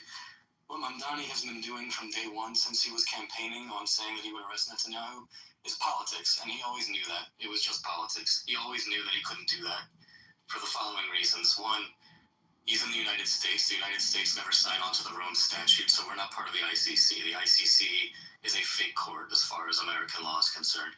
Number two, the federal government has sole prominence over foreign policy, no local or state government. Number three, there are other laws that are on the books that specifically say that that no American official can cooperate with the ICC. It was the American Service Members Defense Act, something like that. So it was always ridiculous, but politics-wise, is very clever, because what he does is he convinces feeble-minded people that there is a consensus on something when there actually isn't one, namely the idea that there was a genocide in Gaza or that Netanyahu was a war criminal. And I'm happy to take up anyone here on those facts. Yeah. If you want to go into that route. If you said you're happy to take up anyone on those facts, yes, you can talk about how the civilian to combatant death ratio in Gaza is better than anything in modern urban warfare.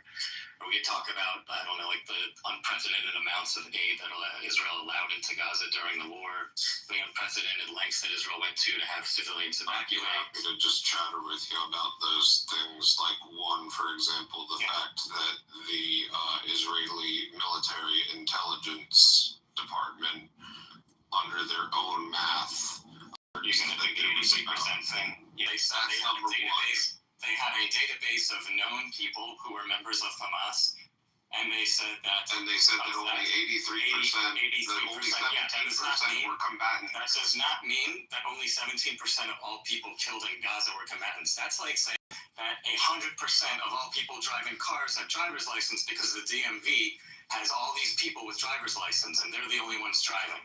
Okay, so that's a retarded argument. Clint was, he was correct about one thing, okay? That's not what it is at all. Hold on, Florida. There is no consensus that they are committing a genocide, at least by American people. There are people that in America who do think it's a genocide. I'm not saying whether or not there's one going on. Doesn't it matter if they're American or Palestinian or Israeli or whatever? Like a genocide is a genocide, motherfucker. You people can't define genocide, and you can't prove why what's happening in Gaza is supposedly genocide. It is.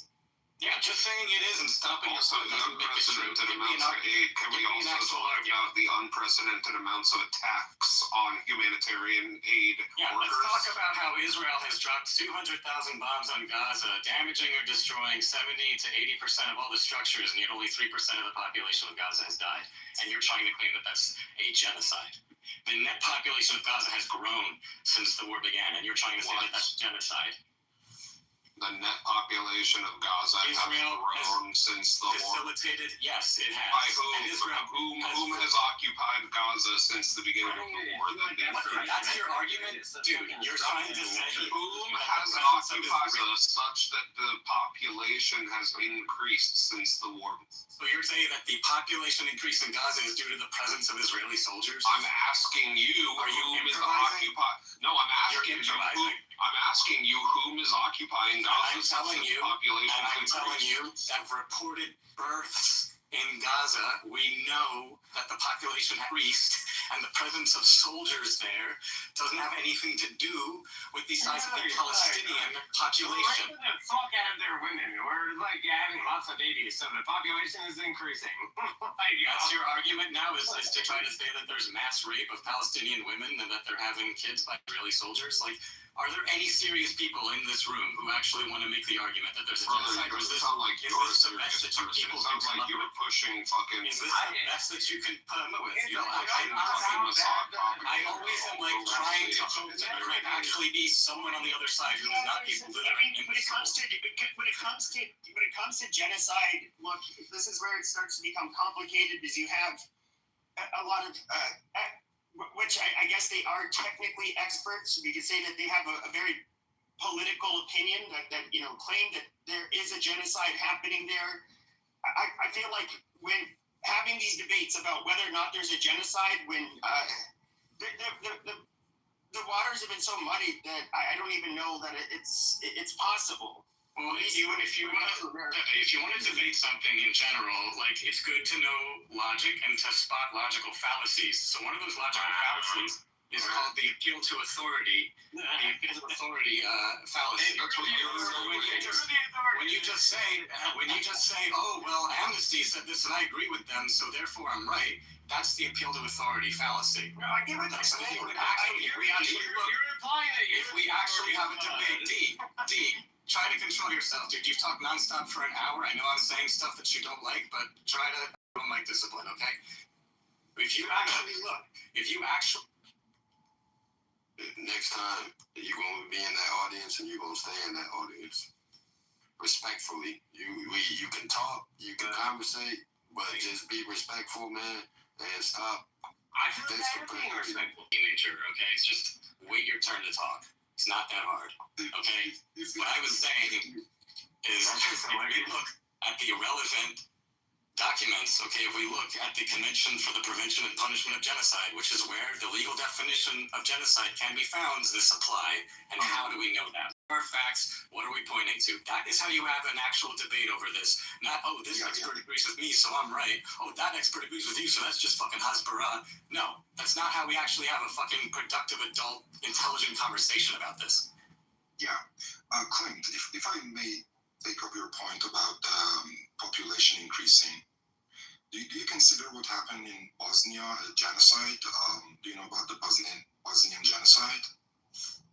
With the Srebrenica massacre, I believe, the ICJ found that was a genocide. But they were also deliberately trying to ethnically cleanse. That was their fucking goal. I mean, that's where that's what this all hinges on. It hinges on intent, on dolor specialis. Population. L, if I may. Do you think the population increased in Bosnia when the genocide was going on? And if so, I think the difference, the reason why the ICJ found that a genocide happened in Srebrenica and it won't in Gaza is because they could prove that intent to wipe out the targeted population was the only possible intent behind that massacre. I give you that. But the point about the population. But if I could point out one more thing about that case and another one of Croatia versus Serbia, which I think was decided in 2015, like these are ICJ precedents. These are cases where they also set the precedent that the intent to population has to be the only plausible explanation for why the massacre or why the violence occurred. So you are never going to be able to reach that standard with Gaza. Right, but the point about the population being increased, L, if I may, you brought up the point about the population, didn't you? Yeah, I did. That's more of like a logical, common sense reason than a technical, legal reason for why it's not a genocide. But if we look at intent, if you look at the fact that Israel helped vaccinate the entire infant population of Gaza, or all of the aid that it provided, or the fact that it had all of the populations evacuate, like warning them to get out of harm's way, when it could have just, carpet bombed the place, and it could have actually done a real genocide if it wanted to. The fact that it didn't do those things all points to a different intent. They obviously did not have the intent of wiping out the population of Gaza. And there's other common sense things you can look at too, because Gazans ethnically are indistinguishable from Israeli Arabs and from Arabs in the West Bank, who were at the mercy of the Israeli forces during this whole time and were not targeted with like mass casualty events. So why is that? I'm sorry. That's Browning make us point about the population growth. He's trying to go somewhere. Just one last point. What I'm saying. Hold on, one moment. We're gonna let Brownie go, and Rose, you can go after. Thank you. Can I get some sort of statistic about the population increase from any sort of credible source other than the Facebook post I found? Brownie, go ahead, man.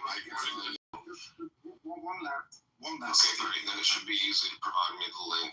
Yeah, and if you find it on your own. I can't find it with my Google searches, so I'm just asking for some assistance, please. Alright, y'all got the burden of proof is on the person who made the claim. You just practice. Kilma made the claim. I'm asking for his supporting evidence. You next, Florida. Stop trying me.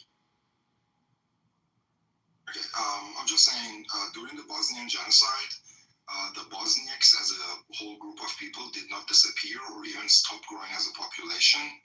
Yet the killing at the Srebrenica were ruled genocide because of so many reasons, one of them being the intent. So if the population of a group of people is increased, it doesn't automatically mean that there is not a genocide going on.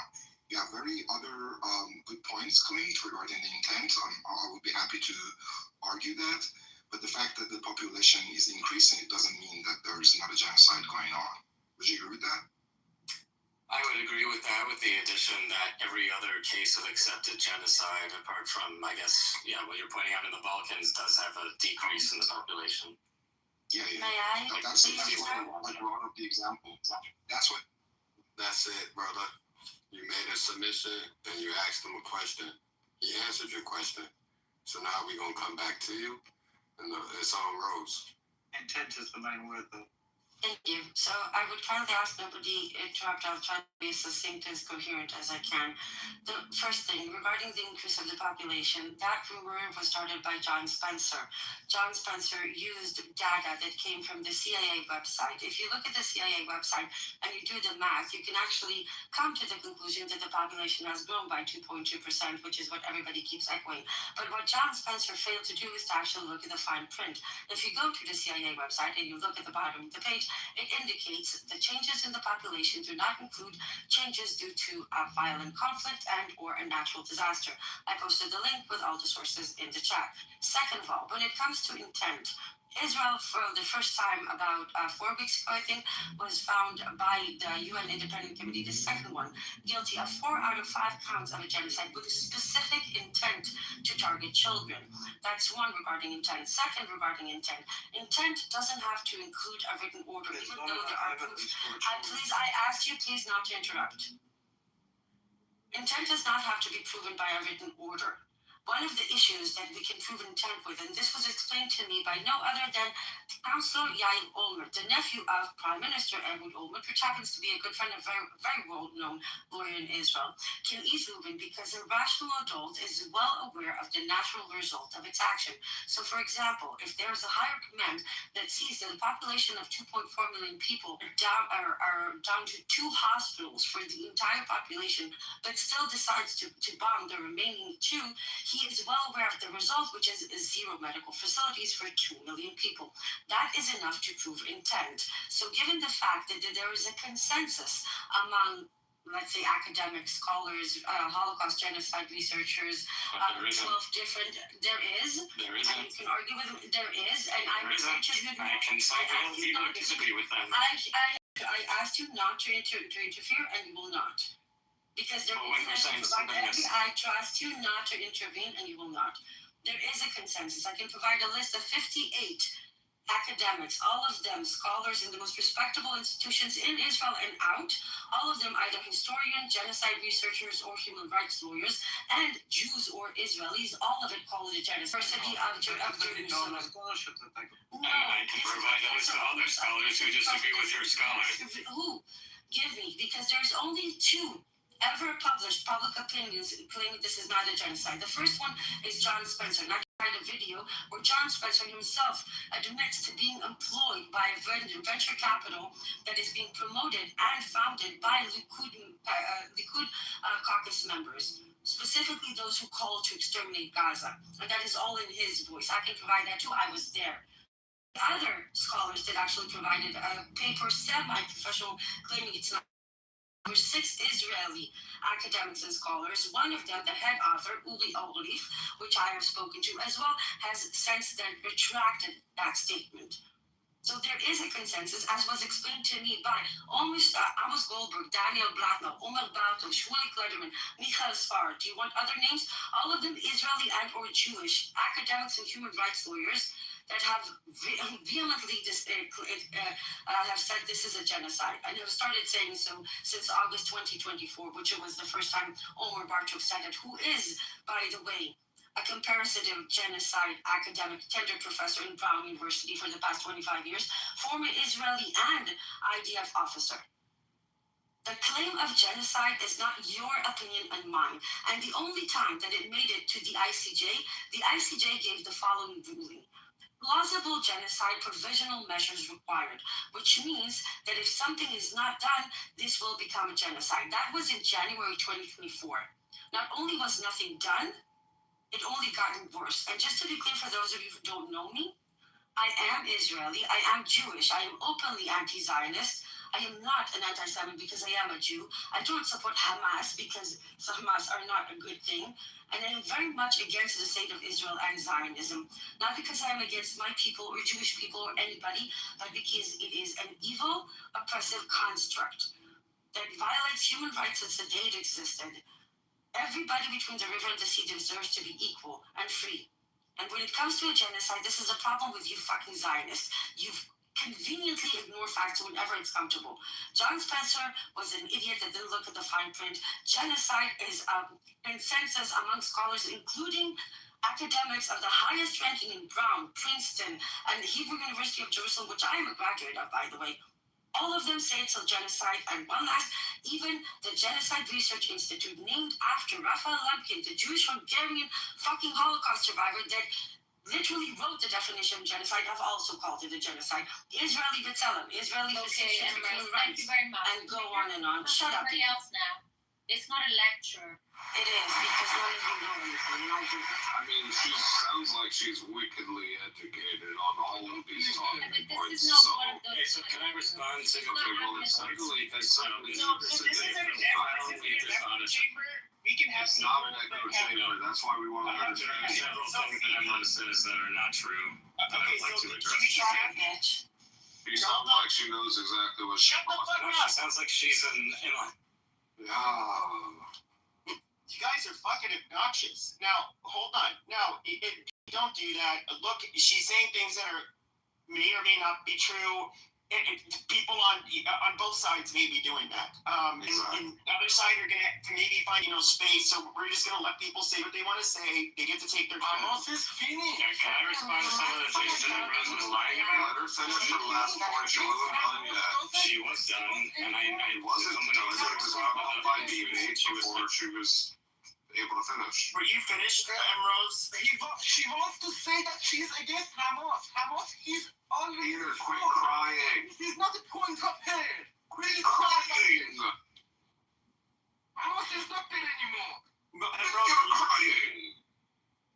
Anyway, so she mischaracterized what the IJ ruled on, and the Chief Justice Joan Donahue explained on the BBC then what that ruling actually was. And it basically boiled down to that they said that Palestinians had a plausible claim to protection under the Convention and Prevention of Genocide. They did not say that it was plausible that a genocide had occurred.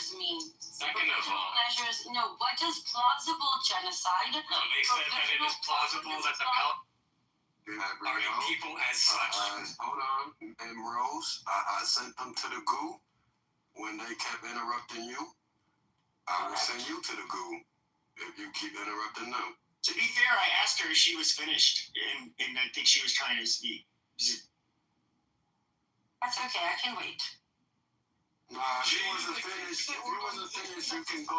If you wasn't finished, you can definitely finish. Thank you. Thank you. Timothy, that's a sweet thing. No, but I've lost my train of thought, so I'll just wait my turn. And anybody that needs receipts or documentations, I'm happy to provide. Just request. I also have a pile of documentation about the genocide attempt of Mullah. Oh boy. Green Crayola drawings of your stick figure family don't count. Alright guys, I'll set the rule. Okay, Peter is a mod. Peter is a mod, and I understand he has a lot of passion. But if anyone talks trash about Peter, he's getting kicked out of the room. If you mock him, you're getting kicked out. I've got a question for Emrose.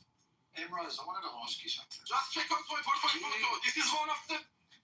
More also committed suicide. This victim, Sarina Ismailzadeh, also lost her mom after her death. Nobody understands a word you just said, Corey. I'm kicking you to the dude. You are taking a side against these kind of victims. You are against this. You are part of shit. You are a piece of shit. Ambrose, I've got a question for you. Do you justify October the 7th? Are you kidding me? You little piece of shit. My best friend had three. I had three pieces in there. I had three nieces and nephews. That my best friend had three nieces and nephews in the tunnels for 3 months, including her favorite cousin and her husband, 4 murdered in Berry. I was taking care of an evacuated family that the grandma had to attend 4 online funerals for the kids in her kindergarten. I am just trying to Don't ever fucking ask me that question again. That wasn't my question. No, Igor, you know exactly what you asked. You asked and you know exactly what I answered.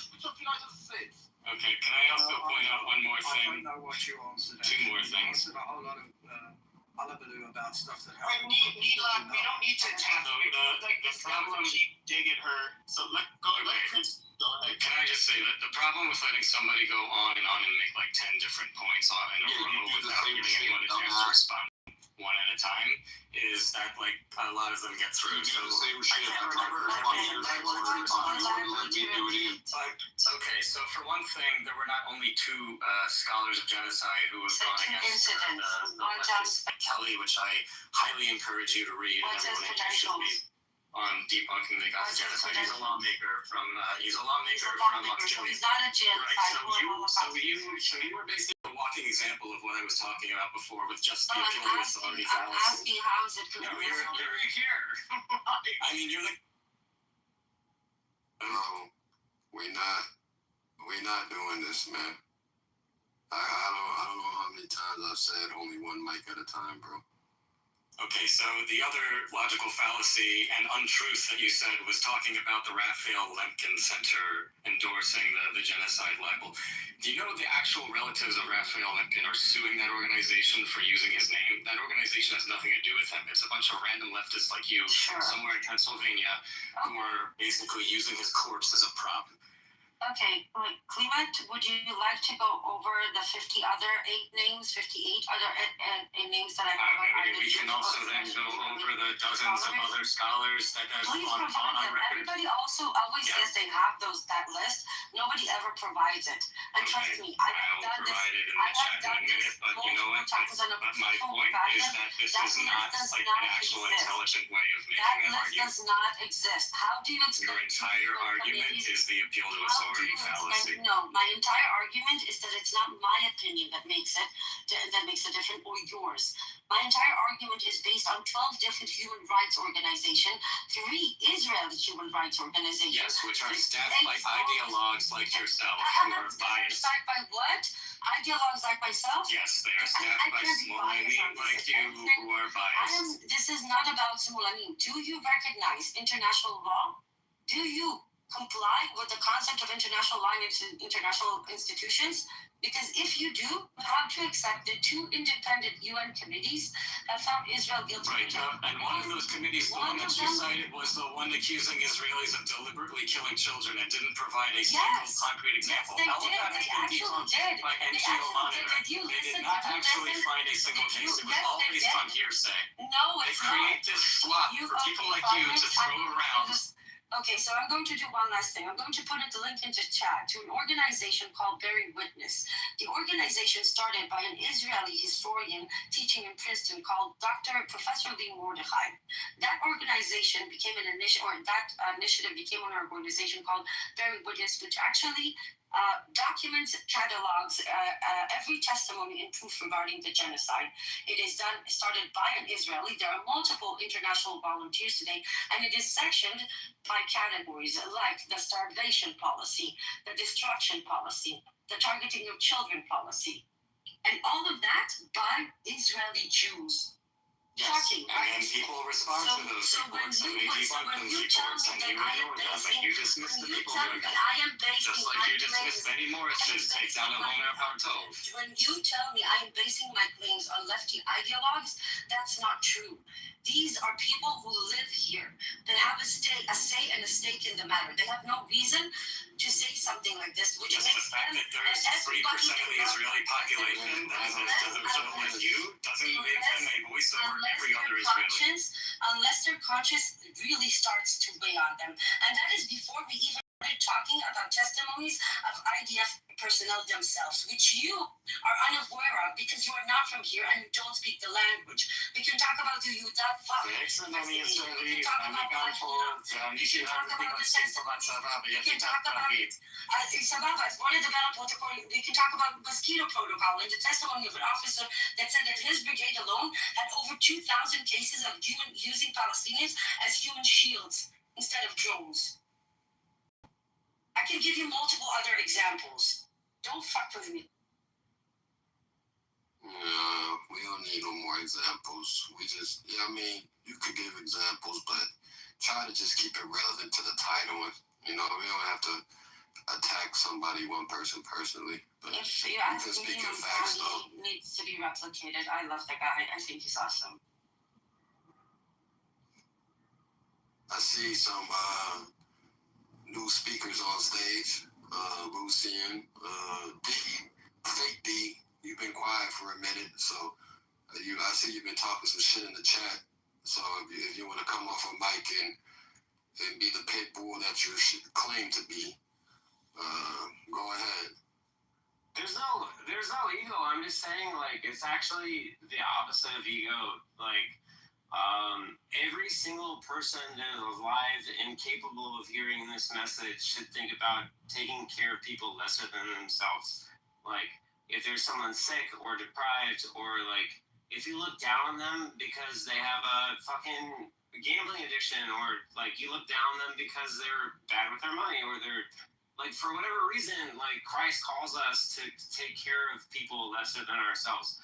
And I think that we should vote for laws and regulations that take care of people that can't take care of themselves. And I'm done. That's it. To follow what that gentleman just shared. Go ahead.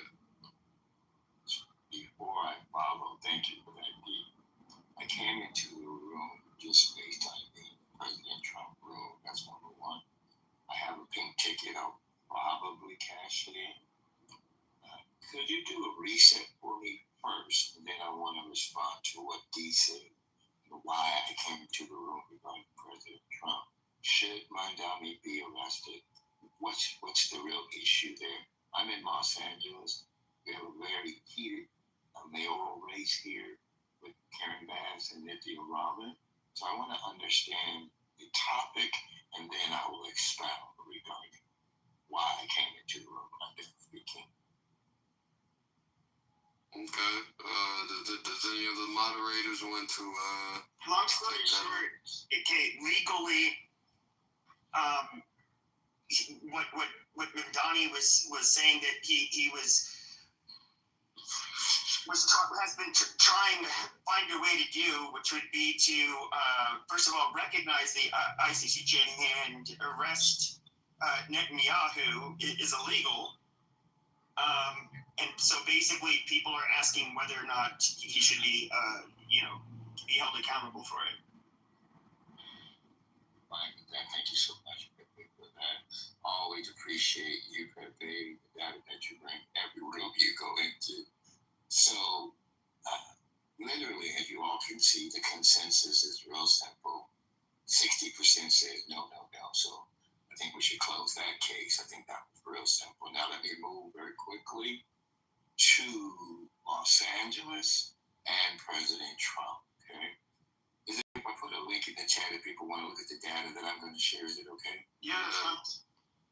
Okay, very good. I'm not going to be too long. I'm out of town. It's early where I am, so I'm not going to talk too. I also won't talk too long. So what I'm going to put in the chat that he signed in July of last year regarding home. And by the way, I'm using homelessness very on purpose. I'm not using unhoused. our opinion, we've been studying this environment for decades. And that's why the mayoral race here in Los Angeles, the top two issues are the unhoused, people living on our streets, it's out of friggin' control, and affordable housing. Those are our number one, number two issues, period. And so Trump, in the executive order, only talks about homelessness. In our opinion, based on our research, homelessness is directly related to mental health and substance abuse, which represents around 90% of the people on our streets. So now, D, I'm going to close this based on what you said. In our opinion, based on our research, we should not call everyone on our streets nationwide homeless. We should call them unhoused. And then hold on, I'm almost done. I'm going to be quiet. No, thank you so much. And the reason I want to speak to you after you is because we've been studying this for decades. So I am very knowledgeable on what I just said. I'm talking at the highest level. So, in conclusion, homeless, 90% on our streets in LA. It's over 75,000 people, and it's getting worse, by the way, living on our streets. Houseless is economics, money. And so if you do not address the social issue directly related to money, people who can't afford to pay their rent, the list goes on and on, they're going to spiral into homelessness. And so we must be, in my humble opinion, social capitalists as it relates to the unhoused in America. I'm done speaking. Except your numbers are wrong. It's not 90% or even close to it. It's about 30% of each of them. If you add them up, you barely top 50, maybe 60% numbers that are out there. Certainly not 90%. Are you talking about the homeless? But yeah, but it's not 90%. But no, if you look at it, there's two different groups of homeless. There's a long-term, there's a chronically, or they call it long list, and then you have no, but what it is, this 90% number is not accurate. That's way higher. Look at the long-term chronically homeless. That's where it's different. That's where you get majority are mentally ill. Yes, you can split. But generally, it's co-occurring substance abuse and mental. But that's twisting the numbers. You're trying to. No. The long-term homeless. The reason the people that you see sleeping on the street in tents. Those are almost 100% of the time the chronically long-term somewhere stay at somebody's house. The people sleeping in a tent, it's generally because they are that unmanageable that they cannot be placed in a facility. Most of the time, it's because they do drugs. Any shelter or any housing that's provided by any of the social services, they will not. They don't allow you to do drugs or alcohol. And these people do drugs and alcohol, so they're not eligible. I feel like you're on to something. What's your name? Pepe. I worked in fucking field. That's the only reason I know this shit. Give me a second. I think you're on to something. Like You're being too great. Who are you referring to? Because I know more than Pepe is good. What he's sharing, I can almost guarantee I know more than what Pepe knows about this issue. And Pepe, you're right. William, you're wrong. I'm done speaking. No, you're twisting the numbers by trying to separate out long term and short term. Christmas, numerous homeless organisms. I might be able to find as much as you do, man, if not more. It's not like a war type thing. Like, we're all just trying to make the world a better place, right? Like, I might be able to thread the needle here. Like, I live in a dense metropolitan area. And I can see what you described is absolutely true. There are like career drug addicts, and honestly, they need rehab. Like, if I am like living like the true teachings of Jesus, I'm trying to take care of everybody. Like, if when I see them in trouble, like they're obviously, looks like they're about to steal a car or something. Like, it's my job to talk to them, it sucks because I have my kid in the car, I got my kid in the back seat, in the car seat, and I have to fucking pull the car over and I have to have this conversation, and it sucks. Like, but I have to do it. Like, I have to like take care of my neighborhood and like talk to them and like, hey, like there's a place where you can go to. There's a food bank. You gotta get the fuck out of here, man. Like, and by the way, you're absolutely right. Yeah, absolutely. Hold on, guys. Hold on. We say 90%. Hold on for a second, please. I'll land in 60 seconds. Give me 60 seconds more. So what you were saying resonates with me is like this element of personal responsibility. I'm huge on that. But like people that you see that are homeless with a sign out and obviously strung out, like they either need to go to rehab or they need to go to jail or they need a guaranteed job or like there needs to be a social program for them to do that. And I don't think you realize, like, I think you're, like, from what I can tell, you're coming from the opposite end of the conservative, like, the Republican spectrum.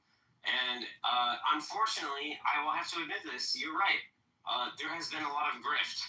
And people have been grifting off of the woke shit. And, like, millions of dollars have been disappearing. You're right about that. And I don't fucking like that.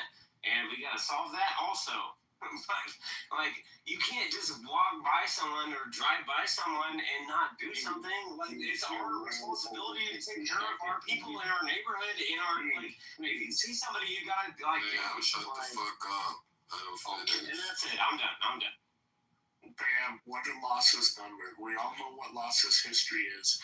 Why losses say much, much lower? And yes, Pepe, you can separate out the long term for the short term and get a higher increase than that number.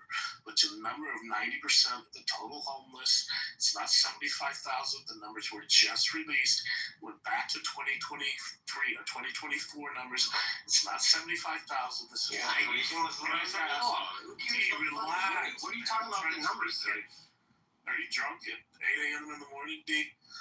The numbers are not what you're saying, man, by any means whatsoever. Fastest numbers just came in different homeless organizations over the years. Okay, I can give you the actual numbers. Losses, look at losses, all the fucking numbers, man. So tell me how you know more than losses does. Please. Thank you, William.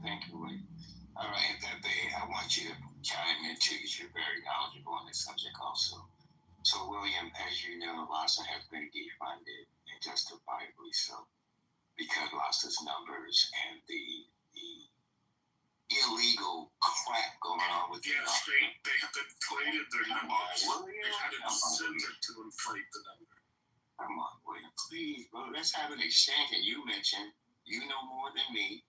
I don't think that's a true statement. However, we can actually flesh it out pretty quickly. As I shared when I talked about the topic, should Mandami be arrested? The consensus is 57%.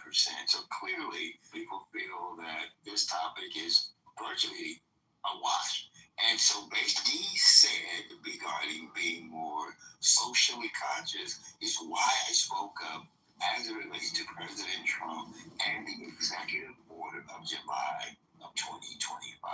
Just hold on, brother. Let me, William, and Pepe. William thinks he knows more than me. I know Pepe knows what he's talking about based on what he said. This topic is friggin' humongous, you guys. And so, William, again, LASA has been defunded justifiably so. I live in Los Angeles, so my question to you, William, and I'll land my plane, where do you live if you're okay with sharing it? I'm in the city. I'm not in Los Angeles itself, but I live in LA. And maybe I don't know more than you. Maybe we have different perspectives. But I'm just telling you, I'm extremely knowledgeable.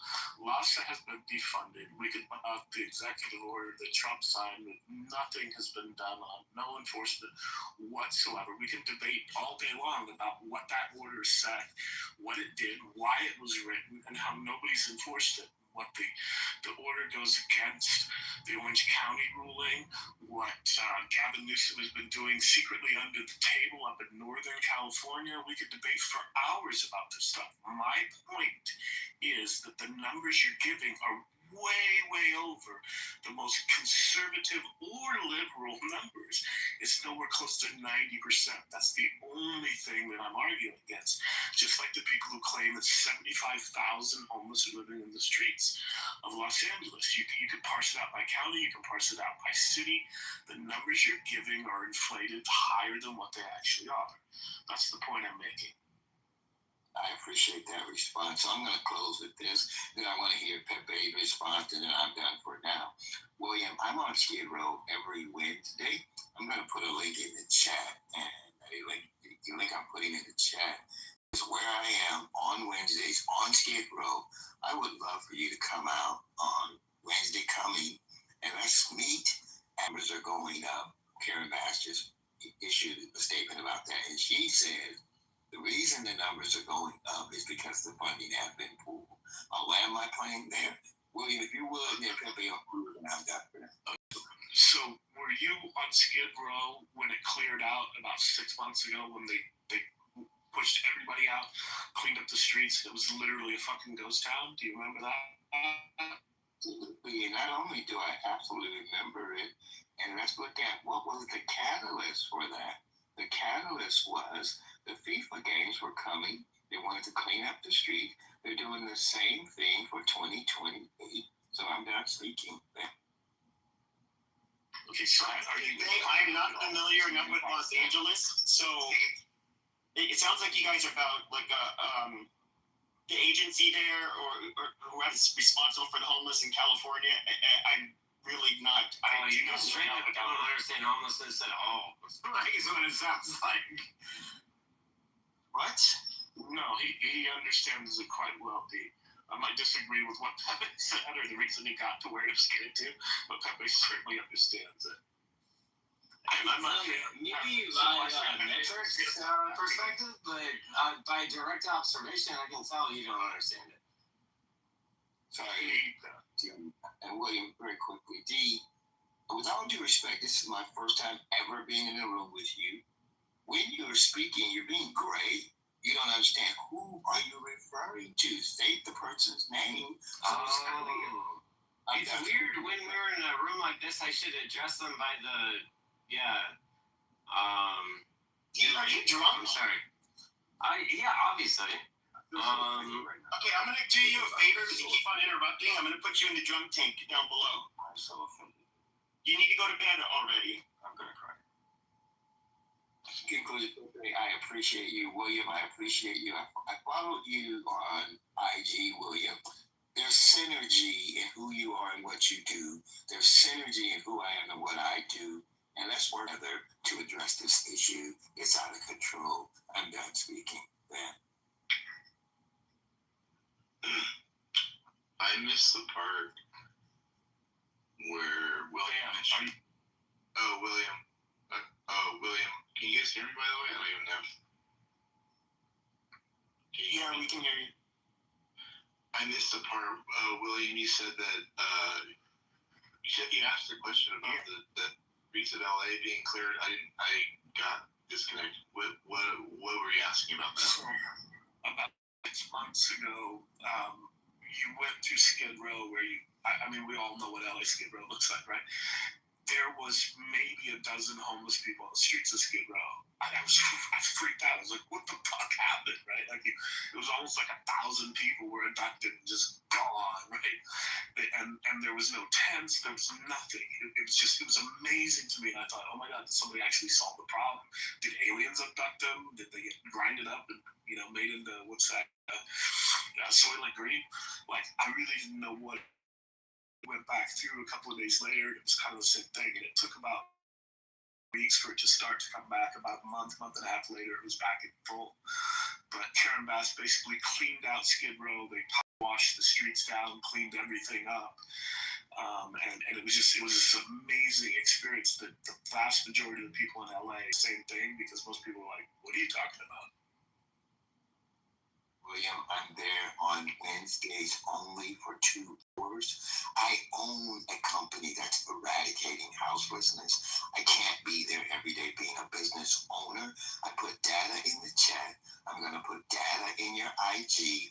Let's talk. Let's work to eradicate. And I appreciate you, William. Thank you so much. Yeah, bless you for the work you do. Have you heard of Adam Miller?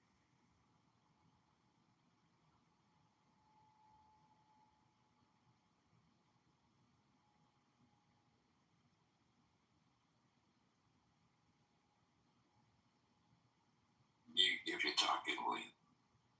Yeah, I'm not sure if I'm in the matrix or I'm getting through. Bam, have you heard of Adam Miller, who was running for mayor? Response, no. And he's out. So why are you asking me that question? I'll go ahead. Because he's in the space and he's a billionaire or close to a billionaire, and he's making moves, and he got into the race to do some good, and he's someone you might want to investigate and have on the radar. Do you have direct access to him and connect me, you and him, breakfast, lunch on me? Yeah, I do. I actually thought about going to work for his campaign, and then so I have his direct connection to his PR guy. But the same as I point everyone to the Dream Center, to the Rainbow Center, to Cities. I mean, he's somebody that's in the space that you might want to talk to because he has resources that could probably help you out with your efforts down there. Like he's somebody you want to look into and align yourself with, right? But more than you and I could do anything together, or I could help you in any way, he's somebody that you really, really want to align yourself with. Because his whole thing is about affordable housing. I'm sorry to cut you off. I know Matthew very well, the Dream. I'm really in this, William. I know all these people, so this is the easy part. I can go on about people that I know. So this person, I didn't even see him on the radar for mayor, by the way. And so, yes, brother, how do you want to communicate? Do you want an IG? Do you want me to text you my mobile phone direct? How do you want to communicate? Text me your mobile phone. I don't have a lot of time. I'm juggling multiple different stuff. But if there's some way I can point you in the right direction or help you, or you've got something going on and I come down to shoot a news story and help you out one day or something, I'm down for the cause. But Adam Miller is all about affordable housing and solving the housing problem, as opposed to putting a Band-Aid on the homeless problem. Right, so based on what I've heard you say, he's very much in line with you, and he's got the money. He's got an office over on the west side in Santa Monica, Brentwood area. Like he's a shaker and a mover. Like think Rick Caruso. He's kind of on that level, and he didn't get any traction in the election, but his mindset and his moral, his ethics are in line with what we need. I think that he would have been a great mayor, but I still think that he cares about the issue. And he's somebody you really ought to align yourself with. Just so you know, Caruso was on the campaign trail for mayor. I met one-on-one with Caruso. Again, I know all these people, William. That's why I said earlier, with all due respect, I really know this stuff. I know all the people. Karen Bass was my neighbor for 20 years. I know her extremely well. I can go on and on. I look forward. I put my mobile direct. I put my bio in the chat. Please, all I have is time, by the way. I love people, but I'm It's a Republican or a Democrat? I forget. Hold on, D. 1 second. I was going to say to the brothers William and Bam, that was an amazing exchange. That's the first time I heard such a connection on Clubhouse. Good luck to you guys. Just want to say, definitely back channel each other. But that's absolutely amazing, man. And all the rooms I've been in, that was probably the most fruitful exchange I've ever heard. If you guys don't mind, I really wanted to direct the topic to something really important in regard to the title. This is a message to Democrats, and don't think of me as a Republican. Obviously, I'm just really observing at this point. I don't know what to call myself at this point, but I don't really care anymore. But the message is for the Democrats, those who are hardcore Democrats, left-leaning liberals. Pay attention to your leaders. Pay attention to Mamdani. Mamdani is playing the same game as Obama. He's positioning himself to become the next Obama. He is using And in my opinion, he's not wrong when he talks about Netanyahu. This is why I say I'm not a hardcore conservative nor a hardcore liberal, but he's not wrong with the allegations of Netanyahu. That is my agreement. That's my personal feeling. However, he is wrong to take up the podium as a mayor and then position himself as somehow the international spokesperson for America, making threats to international world leaders. That just goes above and beyond his position as a mayor. And no other mayor, I don't care what side of you are on the political spectrum, should have the ability to just speak up and just say some crap like that to anyone. I don't care what argument it is. You're just going above and beyond. However, pay attention to Mamdani, because at this point, like I said before, Mamdani could have used any other rhetoric to disagree with Netanyahu. He could have said Netanyahu's horrible, New York doesn't like him, Netanyahu's a war criminal. He could have said everything he had to say aside from, I will arrest you. He used that rhetoric to get the political votes. He wants the momentum. You cannot disagree with it. The same thing that goes to say with Black Lives Matter.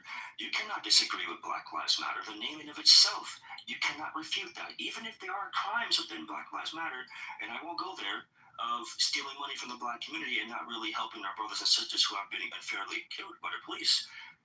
You cannot go against the name Black Lives Matter, just like you cannot refute what Mamdani said when it comes to war crimes. Everyone's a war criminal. Netanyahu's a war criminal. You could refute. He's using this, but I'll land very soon. What I want to say, just pay attention, all right? Because Obama that people so love and dear, Joe Biden, Hillary Clinton, Bill Clinton, they all are within the same sphere. The war crimes that they commit are just done in secret. Libya, for example, that's been bombed by Obama. That was done, but people still love Obama, right? But pay attention to Mamdani, all right? Be blinded by the nice things that you hear him say. Yeah, but that's the new playbook of the Democrats. Look at Gavin Newsom going to, I think he went to Davos or he went somewhere. Karen Bass is trying to play on the national stage. California tries to act like we're the fifth largest economy, therefore we should be a player on the world stage. It should be a speaker within national politics. He's 4 years now, and Karen is trying to duplicate what Gavin's doing. They think somehow that makes them more credible as local politicians. You know, just expelled for sex crime accusations. Number two, the United States is not a party to the ICC. They never investigated Netanyahu. They never convicted him of anything. And they don't have jurisdiction. So this is a symbolic thing. This would be like the state of Luxembourg indicting Mamdani. Okay, the state of Luxembourg, you think Mamdani has a parking violation. It's pure nonsense. And Mamdani knows it. He knew it before he made the accusation because he has a legal team. He was already told that he wasn't able to do it. He's just doing it for stupid publicity. And I don't think people are going to be fooled by it anymore. The guy's an idiot. And it's quite obvious there's not going to be free buses. There's not going to be cooperative groceries. He can't lower the price of anything because we have a free market. He doesn't get to lower prices. He doesn't have that kind of power. So you see the emptiness of both of his accusations and of his platform. And once again, he's promising people free ponies and delivering a bunch of empty nothing while supporting terrorism and lying about people. He's using racism against Jews to try to get popularity. It's silly. It's silly. Yeah, but he brought World Cup to Rikers Island. What about Rikers? He brought World Cup to Rikers Island. You mean you let Can I them watch just it on television? point something out? I'm a poor black man, but I want to have good sex with rich and beautiful women in this clubhouse. Is it okay? Go ahead, Ambrose. Go ahead. I personally know two people on Downey team and work with him till this day, Avi Stein and Zach Foster. He has nothing against Jews, absolutely nothing. And he might not have, and it's kind of a PR statement because attacking Israel is attacking. Partisan instincts. That's it. Partisan instincts activated. I'm not Israel is not Jews. Jews Israel and is the Zionism are country not of the the same. Jews. Okay, can I Attacking finish? French Can is I? attacking Can I? French people. Can I Let her finish? finish. I want you to finish. You are finishing, and I'm letting you know how full of shit you No, are. I'm not. I have. Ari, this is Thank you. that's abnormal if you haven't met him. Thank you. Bamdani and what he did in New York is especially impressive because there's a good percentage of Jewish voters there. A lot of them have advocated for him. Some of them you might know, like Mendy Patinkin. I'm sure you've heard of maybe Avi Stein, the LGBTQ rabbi, and Zach Foster is a personal friend, actually visiting Palestine right now. All of those people were part of his team. Zach helped to write the Jerusalem and the Nexus definition of anti-Semitism, which is replacing the IRA one in New York. And that is the perfect model to help us anti-Zionists get the world to stop arming Israel by more Jews giving legitimacy to speak out against Israel and what it's trying to do in the name of Judaism, which has nothing to do with Judaism. This is why the Mamdani model actually doesn't have jurisdiction to do so. But nonetheless, I wouldn't, let alone arrest him for it. The list that you said doesn't exist of all the scholars and legal experts who don't believe a genocide is happening. I've posted it in the chat several times now. So that's another thing that I've had to correct you on.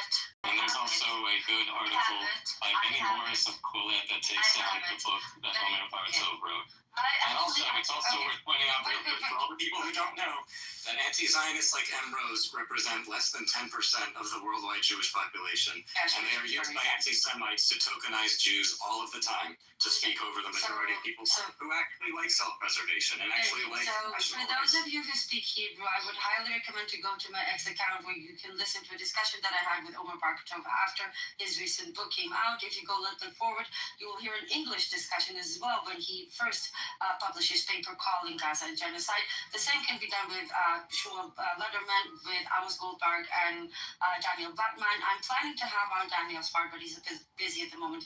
That list does exist. I can provide it in your DM as we speak if you want. But the fact is, October the 7th. Jesus Christ, do not derail with those fucking questions.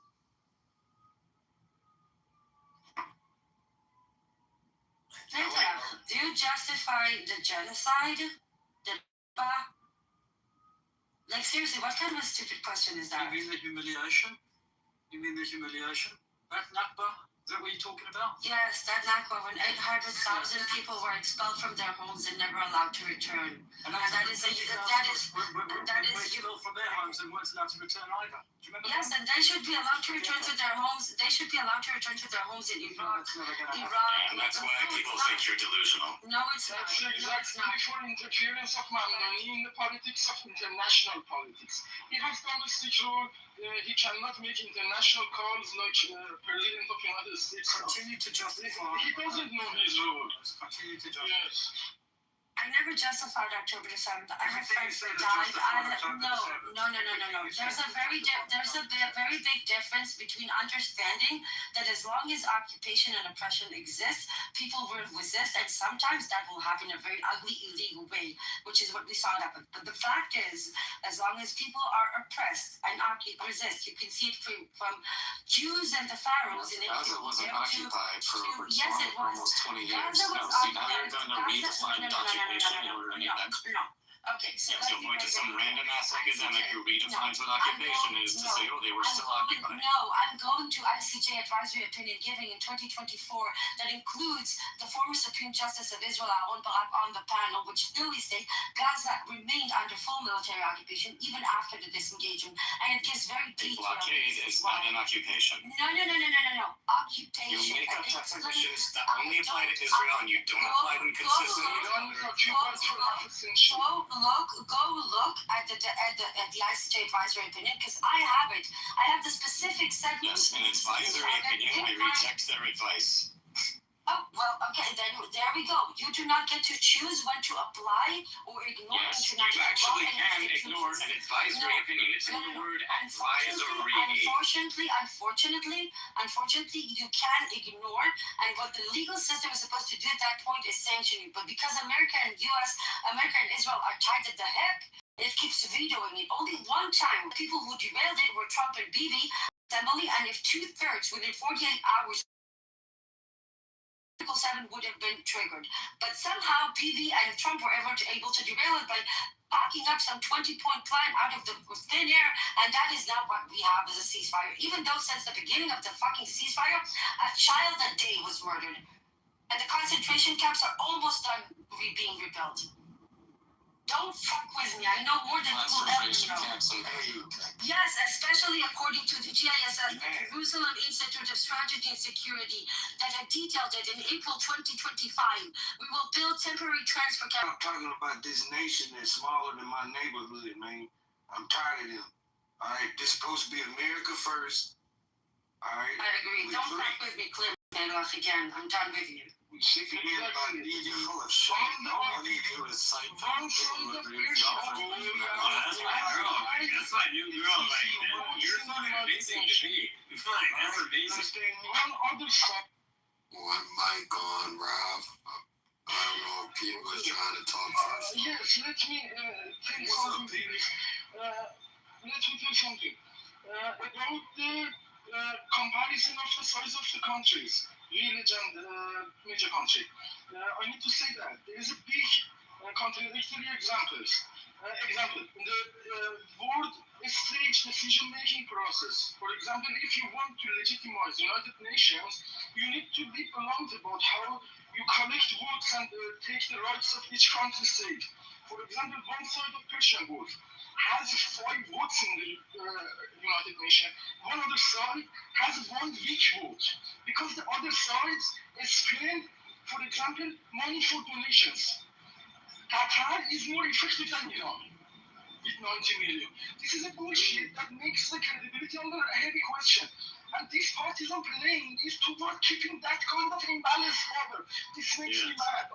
I'm not sure how it is a psychologically big burden. When a person comes to a stage that's become to use manipulation-oriented philosophy. They learn the philosophy and reasoning to be in human bastard. You know, I don't know how to be able to keep my respect and stage and defend my life. It is very hard for me to deal with this kind of bastardness. I'm not sure how I don't know what you're saying, but I feel like it's some real shit, man. Exactly, this is some kind of real shit. I cannot continue because my temper got high, so I need to... Have you ever said the words real shit? To the vote, no. To the... total of correction of the decision-making process opinions about that. You ever heard of the word trill? No, you are not representing the word in front of me, okay? No, I was saying you sound like you a trill Iranian. As much as a cool dude. You're... Sorry. A Persian player. Go fuck yourself, I make my point. I'm down with you, Peter. I ain't beefed up with you, baby. I don't know my submission is ended now. I don't want to be rich anymore. I need to leave. I just want to hear more. And how it's helping world peace and stabilizing the Middle East. If it wasn't for America, where do you think the world would be right now? Where would it be? We would be in the pits of hell. We are the beacon of the world would be in the dark ages. The whites would still be eating motherfucking people. They would smell bad. Your teeth. You guys, the two of you are doing evil work. You know that, right? Like, how come the ghetto stinks so bad? By the way, because garbage in the ghetto. Well, considering where the term actually comes from, you should tell me that. Why does your neighborhood? You should tell me that. Can't you pick up your garbage? Or you should tell me that. Considering that you don't pick up your garbage. Hey, I think you are the supreme expert on ghettos. So how come you don't pick up your garbage? What is that? You are the extreme expert on ghettos. ghettos. Something? Maybe your hands are tired. Hey, tell me how they first started. Anyway, they started in Venice, but that has nothing to do with the fact that you're not picking up your garbage. That's all going on. I call the ghetto black. Because if I talked about your ghetto, you know what would happen? Yeah. I would call an anti-Semite. You know what I'm gonna call you? A fucking racist piece of crap. That's what I'm gonna call you, an idiot. Wait a second. You don't love America. You love Israel more than America. You're a clown. When did I say that? I'm from New York, bro. Man, it doesn't matter. You chose everything. You love as a whole. You prove that you are not lefty, Rob. Because in international stage, when you partisan it is not relatable. And it is against the philosophy of your party, Democratic Party. Because they say they see the vote as a whole. Exactly. Yeah. Now you know everything. So you don't have a party then. You confess that. My party is my neighborhood. And I vote. No, it's not. Your neighborhood is being handled by parties. You are not part of a party. To my neighborhood. You are not in this. Who represents my neighborhood is a great Democrat named Chambers. She's a great Democrat in the city of Houston.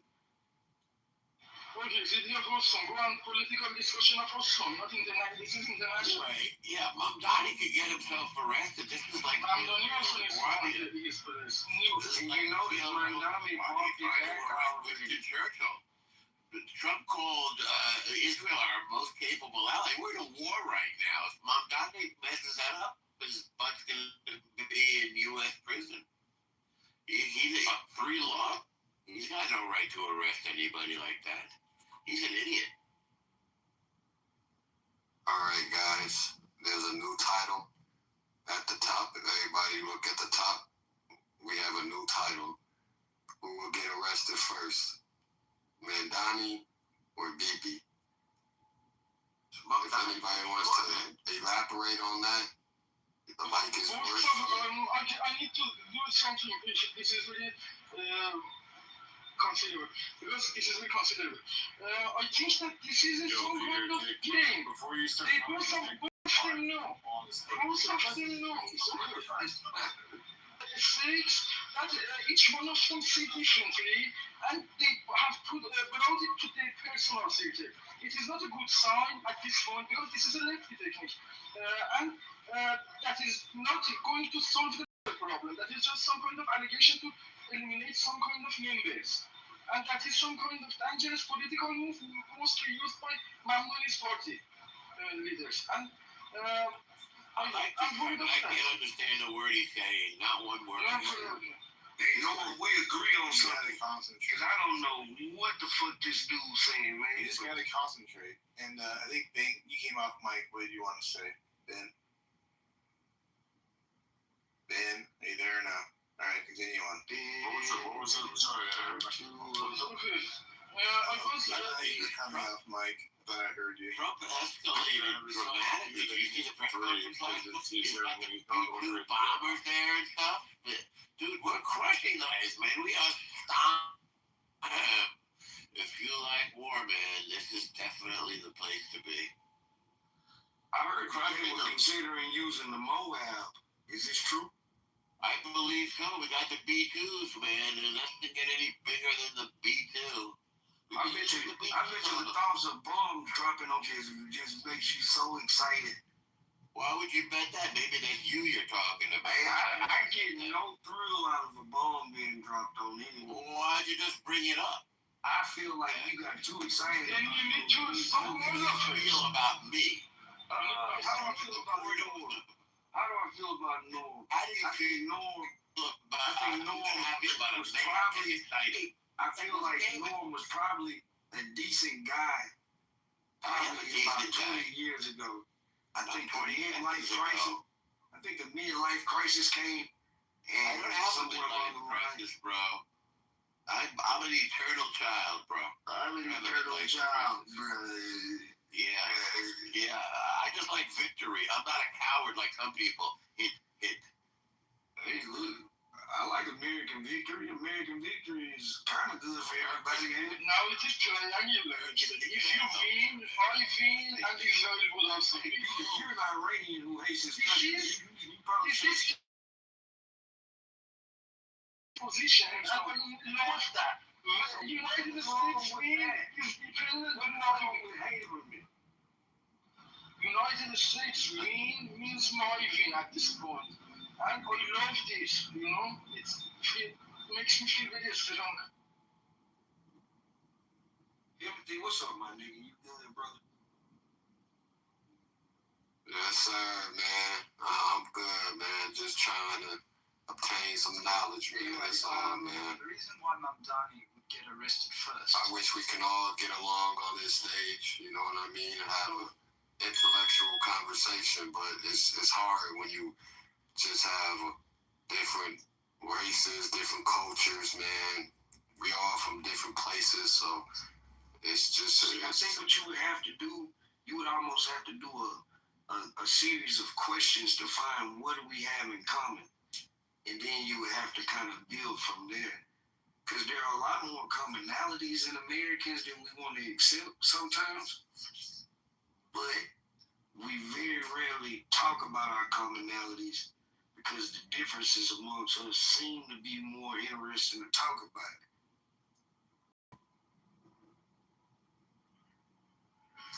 Did you hear me? What people don't understand, you feel me? So I see all them damn pink tickets, man. Come cash y'all shit in, man. Lock the fuck in, you feel me? Turn that shit in. Follow your goddamn moderators. You know what I mean? Start it from the top. Make your way all the way down to the bottom. You feel me? Fuck with us. Shout out my homegirl, Joe B. Yeah, what's up, Joe? It's going down in the South. Yeah. Hey, shout out my partner, Monica. Hey, what's up, Monica? Hey, what's up? All the whites in the building. Yeah, wherever you are.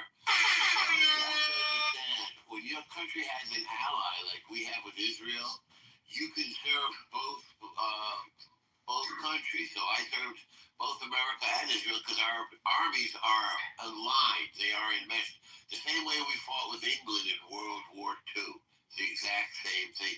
By the way, we fought with England in the Cold War too. If England had any... we also had a war against England that was pretty... We also had a pretty important war against England. That's over, man. So was World War II. That was the War of Independence. Then we became allies. In World War II, we were allies with England. I think I would rather be tight allies with the blokes. The blokes are pretty cool. They got to get strong again. They used to be manly. Now they became pussies. They don't want to fight anymore. They got to change it around. That's why that soccer team, I thought maybe that would be a hint of them getting to be more masculine. They became pussies, man. They let all these stupid immigrants come in, and it's making the country into pussies. They don't love war anymore. You need to go get you something for that cold you got, man. All right. Yeah, I'm just laying down, having coffee. Ron, would you have different kind of allies? Like, would you do a whole different set of allies, or what do you mean? Look, I understand the strategic need for the Israel partnership or allyship. I understand it. I also understand the strategic need for South Korea. I understand the strategic need for Japan. I understand the strategic need for Germany. Australia, you know. I understand. India. So it's like that there's no strategic need for Palestine. Do you realize that? I believe that this is just my belief. I don't have too much of a fight in the ground. I mean, a foot in the... I'm not Palestinian or Israeli. A leg in the fight. But I would like... Yeah, I couldn't fucking say a leg in the fight. Man, dumb as fuck right now. But I do... Just the human in me believe that people should have the right to govern themselves. And Sure, they do. They have it right now. They've always had it. They've always had it. Nobody ever told them we want them to govern themselves. We don't want to be It's like, this is the thing, Norm. Depending on the conversation I have with maybe like Israeli or even just a Jew that's very sympathetic to Israel. Like, here's a crazy thing. Norm, you ever heard of Meyerland in Houston, Texas? No. What is that? Meyerland is actually the Jewish community in Houston, Texas. I see. I've been to Houston, but I haven't been to Meyerland. It's in Southwest Houston, Texas. I'm from Southwest Houston, Texas, but I actually live in Meyerland. Okay. Yeah, I do a lot of business with Jewish people over here. What kind of business? I mean, just in terms of my business, I have a small business called Soul Fried Rice. I'm a black man that makes fried rice, and like a lot of the Jews, they support me. And then they have a coffee shop that I'm real good with the owner. We kick it. We done been to some baseball games together. You know what I'm saying? So like, dude, that sounds wonderful. Like I'm in solidarity with anybody that's about peace. You feel? The problem is, it seems like the Palestinian view is purposely suppressed. So, and I think that's a problem. You can't. They're on my Instagram and they're everywhere. Well, I'm talking about the opposite. I'm talking about the fact that is there such thing as Palestine to you? I am Palestinian. That's the question. I am Palestinian. And that's a good question, Rob. The question is, where is it and what is it and who's in charge? Can you acknowledge that there's a place attacking innocent civilians? What about those people? From my understanding, and the crazy thing, I was just dating a young lady, beautiful woman. You feel me? Yeah, cool as fuck. She's hot. Man, hot as fuck. All that. Yeah. But from my understanding, there's Palestinians. There's a lot. They're like the Jews. They're like Israel also. Hamas is Jew. Hamas is Jew. From my understanding, Hamas is Jew. Who created Hamas? Who created Hamas? Palestinians. The Muslim Brotherhood created them. They was born like an Egyptian prison, but they tried to revolt against Egypt. If you look at the map, Gaza is attached to Egypt. Traditionally, it's a part of Egypt. Yeah, because Israel is more of an African continent than it is the Middle East. No, it's Asia. It's entirely on the Asian. It actually sits on the African continent. It sits on its own. No, it sits on an Asian tectonic plate. It does not sit on an African plate. Yeah. And then right next door is the Arabian tectonic. But Egypt was bigger than just Africa. What? Yeah, it's not really. Egypt historically was bigger than just Africa. Was like Turkey. They have bordering two continents. I don't know what he's saying. Here it goes. Israel sits primarily on the Sinai microplate, which is part of the larger tectonic system between the African plate and the Arabian plate. Yep, that's correct. So, as I said, it actually does. In Asia, and geographically it's considered Asia. Well, I'm just saying that it definitely sits on the African plate. One can make an argument. That if not for the Suez Canal, there would be a separation. It is in Asia, but belongs to Egypt. It's also the Red Sea. It's it's not an African country. I'm not suggesting that it's an African. I said it sits on the plate. It does not. And it does. It's separate. It does. Because it's on the subplate of the on the African and the Arabian plate. Right. The Arabia is not it's all good either. It's all good, babe. We don't have to. It was Arabic. It was not an African. Bottom line is, I believe opinions deserve a right to self-governance. I would hope that they have it now. All they got to do is just be responsible for themselves. They can have a country. They don't want a country. What do they need to do? What do you need? They want to kill all Jews. Gaza is a lawless place run by a terrorist organization called Hamas. Called Iran and Hamas, both of them. They want to destroy. Hamas is finished. Is it true? They announced that is it true that Hamas is true that the Iran origins is from terrorist groups? It's Iran. I mean, Iran is true. Iran has been there and been. You are not a recognized country yet. You are not a recognized country yet. You need to go motherfucking. You are co-founder of United Nations. You are not a recognized country yet. The world. You are not a recognized. And the next person to interrupt me, y'all getting sniped. Thank you very much.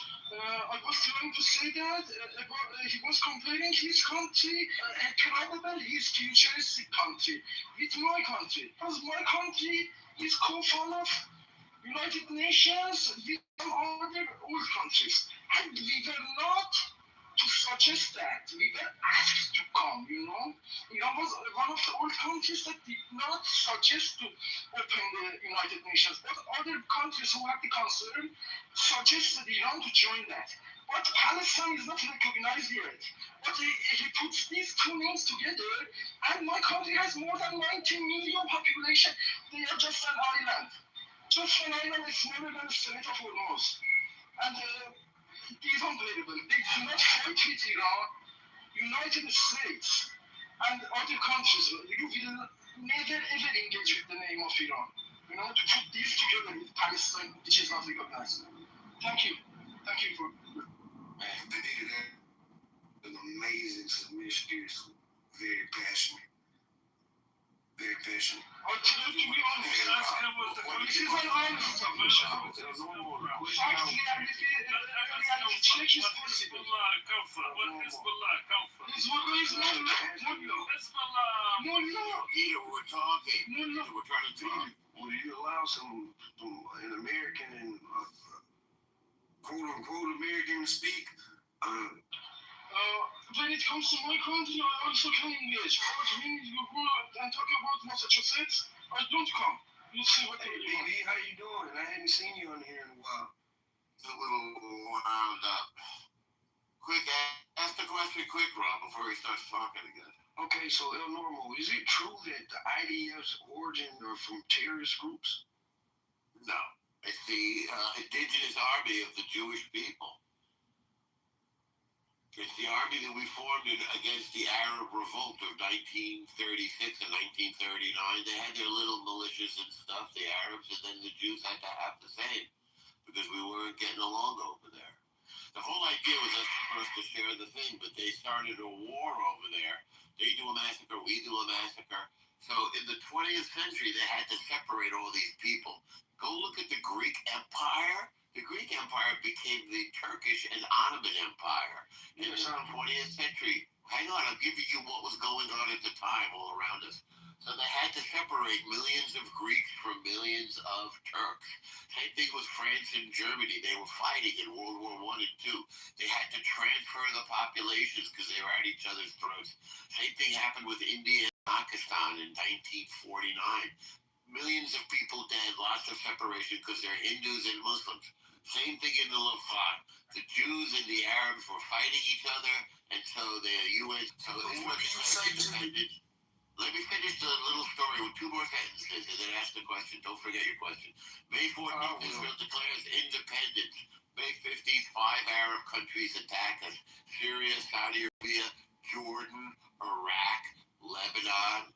And there was huge countries attacking a tiny little country, and they lost. That loss was so humiliating, they called it the Nakba. And once again, there was population transfers. All the Jews got kicked out of the Arab countries, and all the Arabs had to move out of the Jewish. Although 20% of Israel is still Arab, and they live comfortably there. Go ahead, what was your question? I kind of forgot, but it's all good. That's why I told you to remember. Do you know what they call in Iran? Do you know what they call America? They call it the greater Satan. The smaller Satan. And do you know what they call America is the big Satan. Israel's the little Satan. Big Satan. Big Satan. Yeah. Israel's the little Satan. Yeah. That's what they call it in Iran. What was your question, Rob? About them having their own government? I don't know. I think we should really be tight with like Mexico. And I think we are. I don't like how we've been treating Canadians, even though I don't really like them a lot of times. They're kind of weird, but they are right next to us. They are weird, man. I don't get who they are, what they do. What do they do up there with all that snow? They just walk around in the snow? I don't understand. I'm not sure either. Then they have the Canadian Football League with the extended end zone. It's a weird setup. Yeah, it's a different game, the Canadian football. And they seem to think we're in competition with them.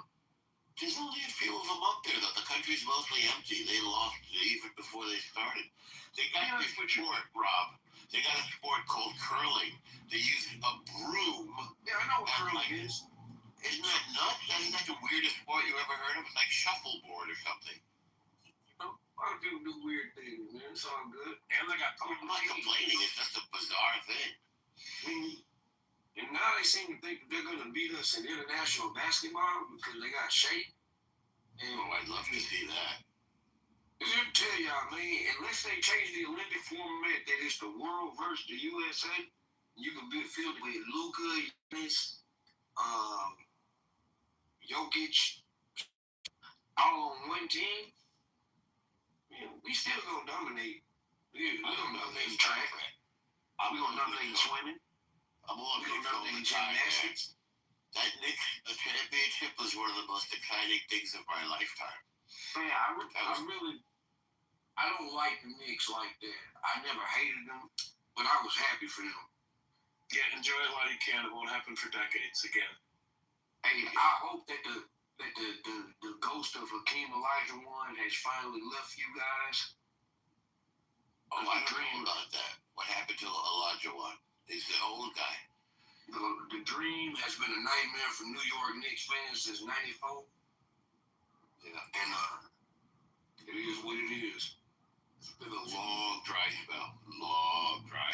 20 more years, might do it again.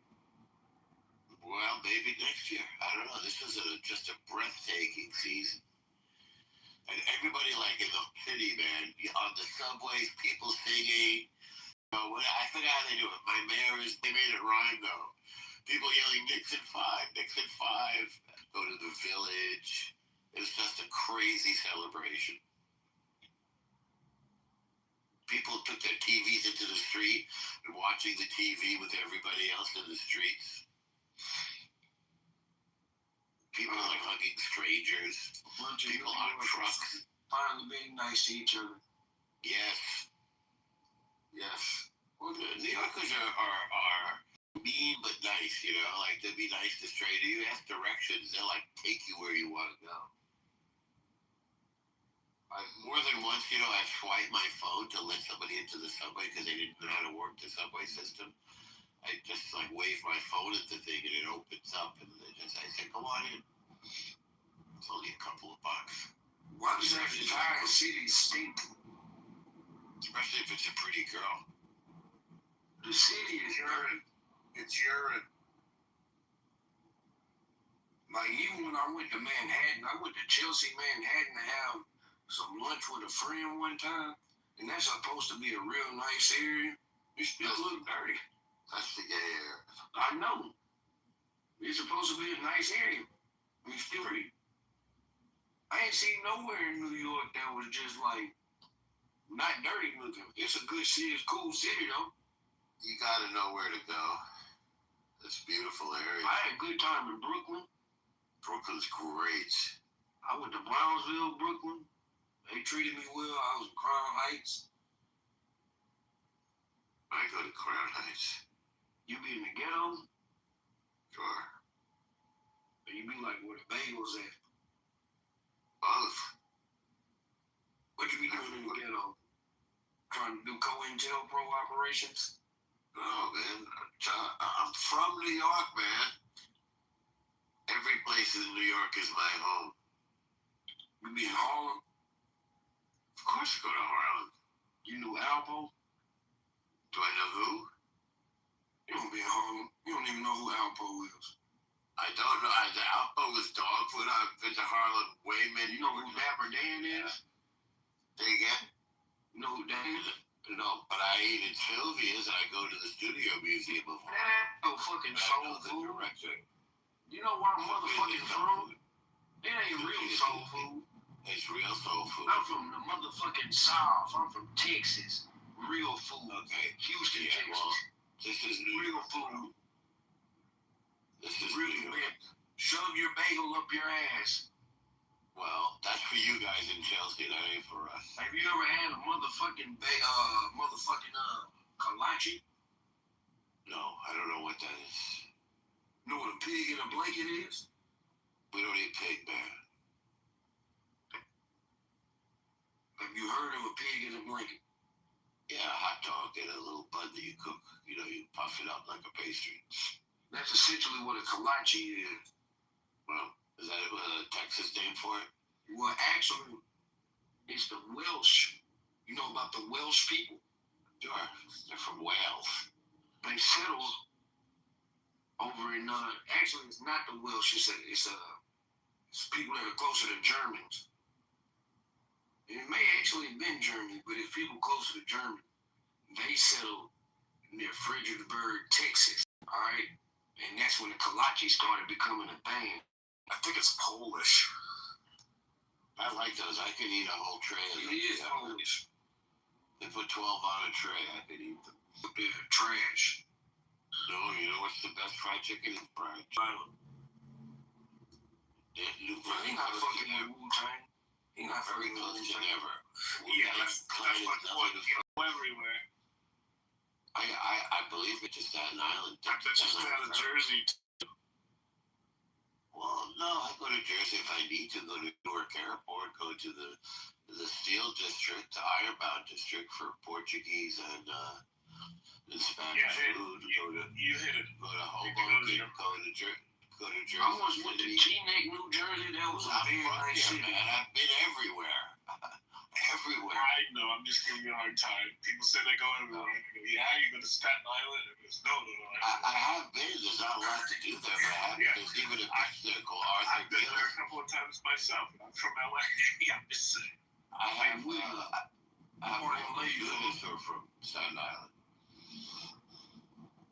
William. Yeah. What part of LA you from? I'm in the valley. You in the gang? I'm in the valley. Are you in a gang? Am I in a gang? No, I'm blood recruit. No. I guess technically you would call me a wood, but you know, but you're a Peckerwood. Well, I'm a white guy, so that automatically makes me. So you set tripping. What? How bad are the gangs where you are, Rob? Depending on what you consider bad. I mean, like, you know, gun down here, gun down there. Like, police will tell you that we have a really bad gang problem in Houston. I would tell you that it's a little more complicated than that. But gangs are a thing. Yeah. I mean, what about in your city, Matt? Are you hearing gunshots at night right now, or what do you got? I mean, luckily I work nights, and I work in a pretty decent area. But the particular apartments I live in, although it's in the Jewish community, it's some weird apartments, man. So yeah, you hear gunshots pretty frequently. Right. I walked to the corner store about 3 weeks ago. Walked into a murder scene. So yeah, I can't even attribute that to gang violence. The actual neighborhood I'm really from, that's considered the gangland in Houston. So there's a lot of gangs in my neighborhood.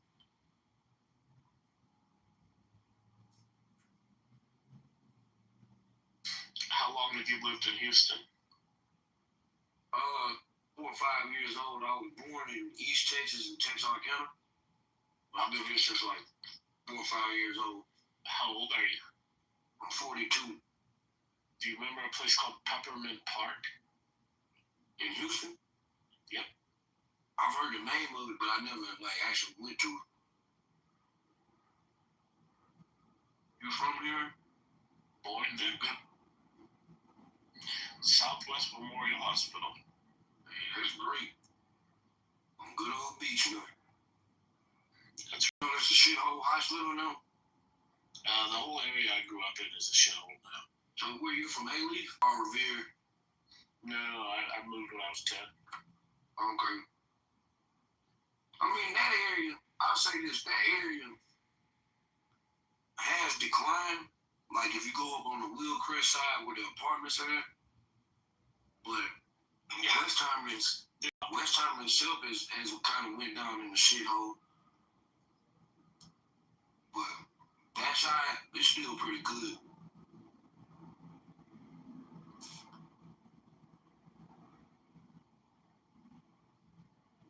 You got a Taco Cabana near you?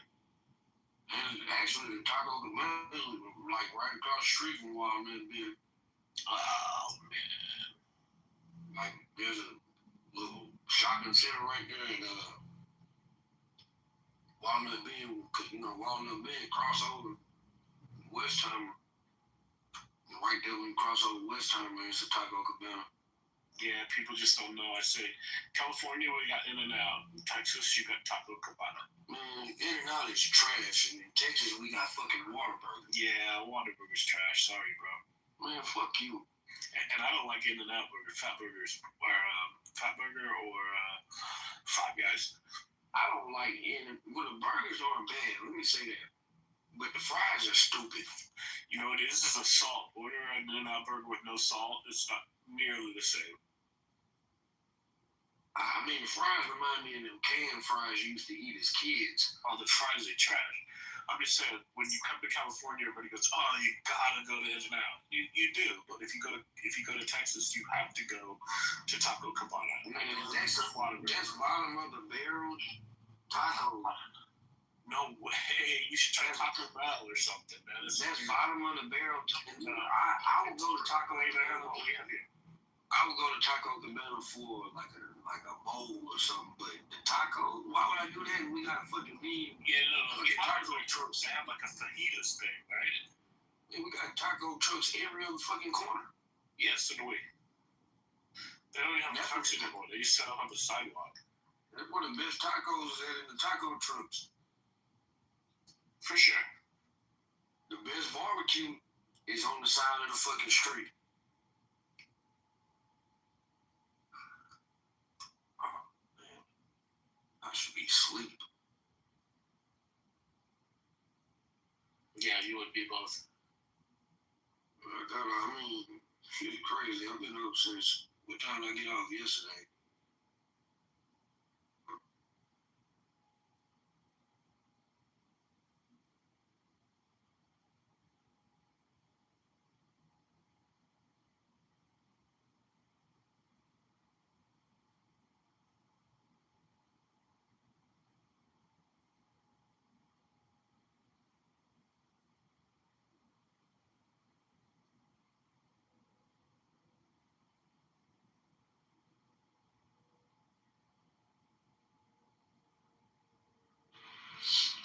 Wow, did we exhaust this topic or what? I think so, man. I think so. Should I throw up a new topic? Alright, I'm gonna end this one right here. Thank you for the room. No, I'm not closing the room yet. Maybe I should, I don't know, but I mean, shit, keep it going. Why not? I mean, one of them 24-hour rooms if you can pull it off. think of a topic. Let's see. What's going on, man?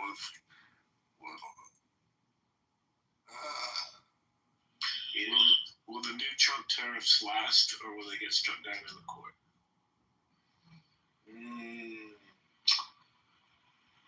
Actually, where is that? Well, I think it already was in Supreme Court now.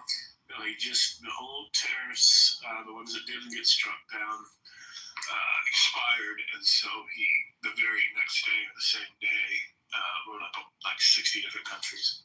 So there's a whole new set now. Interesting.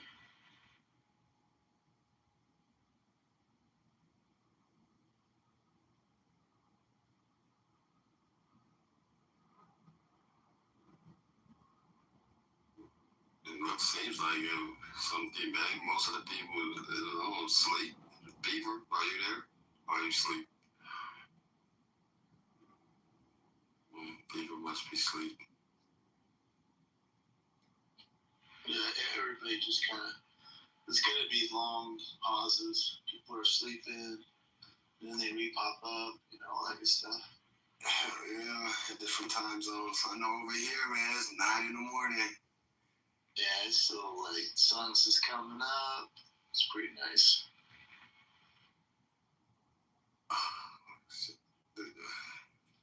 We have which state is the best to live in? I don't know. Something different. Oh, that's going to cause some controversy. Yeah, that might get a little. Or West Coast. Oh, we can do West Coast, East Coast. Keep it a little. Tupac or Big. Yeah, let's start with something new. I don't know how well it'll go, but East Coast versus West Coast. See how this one goes. Those poor people in the middle of the country, we just ignore them. Well, I'm in the Middle East, so I mean, shit. The Middle East, that's really a flyover state. I mean, not the Middle East, my bad. The Midwest. Shout out Chicago, man. You know what I mean? That's right, you're the East Coast. Oh, that's Midwest, yeah. I'm still going to throw it in there just for this example. So if someone comes in, they can go at it with I know that's probably... Yeah, that's how we think in California. Anything east of the Rockies, that's east. Yeah, so weird. I did think that. She slumped you all the I know. I was like, you're East Coast. It's like, fuck you, man. I ain't East Coast. I'm Midwest. Thanks, man. And what about for the November? I think that Los Angeles is very important. East Coast. Wait, who? Los Angeles, if it's on the midterm elections in November. Iranians in Los Angeles, can they get in terms of position? There's a lot of Iranians in LA. There's more Iranians in LA than anywhere else in the diaspora. The big showing. At one point, there was more Armenians in Glendale and the Valley in LA than in Armenia is another village. You don't have no. Armenia is as big as Kazvin. Run this one province. So have you been to the States, the United States, Peter? I would love to, but however I couldn't have been successful because my nationality is included in the travel ban and for United States. I'm not able to come until I am, for example, from Germany or somewhere else, the second country, before the United States. That's another consequence of having Mullah as your leader.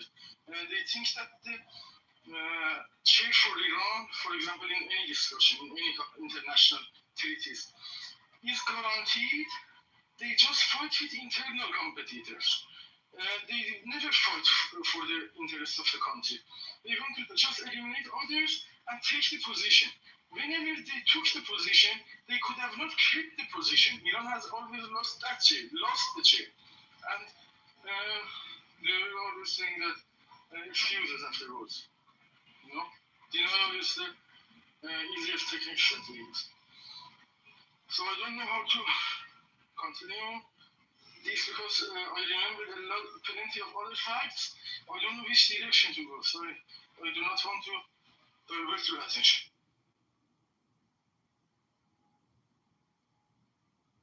Then it can be described as my lack of concentration.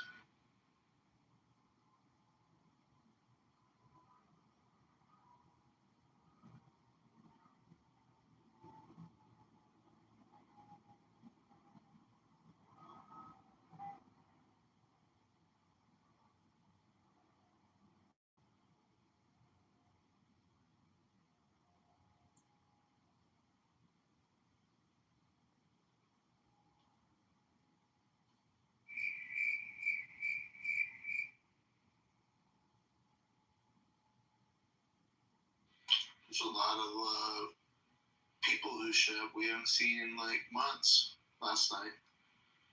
I don't know if you saw that, Timothy. Who are you thinking of? A-Check. Yeah. There's somebody else. Who else? There was somebody else. KP. I don't know if you were here for KP. I think, I think KP. Yeah, he was here. He was so drunk, I had to remove him. Or we had to escort him out. Damn, he was tweeting like that. Oh, yeah. It's never a night where he's not, so.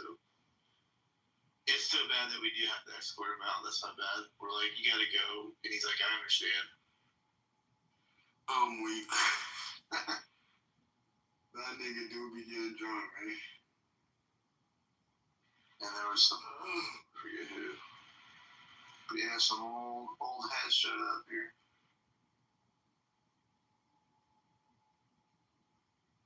I don't cap, man. I'm finna stay here, but I'm finna rest my eyes for a little bit, man. Yeah, I haven't got any sleep yet, for real, man. You done your job, man. Go rest your eyes, man. It's all good. Take it from here. Yes, sir. Yes, sir. I was fucking with D, man. They was getting his files and shit, man. I'm like, man. You know, B was modded up too for a little bit. BB, yeah, it's a BB. There's a bunch of people like, oh, okay,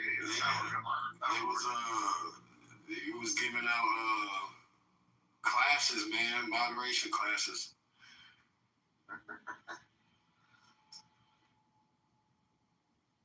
She likes that position, exactly. She just wants to take that kind of position for herself, more than anything. I think.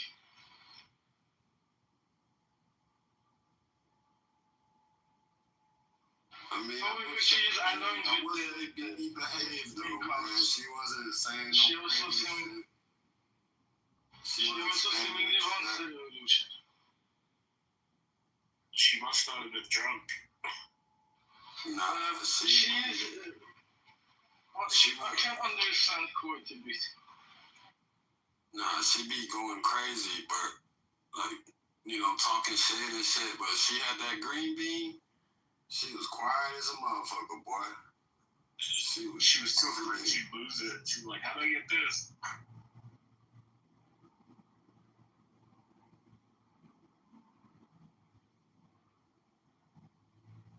But, I mean, I would take that BB over shit. The little reckless talking shit.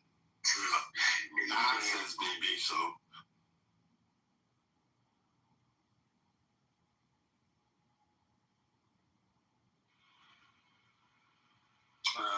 Welcome to the stage show. Hi, me. What's up? What's going on? What's new? I think good. How about you? Man, you be having all these Israelis and Jews in your room, bro. It's like, even when you want to talk about something American, bro, I think half of your crowd is Jews or Israelis. Are they American or Jews? What are you? Doesn't matter. You're talking about people and you're referring to them as Americans and Jews quite often. Well, I think you are either a Jew or both Jew and American. None.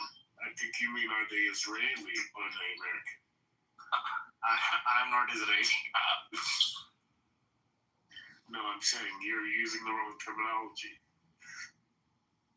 Yeah, because most of the people, if let's just say, bro, I'll ask you a simple question. As per you, Judaism is a religion. Where are you from, man? What's your country? India. What part? Does it matter? Yeah, are you scared, brother? Should we not be afraid? I'm not scared. I'm very different than my friends. Do you know Haryana? I got a serious question for you, man, because you say you're Indian, right? Yeah, go ahead. Let me ask you, brother. So why is it this is not no racist shit or anything, brother. Sorry? But I said this isn't on no racist shit or anything, so don't take it the wrong way. Yeah. But why is it Indians, you guys always have a distinct smell? Hey, listen, my nigga. So just like nigga, don't take it offensive. It's the spice. It's the spices they eat. Yeah, maybe it's hitting you now. Comes out through their pores. Yeah, hitting you now. No, don't get me wrong though. I'll be eating some really good Indian food, man. Shit. That's wonderful. Like, you need to get yourself in the Marvel squad, isn't it? Huh? You need to get yourself in the Marvel squad. What is that? You have the superpower, right? The Marvel universe, just like DC universe, you have the superpower. You can smell shit. Nah, y'all just have a distinct smell, brother. That's what I'm saying. You can smell shit, right? I was in San Francisco one day, man. I walked out of my hotel. That shit hit me the minute. No cap. Like, I walked out of my hotel, brother. Let me get you. What sort of distinct smell it is that Indians have? Bro, it was like... Does it taste like your father or like... No, hell no. It was just like... It wasn't like... Maybe your grandfather. You know how when look, you know how when you step outside right now, you know how the smell is like a normal smell? You step outside. Smells like oak trees around me. Right. So then just imagine you step outside and then you take a whiff and it's like, it's not that normal smell, you know what I mean? It is a normal smell. I don't really know what do you mean. Do you understand India is a very big country? Let's just say if you want to describe USA in terms of California, then it will be different to DC, different to Washington, different to New York, Florida, etc., etc. Texas, it's totally different. It's a different coast altogether, so yeah. I mean, Indians are the only people that have I'm not really getting what you mean. Yeah. I just want to know why do you guys have a smell though? It's fine. You being nigga is totally fine. You said me being what? Nigga? That's fine. I mean, I'm a nigga, brother. You feel me? You know what I mean? But I feel like you know what I mean? You're taking it. You saying it offensively though, bro. Like I told you I wasn't trying to be offensive, bro. You being offensive. I'm also trying to be offensive. It's like you took offense. You took offense to me saying that Indians smell. Brother, I told you from the jump, like, hey, look, brother. I told you from the jump, like, hey, I'm not trying to be offensive. Then you come out and call me a nigga, like. Are you not? It's crazy, brother. Bro, it's totally. I was just trying to get a real answer from the Indian, bro. Let me just put it this way. Let's just say you commit a crime. Crime is X. X has a different legal interpretation in USA. And X has a totally different legal interpretation in India. So for me, to speak out a word called nigga is totally legal. For you, maybe it's not legal. Maybe for you, it's derogatory. I'm not trying to be offensive. It's just my democracy allows me. And it's just like that. It's just like that. If you will go on and define blasphemy for a religion aspect. And all the Indians I met in the United States, they don't say that. They don't say the N-word, bro. It's quite different. They don't say the N-word, bro. I've talked to a bunch of Indians, bro. I've sat in Indian cuisines. They don't say that, do they? They don't say the N-word, bro. Like, you're the first Indian I've heard say that shit, bro. So I came to the conclusion that you gotta shut your mouth. Shut your mouth. You came to the conclusion that you I didn't mean to offend you, brother. That's what I said. I apologize if I offended you, man. I just wanted to know. No offense at all. I'm just trying to be quite fair here. But you don't use that word often, do you, Shimon? I do actually. If let's just say Matt, you and me go on WhatsApp call and I'll go on sharing my screen, I have a couple of friends' names saved as name. So over one street, you just kind of throw that word out, like we would just be going down the street. No, he would not. No, he would not. Hush. No, he would not. He just told you if he was on a WhatsApp and he said it on the Clubhouse, which I'll let you speak after. So I'm not dumb. So you just told Matt if he was on a WhatsApp, you use it all the time. we're on a Clubhouse app, you use the word, which tells me you only use that word on a social audio app. If you was in real life, I mean, in India, you would not use that in word. India, he will get away with it. There's a word called The issue is he doesn't understand the meaning behind it. Like now, Shubham, how would you feel if I called you a India, South of India, it doesn't matter which part of India you have. Shubham. Hold on, what's the word, How brother? would you feel? How would you feel? Shubham, how would you feel if I called you a Can you please Hold on. Let him talk. Tell him mucus. You got your chance to talk. How would you feel if I called you a chew? Hold on, bro. Hold your horses. I'm asking you something. How would you feel if I called you a chew? Let me How would you feel if I called you a chew? Yeah, chew. How would you feel? A chew. So, Matt, I was trying to answer. If I be derogatory to you and called you a truth, how would you feel? Tell him that this is a truth. What is it? Can you And explain there's to me also what a truth is, another brother? word. Yeah, what's the equivalent? Brother, can you tell me what a truth is? Yeah, what's the Truth is vagina and truth is untouchable. No. I'm talking about the untouchable. No. Listen. The leap. Bring him up, please. Well, bring him. I want to just ask him something. He's not gonna let you talk, brother. I want to. Me and Matt want to know. Apparently, it lies pussy. No. Untouchable. Hey, listen. Somebody asked If I call you untouchable, what do you call You told us to bring him back up. He's not even gonna let you talk, man. Bros, the brothers, I want to know what a truth is, man. A truth. No. Untouchable. If I called you untouchable, how would you feel? That community is right. You're a Brahmin, right? That's what you are. No.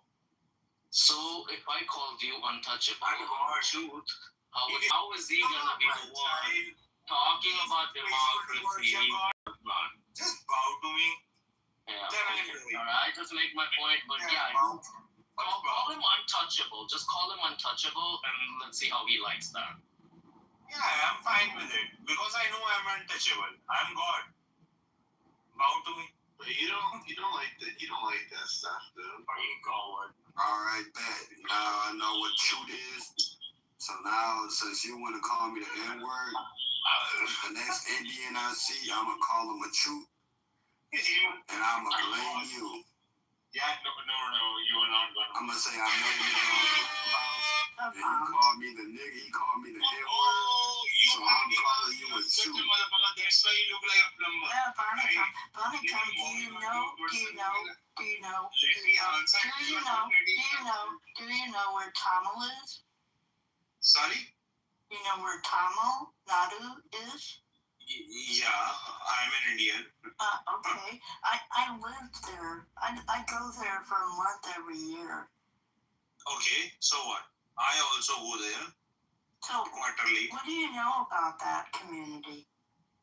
A lot. Yeah, go ahead. You can ask me questions, right? You can never ask, how do you know about the community, or what do you feel about the community, or something like that. You have any questions, just ask me. No, whatever I believe or feel like, it's my personal opinions. Are you in America? That's good. What do you think about it? I think it's beautiful. Their food is really good. And Joby, if you have been to India, and if you have got good Indians, as in the natives, the people who are still living in India and they're good friends with you, you would have heard this term called niga. So we have something called bro code. If a boy is friend with a boy, it's quite common hugging a boy. It's a culture in India and something of that sort. Yeah, we use this word. That's open-minded. You're not joking. I don't believe India to be this open-minded. Have you heard this thing or not, Joby? Yes, it has 50 states within the country of India. Come on now. Exactly my point. That if somebody like Himati and Matt gonna judge me, is it fair? It depends. Yeah, I don't know. I'm just getting to know you. Right now, I align with you. It depends. At all. They are just being blunt about their own judgments. What do you think of the Gorhava Festival? Their own judgments are excluded from his opinion. Q&As after the session, so please wait for it, William. We should have a rap artist. There's some questions and answer section is post the OG session. Gorhava Festival? What do you think about that?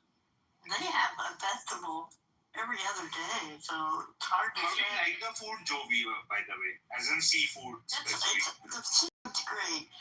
Otherwise, you gotta pick bone out of the chicken. Not chicken bone. So you like chicken without bone, right? Is it the same thing that goes with male as well, like as in the men as well? Then you're like, what? So sorry, you like the chicken without bones? Hey, you chew. Do y'all eat soul food? Yes, Timothy, we do. We eat food. You eat soul food? Yeah, we eat soul food as well as we eat choot. What type of soul food do you like? You gonna cook up choot? Huh? No, what type of soul food do you eat, brother? You eat sweet potatoes, mac and cheese, that tastes like India. Cornbread. Hush puppies. Hush puppies isn't soul food. Sorry, in Texas it is. They've got better things in India. Nah, I would It's disagree, not full of brother. carbs, and to be very honestly saying one sort of carbs. I would, brother, every time I walk past an Indian restaurant, it's like 5 people in there, bro. Yeah, how many And they're all Indian. I never see nobody else. Your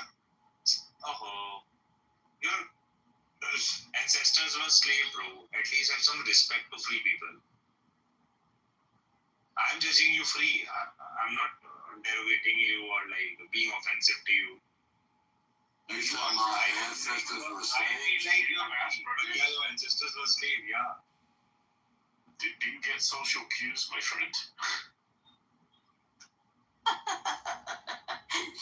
Social clue. My brother, I seen a video in India of y'all pool water, like literally brown. Your ancestors were And there was like 100 people and swimming in that motherfucker.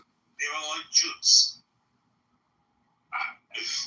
So why is y'all swimming pool water brown? Because your mommy pissed in it. Well, I will say India can be beautiful. I go to Tamil Nadu area. Yeah, it's You nice. have been to entirety of India. It's a big country. I didn't say the entire country. I was specific to Tamil You mentioned Nadu. your point that India can be beautiful. You haven't been through all of it and still you're judging it. I had to travel through most of it to get to Tamil. Do you know? The entire country. Hey, shut the fuck up. Do you know where Tamil Nadu is? I told you, it's the south tip of India. I know your geography really well. Let it be India itself. Can America be beautiful, or are there shitholes in America? Yes, exactly, William. Like it's all Europeans, no natives, and natives' rights are being forbidden in America. So it's not a beautiful place, although it seems like quite democratic at the top of it. Yo, B, he's one of them guys. If he was in the United States, right to vote in 1980. he would be like my friend. Women's about 30 years. Hush. You would be like my friend. Women's and You would say everything you not would be even so nice to considered us as if he was democratic in the United States. or being participative in a democratic society. Africans, blacks, or women were not given the voting rights initially in the Constitution of America. It has been a thing since the beginning of India. And beginning of India is beginning of and ethics from people who have enslaved their entire lives and like being quite pragmatic about it. So I don't feel it. What is it? Because you get your morality from a country that were enslaved by the British as well. Sorry? Because you have a superior morality based on the country where they were enslaved by the British. No, we have been a country before British came to India. We have been a country from like last 5,000 years. Absolutely not so like that. Our country is Islam cleared Egypt. That doesn't mean that Egypt has never been a country. Okay, Shubham, for a second, as a fellow Indian brother, let me remind you that a holier than thou attitude, no matter which culture you come from, doesn't help. Whether it is, if you want to celebrate... It does not need to help, brother, at all. No. Let me finish. As a fellow Indian to you, let me finish. It doesn't need to help at all. Okay. We are having a logical conversation. Somebody asked me a question. I will try to agree with you because all I reply in a tone that the question has been asked. What was the question you were trying to answer? Because for the last 5 minutes I just entered, you've just been shitting on me. From the last 30 minutes, it has been an argument altogether. No, bro, you just been disrespectful, bro. You called me a nigga for no reason. This man called me a nigga for no reason. He called me a nigga for no reason. It's quite a normal term in India. Well, you did ask a controversial question. It's not a normal term in India. Whether you say Kala, Kalia, whatever it is, it's derogatory even in India. And derogatory in India, mein kaise? How it is derogatory in India? No, we're going to speak in English because we have to be respectful towards everyone here. Yeah. Let's talk about it. How it's derogatory in India? Explain. Evidence and explain. When you say... Brother Noob. Yeah. I asked the brother, I said respectfully, shut up, let me talk, brother. I asked the brother, why do Indians smell? I said respectfully. And I guess he got mad. He called me a nigga. He said that Indians smell karte hain. Do you feel okay about it? No, that's not on either. Now, I don't want to do moral policing and tone policing and stuff like that either. So don't try to police at all this station. No, I'm talking to Himati now for a second, Shubham. Himati, if you're going to say why do Indians smell or they leak curries or all those things, those don't, they say more about you than the Indians themselves. His ancestors were slaves. One second, Shubham. No, but I said respectfully though. I understand. Just, but your ancestors were slaves. One of the things I've noticed also is that just because you ask a very, what's the word, a leading question, which is racist or casually racist, or, unknowingly racist in a sense, just by adding the word respectfully at the end doesn't make it a respectful question.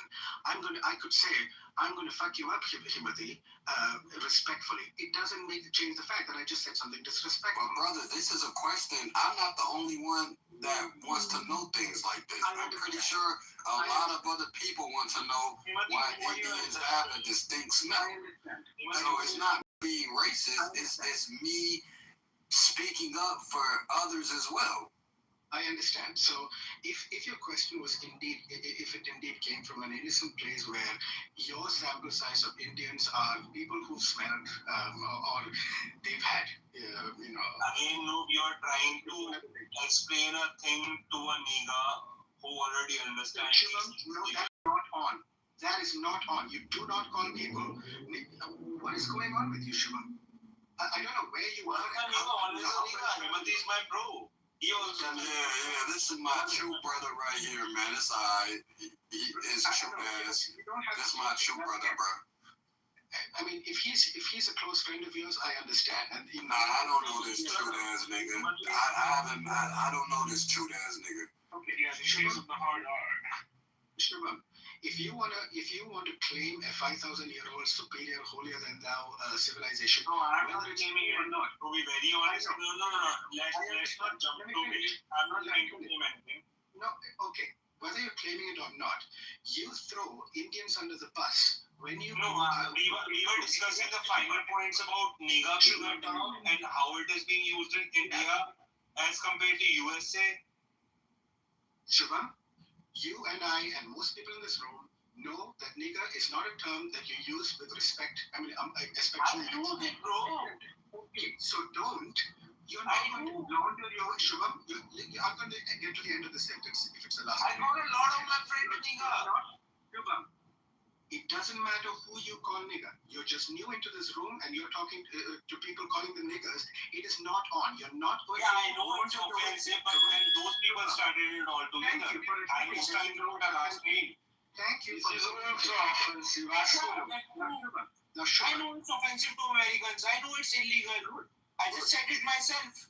What? Why was you trying to hurt my feelings? Why was you trying to be offensive, man? When I was coming at you with nothing but respect, why would you come with? No, you were not coming at me with respect. I did. I said respectfully. No, you know it in your heart. I said respectfully. And I asked you a question. You asked me a question why Indians smell different. I said respectfully. Why do Indians have their own smell? I know why I can answer. I know why. But Bima, you look. Let me tell you before you answer. Let me tell you what happened. So this cute ass nigga hopped on stage. And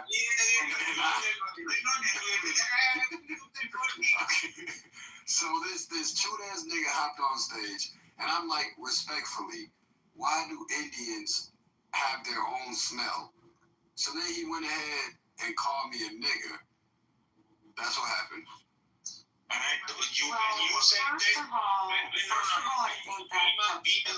Bima, let me also add it to his point. He said that I'm not trying to be offensive, but Indians smell different. That I said I'm not trying to be offensive, but okay, but let me, I get it. So he says, okay, but listen, I know the answer to why Indians smell. Are you ready? Okay, this is the answer. My point is that if you feel like humans different. Can I tell you? Then I'll ask you why the most of humanity. I'm going to tell you a story, okay? I said it's going to be about 3 minutes. Okay, this is the story, and this is how I connected, okay? So there are, what are they called? Sadhu, the holy men, the Hindu sadhus? If you don't know it, you don't talk about it. Hold on a second, they got... Partial knowledge is very harmful. Hold on, you guys hear me? They got people in India, I don't know, maybe Indians have some sort of special connection with the higher power, and I'll explain why, okay? So maybe they have been elevated. The reason that I understand that they don't bathe and they just don't even care, they wear dirty, nasty clothes the same day, they don't use cologne, is because they detach themselves. But let me finish. Can I finish?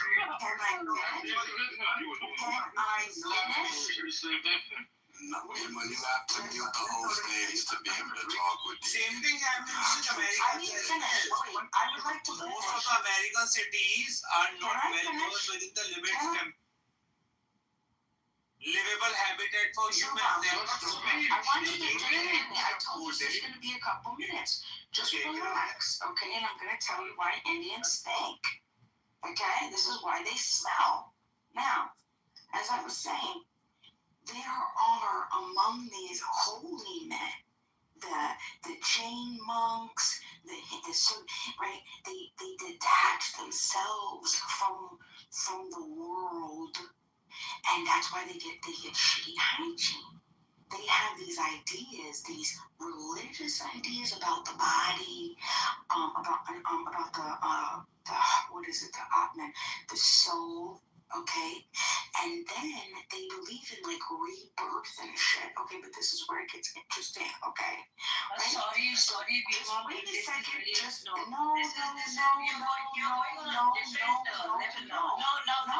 Just it has got nothing to do with anything. I'm just saying this, and I just want to tell my story, and then you could come up and tell your story. Okay, so listen. The reason they stink, besides the cumin, the fenugreek, the curry leaves, The garlic, which by the way are all very healthy, okay? That's great. But there's also, it has to do with the Hindus and the religious stuff and the rebirth. The rebirth, this is what's so interesting, okay? Now this is my other quick story, because they talk with that. Have you guys ever heard the story of Titu Singh? Titu Singh, maybe? It's saying Titu Singh. I'm going to tell you, Titu Singh was born in India, and he... All this talk about India, if you interrupt, no, I'm gonna move you. You're talking so much. I'm gonna move everybody. I'm moving everybody who interrupts me. Titu Singh, he was born in India, and he started talking to his parents about his previous life, and he said, "Bro," he said, "Mom, Dad, I used to live in this other little town, and I owned a cassette shop. I had a wife and 2 kids. I loved them, and I was murdered." The parents didn't entertain it until he said, "I can show you where I lived." The parents thought he was crazy. They brought the kid to that place, and the cassette shop was real. And he said, "My wife might still own it." So he says, "She should." They go in. He identifies his wife. "That's my wife." He goes, starts talking to her. He says, and we have 2 kids. Started giving details about their names, how they named the kids, their life. The woman was completely shocked. And then he said, "I have one." He told her. They went to the car lineup, had the boy identified the man. He identified the man.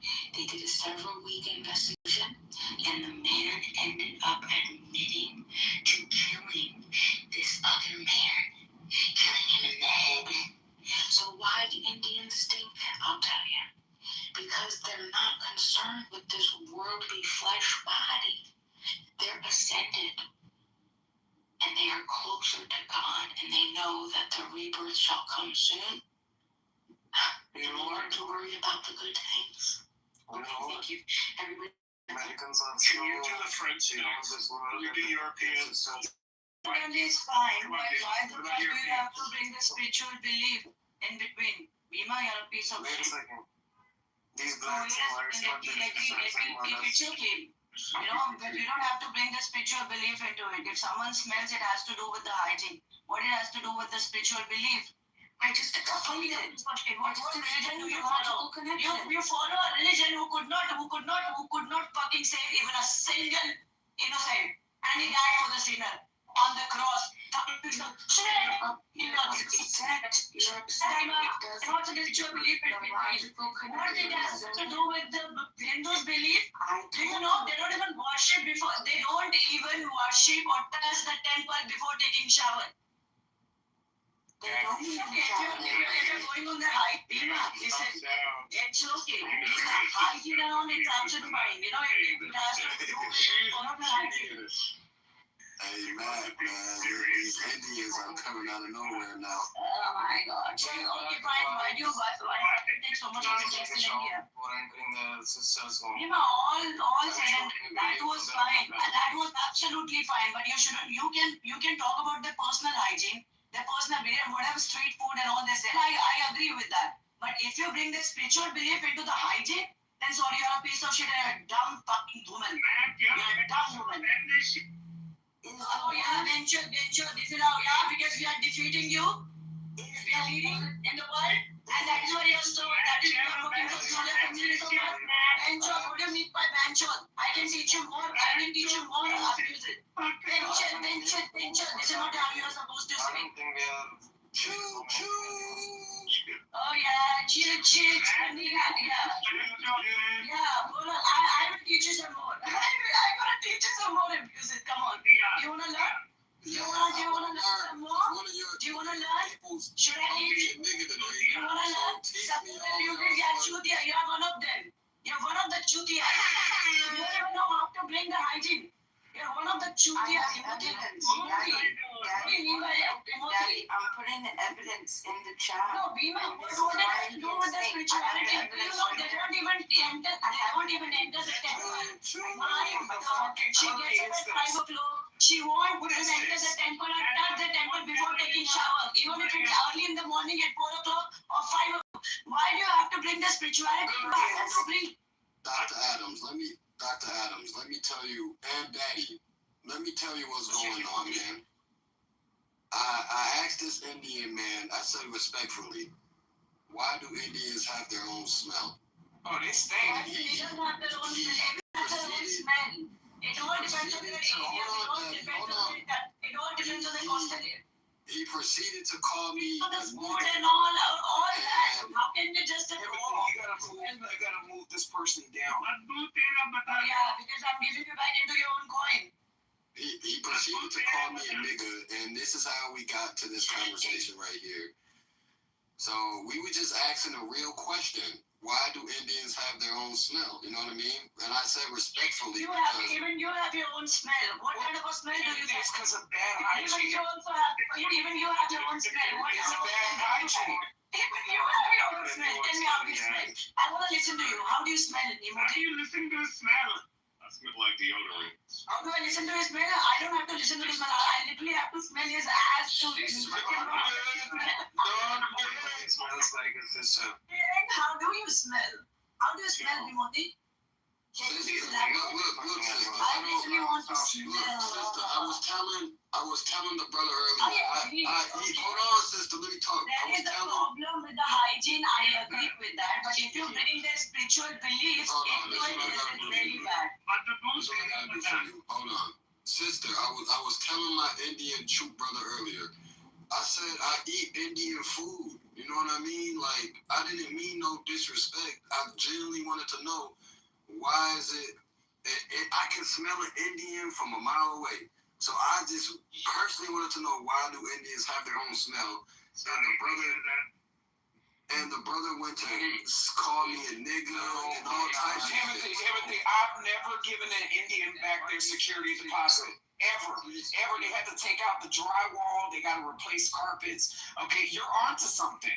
Okay, the whole hallway smells. You know, you have other tenants that want to move out. You know, I mean, there's something to be said. Indians do not keep a proper home. They just don't. Now, you have fine people like Naveen, where Naveen is pro-American. Naveen is a Republican. Naveen has been, culturized into civility. But for the bunch of other hand-wiping, wiping their ass with their palms of their hand Indians. No, they do. That's what they do over there. I'm telling you, that's what they do. That's what they do. So that's why they're always wiping down the counter at the 7-Eleven. I'm telling you, that's what they do. They wipe their ass with their hands. They wipe their ass with their hands. You know what? There is a degenerate culture over there where these motherfuckers play with feet and shit. We wipe with the left, we eat with the right. That is how it works, okay? Wipe with the left, eat with the right. We don't then eat with the right. What is your left hand? Wait, do you guys brush your teeth at least? We brush with the right hand. Wait, do you guys brush your teeth? We do. Wait. Which hand do you use to piss? Which hand pulls your dick out when you pee? Depends how big. Yeah, let's just says that. Oh, if you really could use Sometimes we both need hands. to. Which hand do you use to pick cotton? Which hand do you use to masturbate? That depends how big. Sometimes two hands. Isn't that crazy? You wipe your ass with your hands and then you use the same hands to wrap that. It's crazy. It really is crazy. It makes sense now. You know what? Listen, it makes sense now, brother. Which hand do you said it perfectly. You wipe your ass with your Wait, King, hold up. Hold on, Char. I got pressing because I'm on my way to work and my printer's acting up. We got so much Dell tech support on the stage. Can anybody walk me through how to reset my printer? Can you bring the Indian up from the Google, please? This is an emergency. I need to print some shit out. You balance it, right? Dell tech support. I tried calling on my iPad. They took too long because everybody's on Clubhouse. Everybody's on Clubhouse. I can't get no damn tech support. Can you invite Daddy up? Appreciate it. I can't find her. Adams, the tech support is now from Pakistan. Bring Daddy up. Wait, so Daddy. come up, Daddy. I turned the hand raising off so Daddy can come up. Wait, so I'm trying to understand it. So I've seen certain documentaries and clips whenever I watch the animal programs. These motherfuckers walking around. I'm here, but my nigga Charles talking right now, man. I'll speak to y'all after. So these rats, so they walk around and they just let rats roam around and shit. They worship these motherfuckers. They have fucking status over. Like why? What it is, the dark ones, they can't go back to India. They can't go back to India. The dark people in India. Okay, the dark Punjabis, they can't go back. That's why they're LARPing as Black Americans and Jamaicans. This is what I've been telling you. These Indians are the real identity thieves. Those are the ones that we need to deport. No, I'm telling you, those are the ones that we need to deport. They're LARPing as Black Americans, Timothy. Look at what Kamala just did. Do you know any Black person that has washed collard greens in the bathtub? I had to pin my aunt and my dad and my uncle down the other day, and I said, my uncle, he is 85 years old. I said, have you ever in living in rural, poor South of the United States, have you ever washed collard greens in a fucking bathtub? And they said, no. That's some Indian hair wiper shit. Okay? Black people do not. I'm sorry, but I'm still stuck on the fact that they wipe their ass with their hands. That's why they're washing collard greens in the bathtub. Black person would wash a collard greens in the bathtub. I'll tell you what type. An Indian LARPing as a Black American that wipes their ass with their hands. That's who's washing collard greens in the bathtub. Look, I heard of motherfuckers using fucking bacon grease to cook fucking biscuits and shit, right? You know what I'm saying? Because motherfuckers is broke. But goddamn, when you're trying to fucking sit up here and say that Black people's on some degenerate shit by washing collard greens in a goddamn bathtub that you shower in, and your dirt is fucking seeping on the fucking floor of the damn shower. What kind of shit? Don't put that on Black people. I have a question, John. Why are you insulting the previous vice president of the United States? Because she's a fucking bitch, man. Why are you insulting her? Listen, I've spoken to cats that know that faggot, that fucking dirty ass bitch, man. Spitting that we're talking about this. So I just want to go around, or if someone wants to come off mic and tell me what stereotype that you believe is true. So, for example, that Asians can't drive. Like, who believes that? Like, let's get this going right now. What's that? They have no peripheral vision. Do you believe that? Do you believe that? 100%. I'm being serious. They cannot see on the right or left side. Niggas rolling short. She got your eyes. Niggas gang banging. Okay, hold on. One at a time. We gotta do this. Indian women have bigger clitorises than men have. Oh Jesus. Okay, I heard Asian women have no peripheral vision. I heard that from King. I think somebody said something about gang members and hoods. I don't like it.